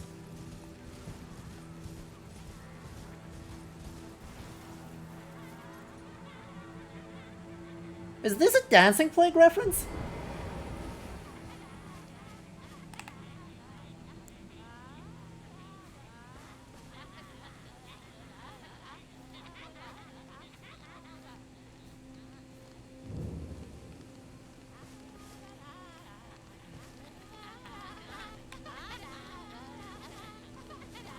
You don't mind if we join you, right?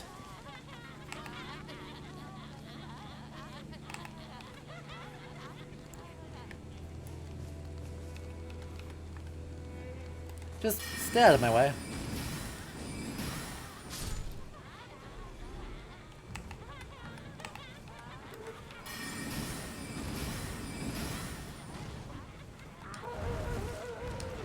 Just stay out of the way.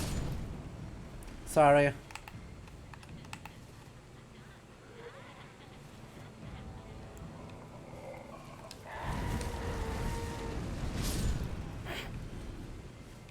Oh, they stopped dancing. Chat?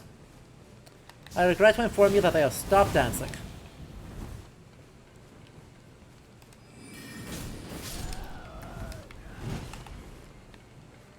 And they do have horrible improvised weapons.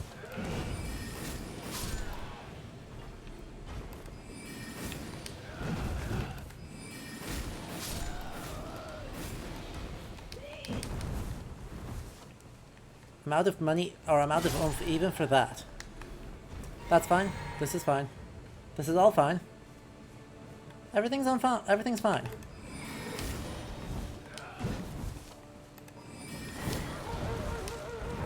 Oh, you're super dead.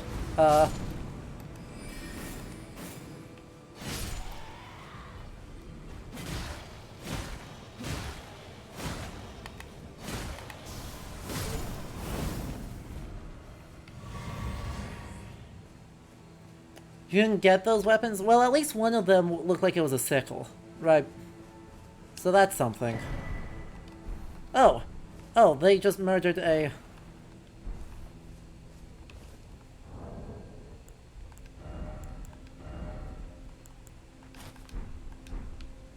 They murdered a nobleman. Oh, that is bling. That does have some bling to it.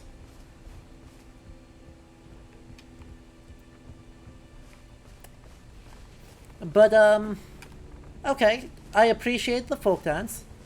I appreciate the folk dance. I don't appreciate the try and murder us because you were the ones who stood too close to the exploding zombie. Just on principle, right? But fear not.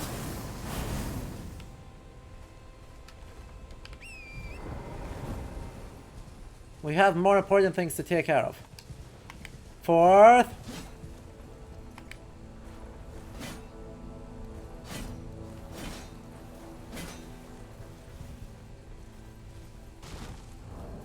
Also, yeah, what is this twinned night sword?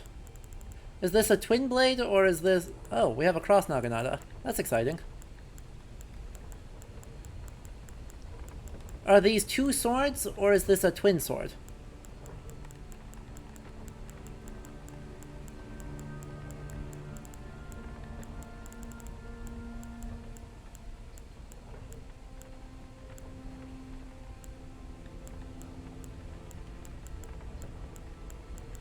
Twinned Knight Swords is a twin blade.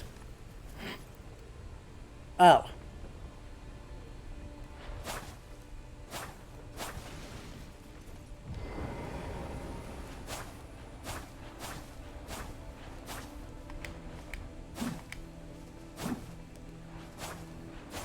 I'm noticing you're only using one of them at a time. Maybe, yeah, this is actually using it like it's a staff. The other one is just using it like it's a dumbass sword.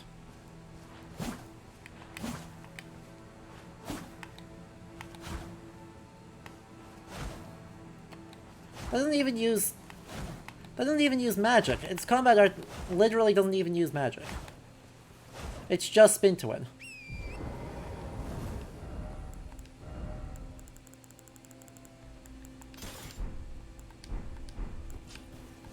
It's still dumb as hell.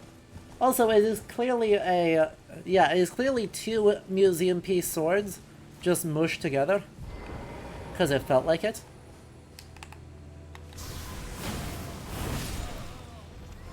Rolled. Absolutely dunked on. Good lord.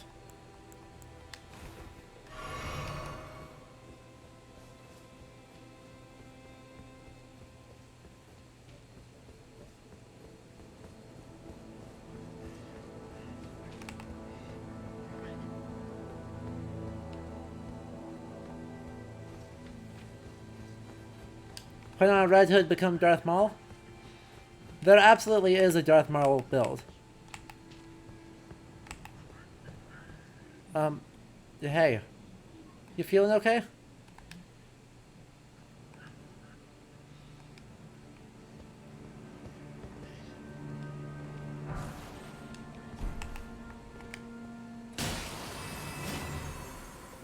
Okay, bye.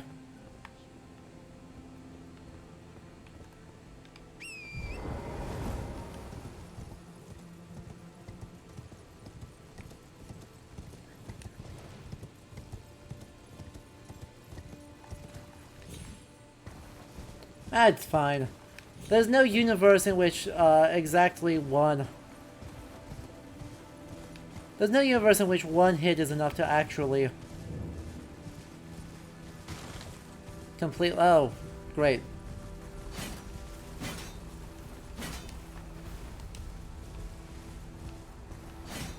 Chat, have we killed the windmill dead enough yet? Have we killed the windmill dead enough?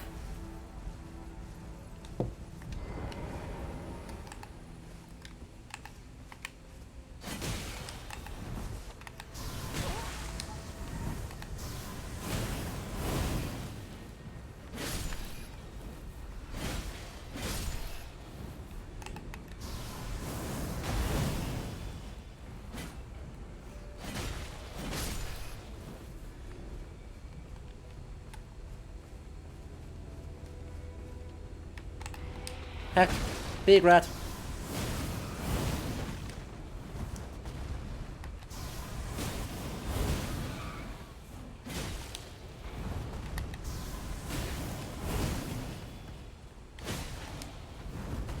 And yes, I am laser beaming a rat.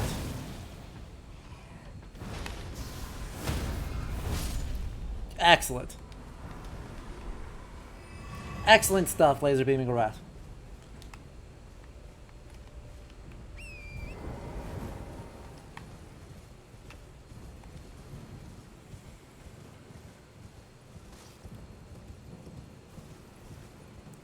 Hey look, there's another wagon.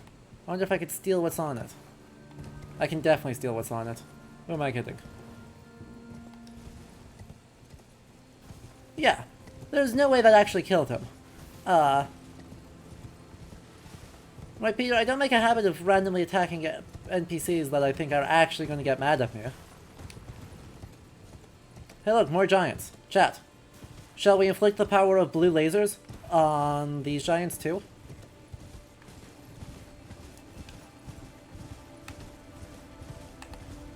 Yeah. Ha. Ha. Ha. Ha. Ha. Ha. Now for the finisher. Blue laser beams. I think we did it, chat. Heck.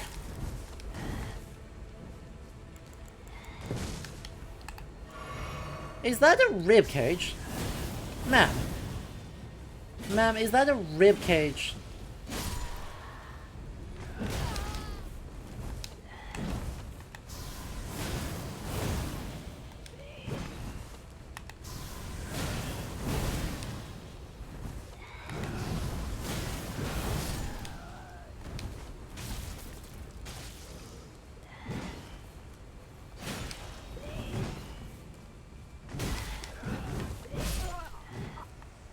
I got greedy. I don't know what I was doing. I don't know what I was thinking. There was no reason for me to die there. There was absolutely no reason for me to die there. When do tower mills become the norm anyway? I think it's 14th century. I think it's 14th century. Oh god, I'm just on the wrong side of the town.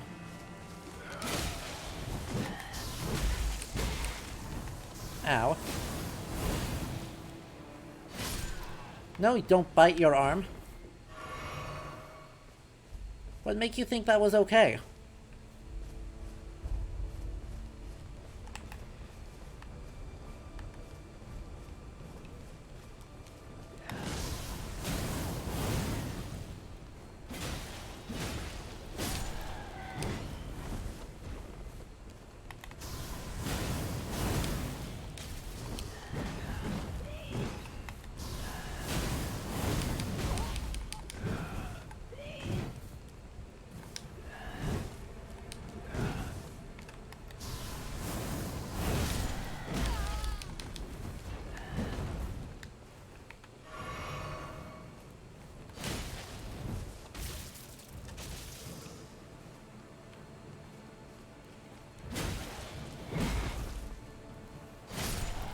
I mean, I've heard of dancing plagues, but this is honestly absurd.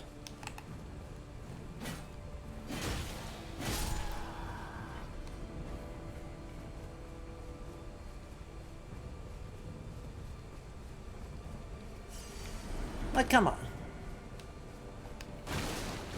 Aw, it's cute. This is... So, do I also have to talk about, like, disease and disability? Is that what you want me to do, game? 'Cause I will. Don't challenge me.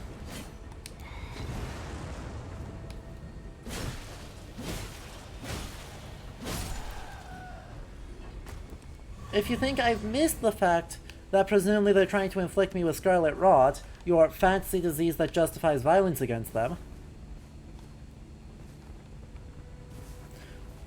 Like, it's not cool when Resident Evil 5 does it. It's not cool when you do it. Don't turn the random peasants into, plague victims into mindless zombies.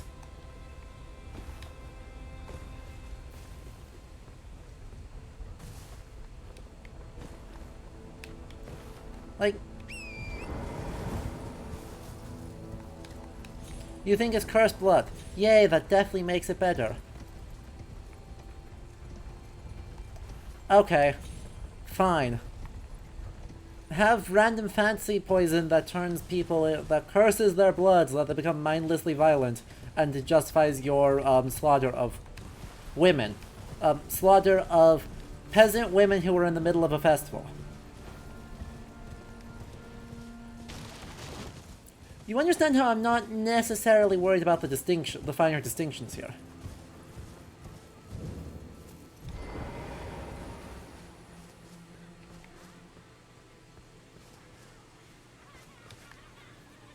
I love that there is a festival.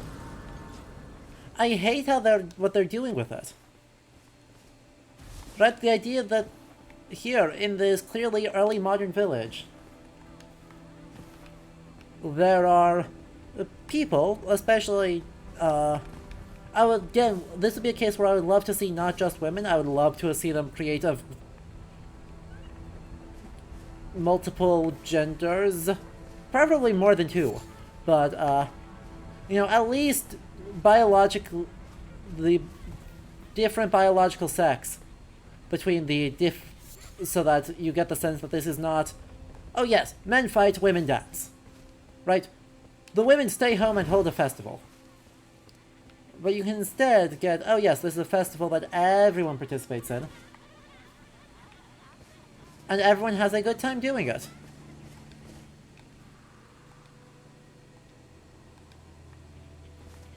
Instead, you have a festival where the point of the festival appears to be skinning people.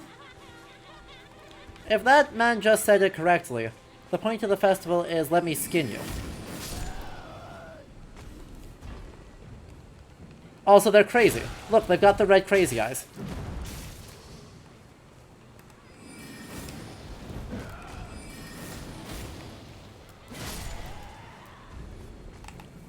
They've got the red crazy eyes.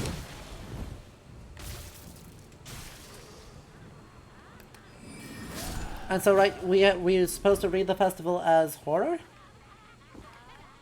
Oh, hey, wait. The random non-heroic man being weirded out by this female-coded festival, and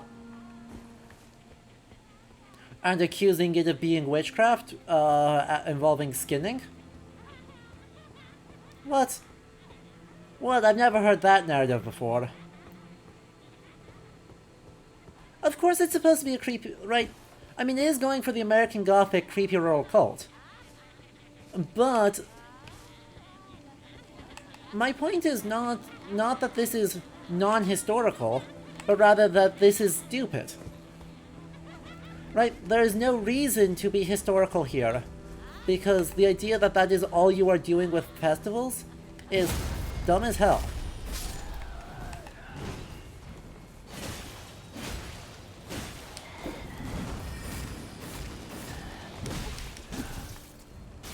I would love if I had crowd control here. Why did I not equip myself with crowd control?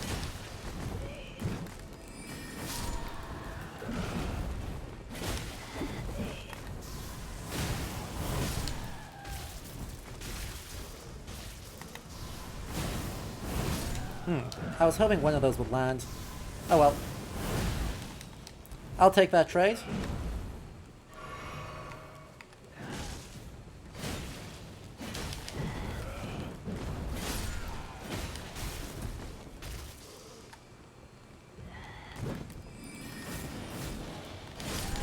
Ow.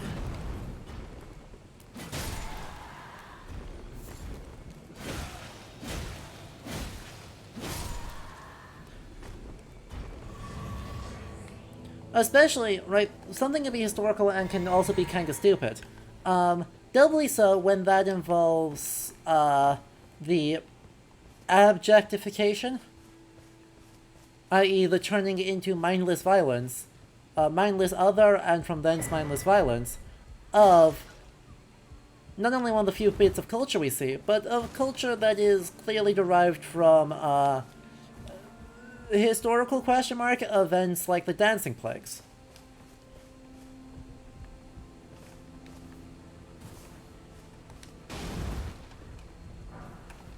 Right? Like, the dancing plagues are absolute... Oh, you know, this isn't American Gothic, this is Midsommar. That's what this is just Midsommar. Yay! Hooray!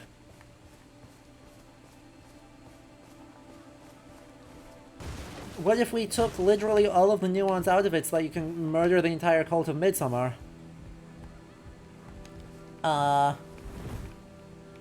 And... right. Just obliterate anything that resembles nuance. Replace that with...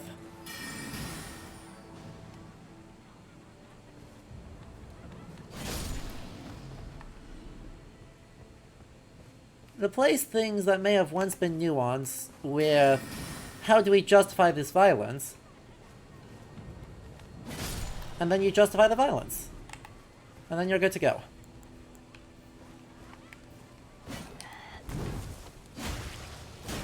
And then you're good to go.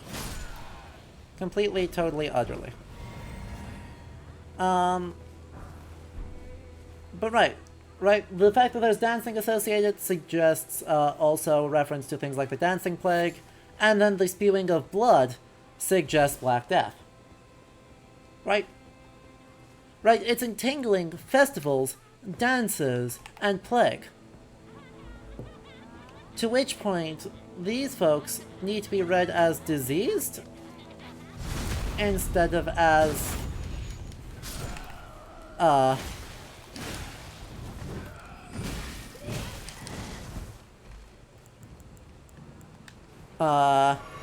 well, even if we just read them as insane, that's not better. like, relevant statement here, that's not better.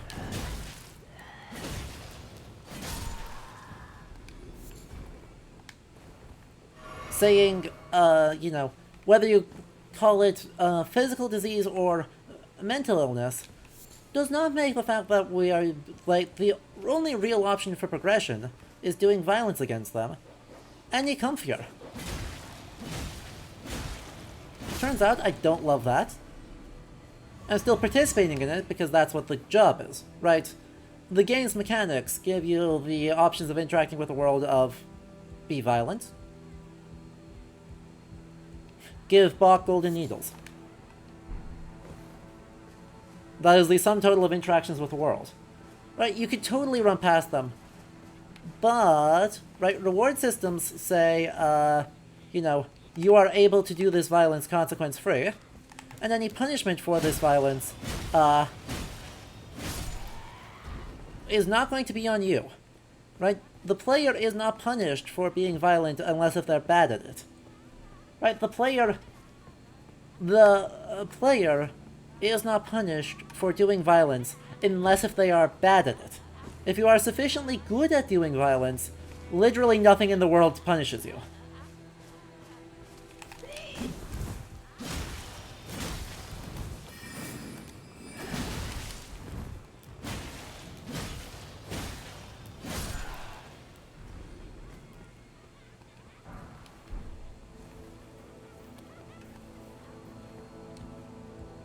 So, yeah, no. Another place where the language and the choices they are making end up being extremely uncomfortable because mechanics trump everything, and, right, oh yes, let me be rewarded with a not insubstantial amount of souls. Let's see exactly how many.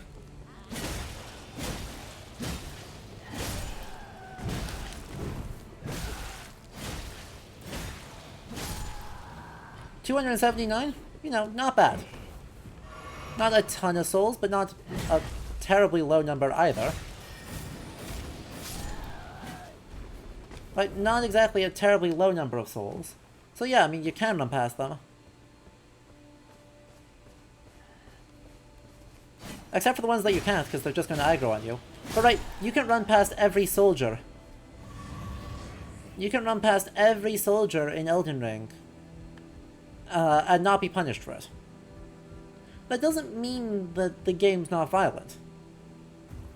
Or that the game isn't actively encouraging you to participate in that violence.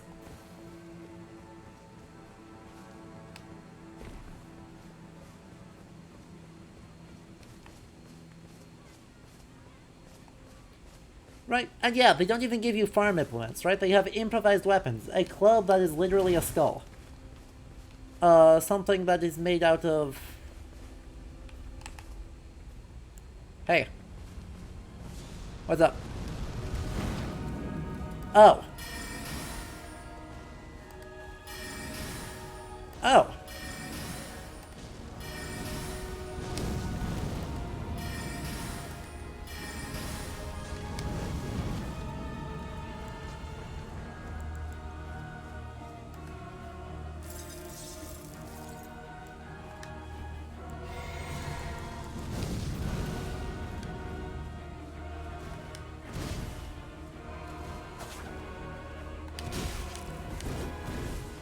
Okay, you hit hard.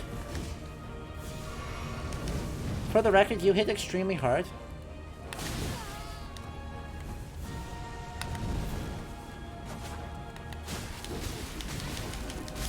Ah!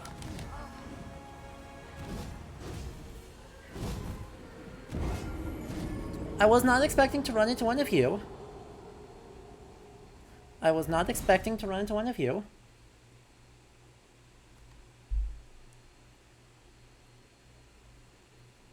I can see that.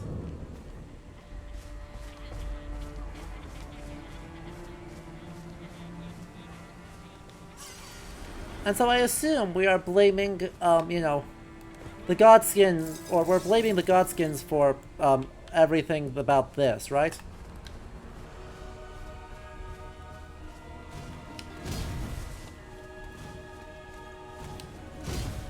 Come on, let me get hits in.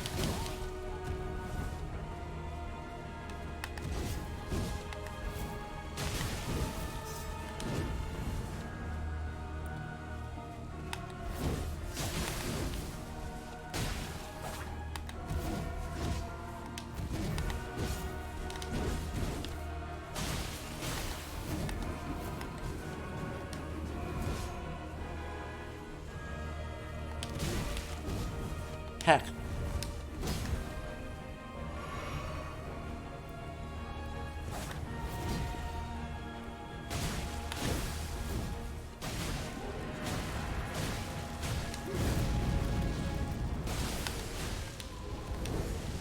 What the hell? What the hell is that?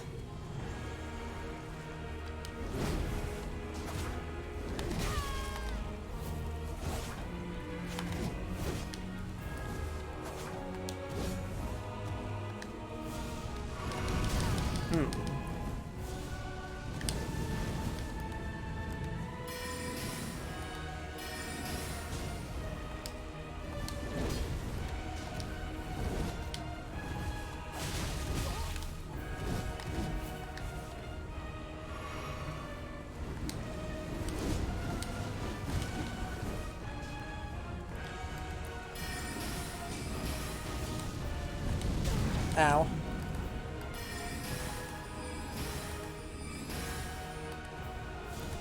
Heck.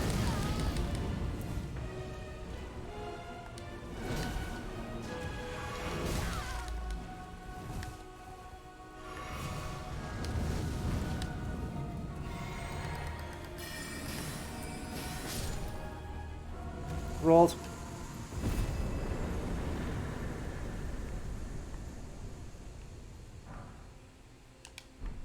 Rolled. So, I mean, that explains the fanaticism.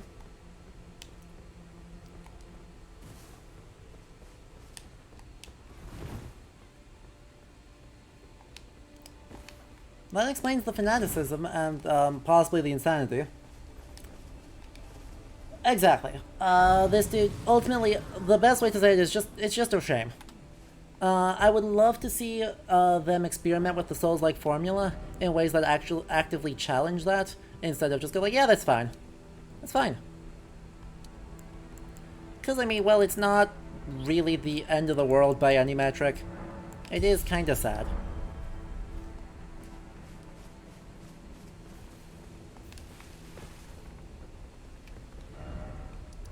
Well, we did a thing.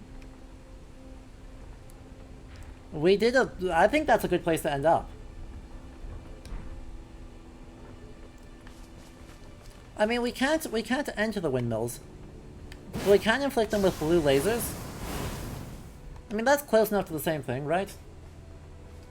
That's close enough to the same thing. We did our Don Quixote mandated windmill hunting. I mean, giant hunting. And so I think this is productive, right? Talked about a lot of stuff, talked about some things. Let's switch over, get some concluding remarks, and then we'll close. So, right, ultimately, the thing that's difficult about this, for good and for ill, is that Elden Ring's world is super materially rich. And just as rich of the upside of all these historical references are, it means as adopting very traditional, we'll say, Eurocentric historiographic trends to focus on elite white men and their great noble deeds performing violence. And so this prioritization means that a lot of groups get explicitly within the fantasy of the game and within the mechanics of the game dehumanized. This is super troubling because last week one of the things I said is that fantasy has power, and I stand by that, right? Fantasies like these affect the way we imagine the material world, and in terms of color, in terms of brightness, in terms of all that, Elden Ring does a really cool, interesting job in presenting a super materially bright Middle Ages. And then it has a super dark underbelly of all the things that, unsurprisingly, given the sorts of narrative George R. R. Martin writes, combining that with Dark Souls' focus on ruination and undeath, ends up with some really nasty coding. Some really, really nasty coding that we don't super love. I still like the game, but, right, as a historian playing the game with a look towards history, we've got to acknowledge the fact that this is a big deal. And that it is not a simple, easy thing that you can brush off in order to go, yes, we think the fantasy of the game is useful when it's convenient, and the material richness of the world and the archaeology of the world are super historically impactful. Right? You can't have it both ways. And so I just want to acknowledge in this stream that when you're using post-colonial, critical race, critical gender theories instead of archaeological material culture ones, the game shows its weaknesses, and we should care about that and ask for the ludic genre, right, Souls-likes, and the specific fantasies that we are telling to imagine more diversely. Right? To think about, what does a Souls-like look like if you can interact with the world in increasingly non-violent ways? What does that look like? I don't know. But I'd be curious to see someone push that, and to think about different ways that Souls mechanics can break free of the idea of the interloper coming in and rampaging violently through the world until they get rewarded with saving it, for it. That narrative. Anyway, if you like this, as always, big thanks to our patrons who made this possible, and to everyone else who followed, subscribed, came in and hung out, or cheered bits. You all are wonderful and lovely, and it is because of you that I'm able to keep doing this. So, next stream going to be Sunday, as usual, with the end of Case 3 of Great Ace Attorney Resolve. So, I hope you all join me for that. I am very excited. We're going to keep talking about steampunk in that game. Keep talking about, what steampunk does, what the anachronistic design does, and have the best what year is it moment. The single best what year is it in the entire game of Greatest Attorney Resolve will be next week. Or, not next week. This coming stream, which is coming up in 3 days. So, there's that. And then Monday, not Tuesday, Monday is going to be the rest of Forgotten City. So we have just bangers of history games coming up all week. So I hope you will join me for all those. And until next time, I hope you all have a good rest of your night. Until next time, farewell.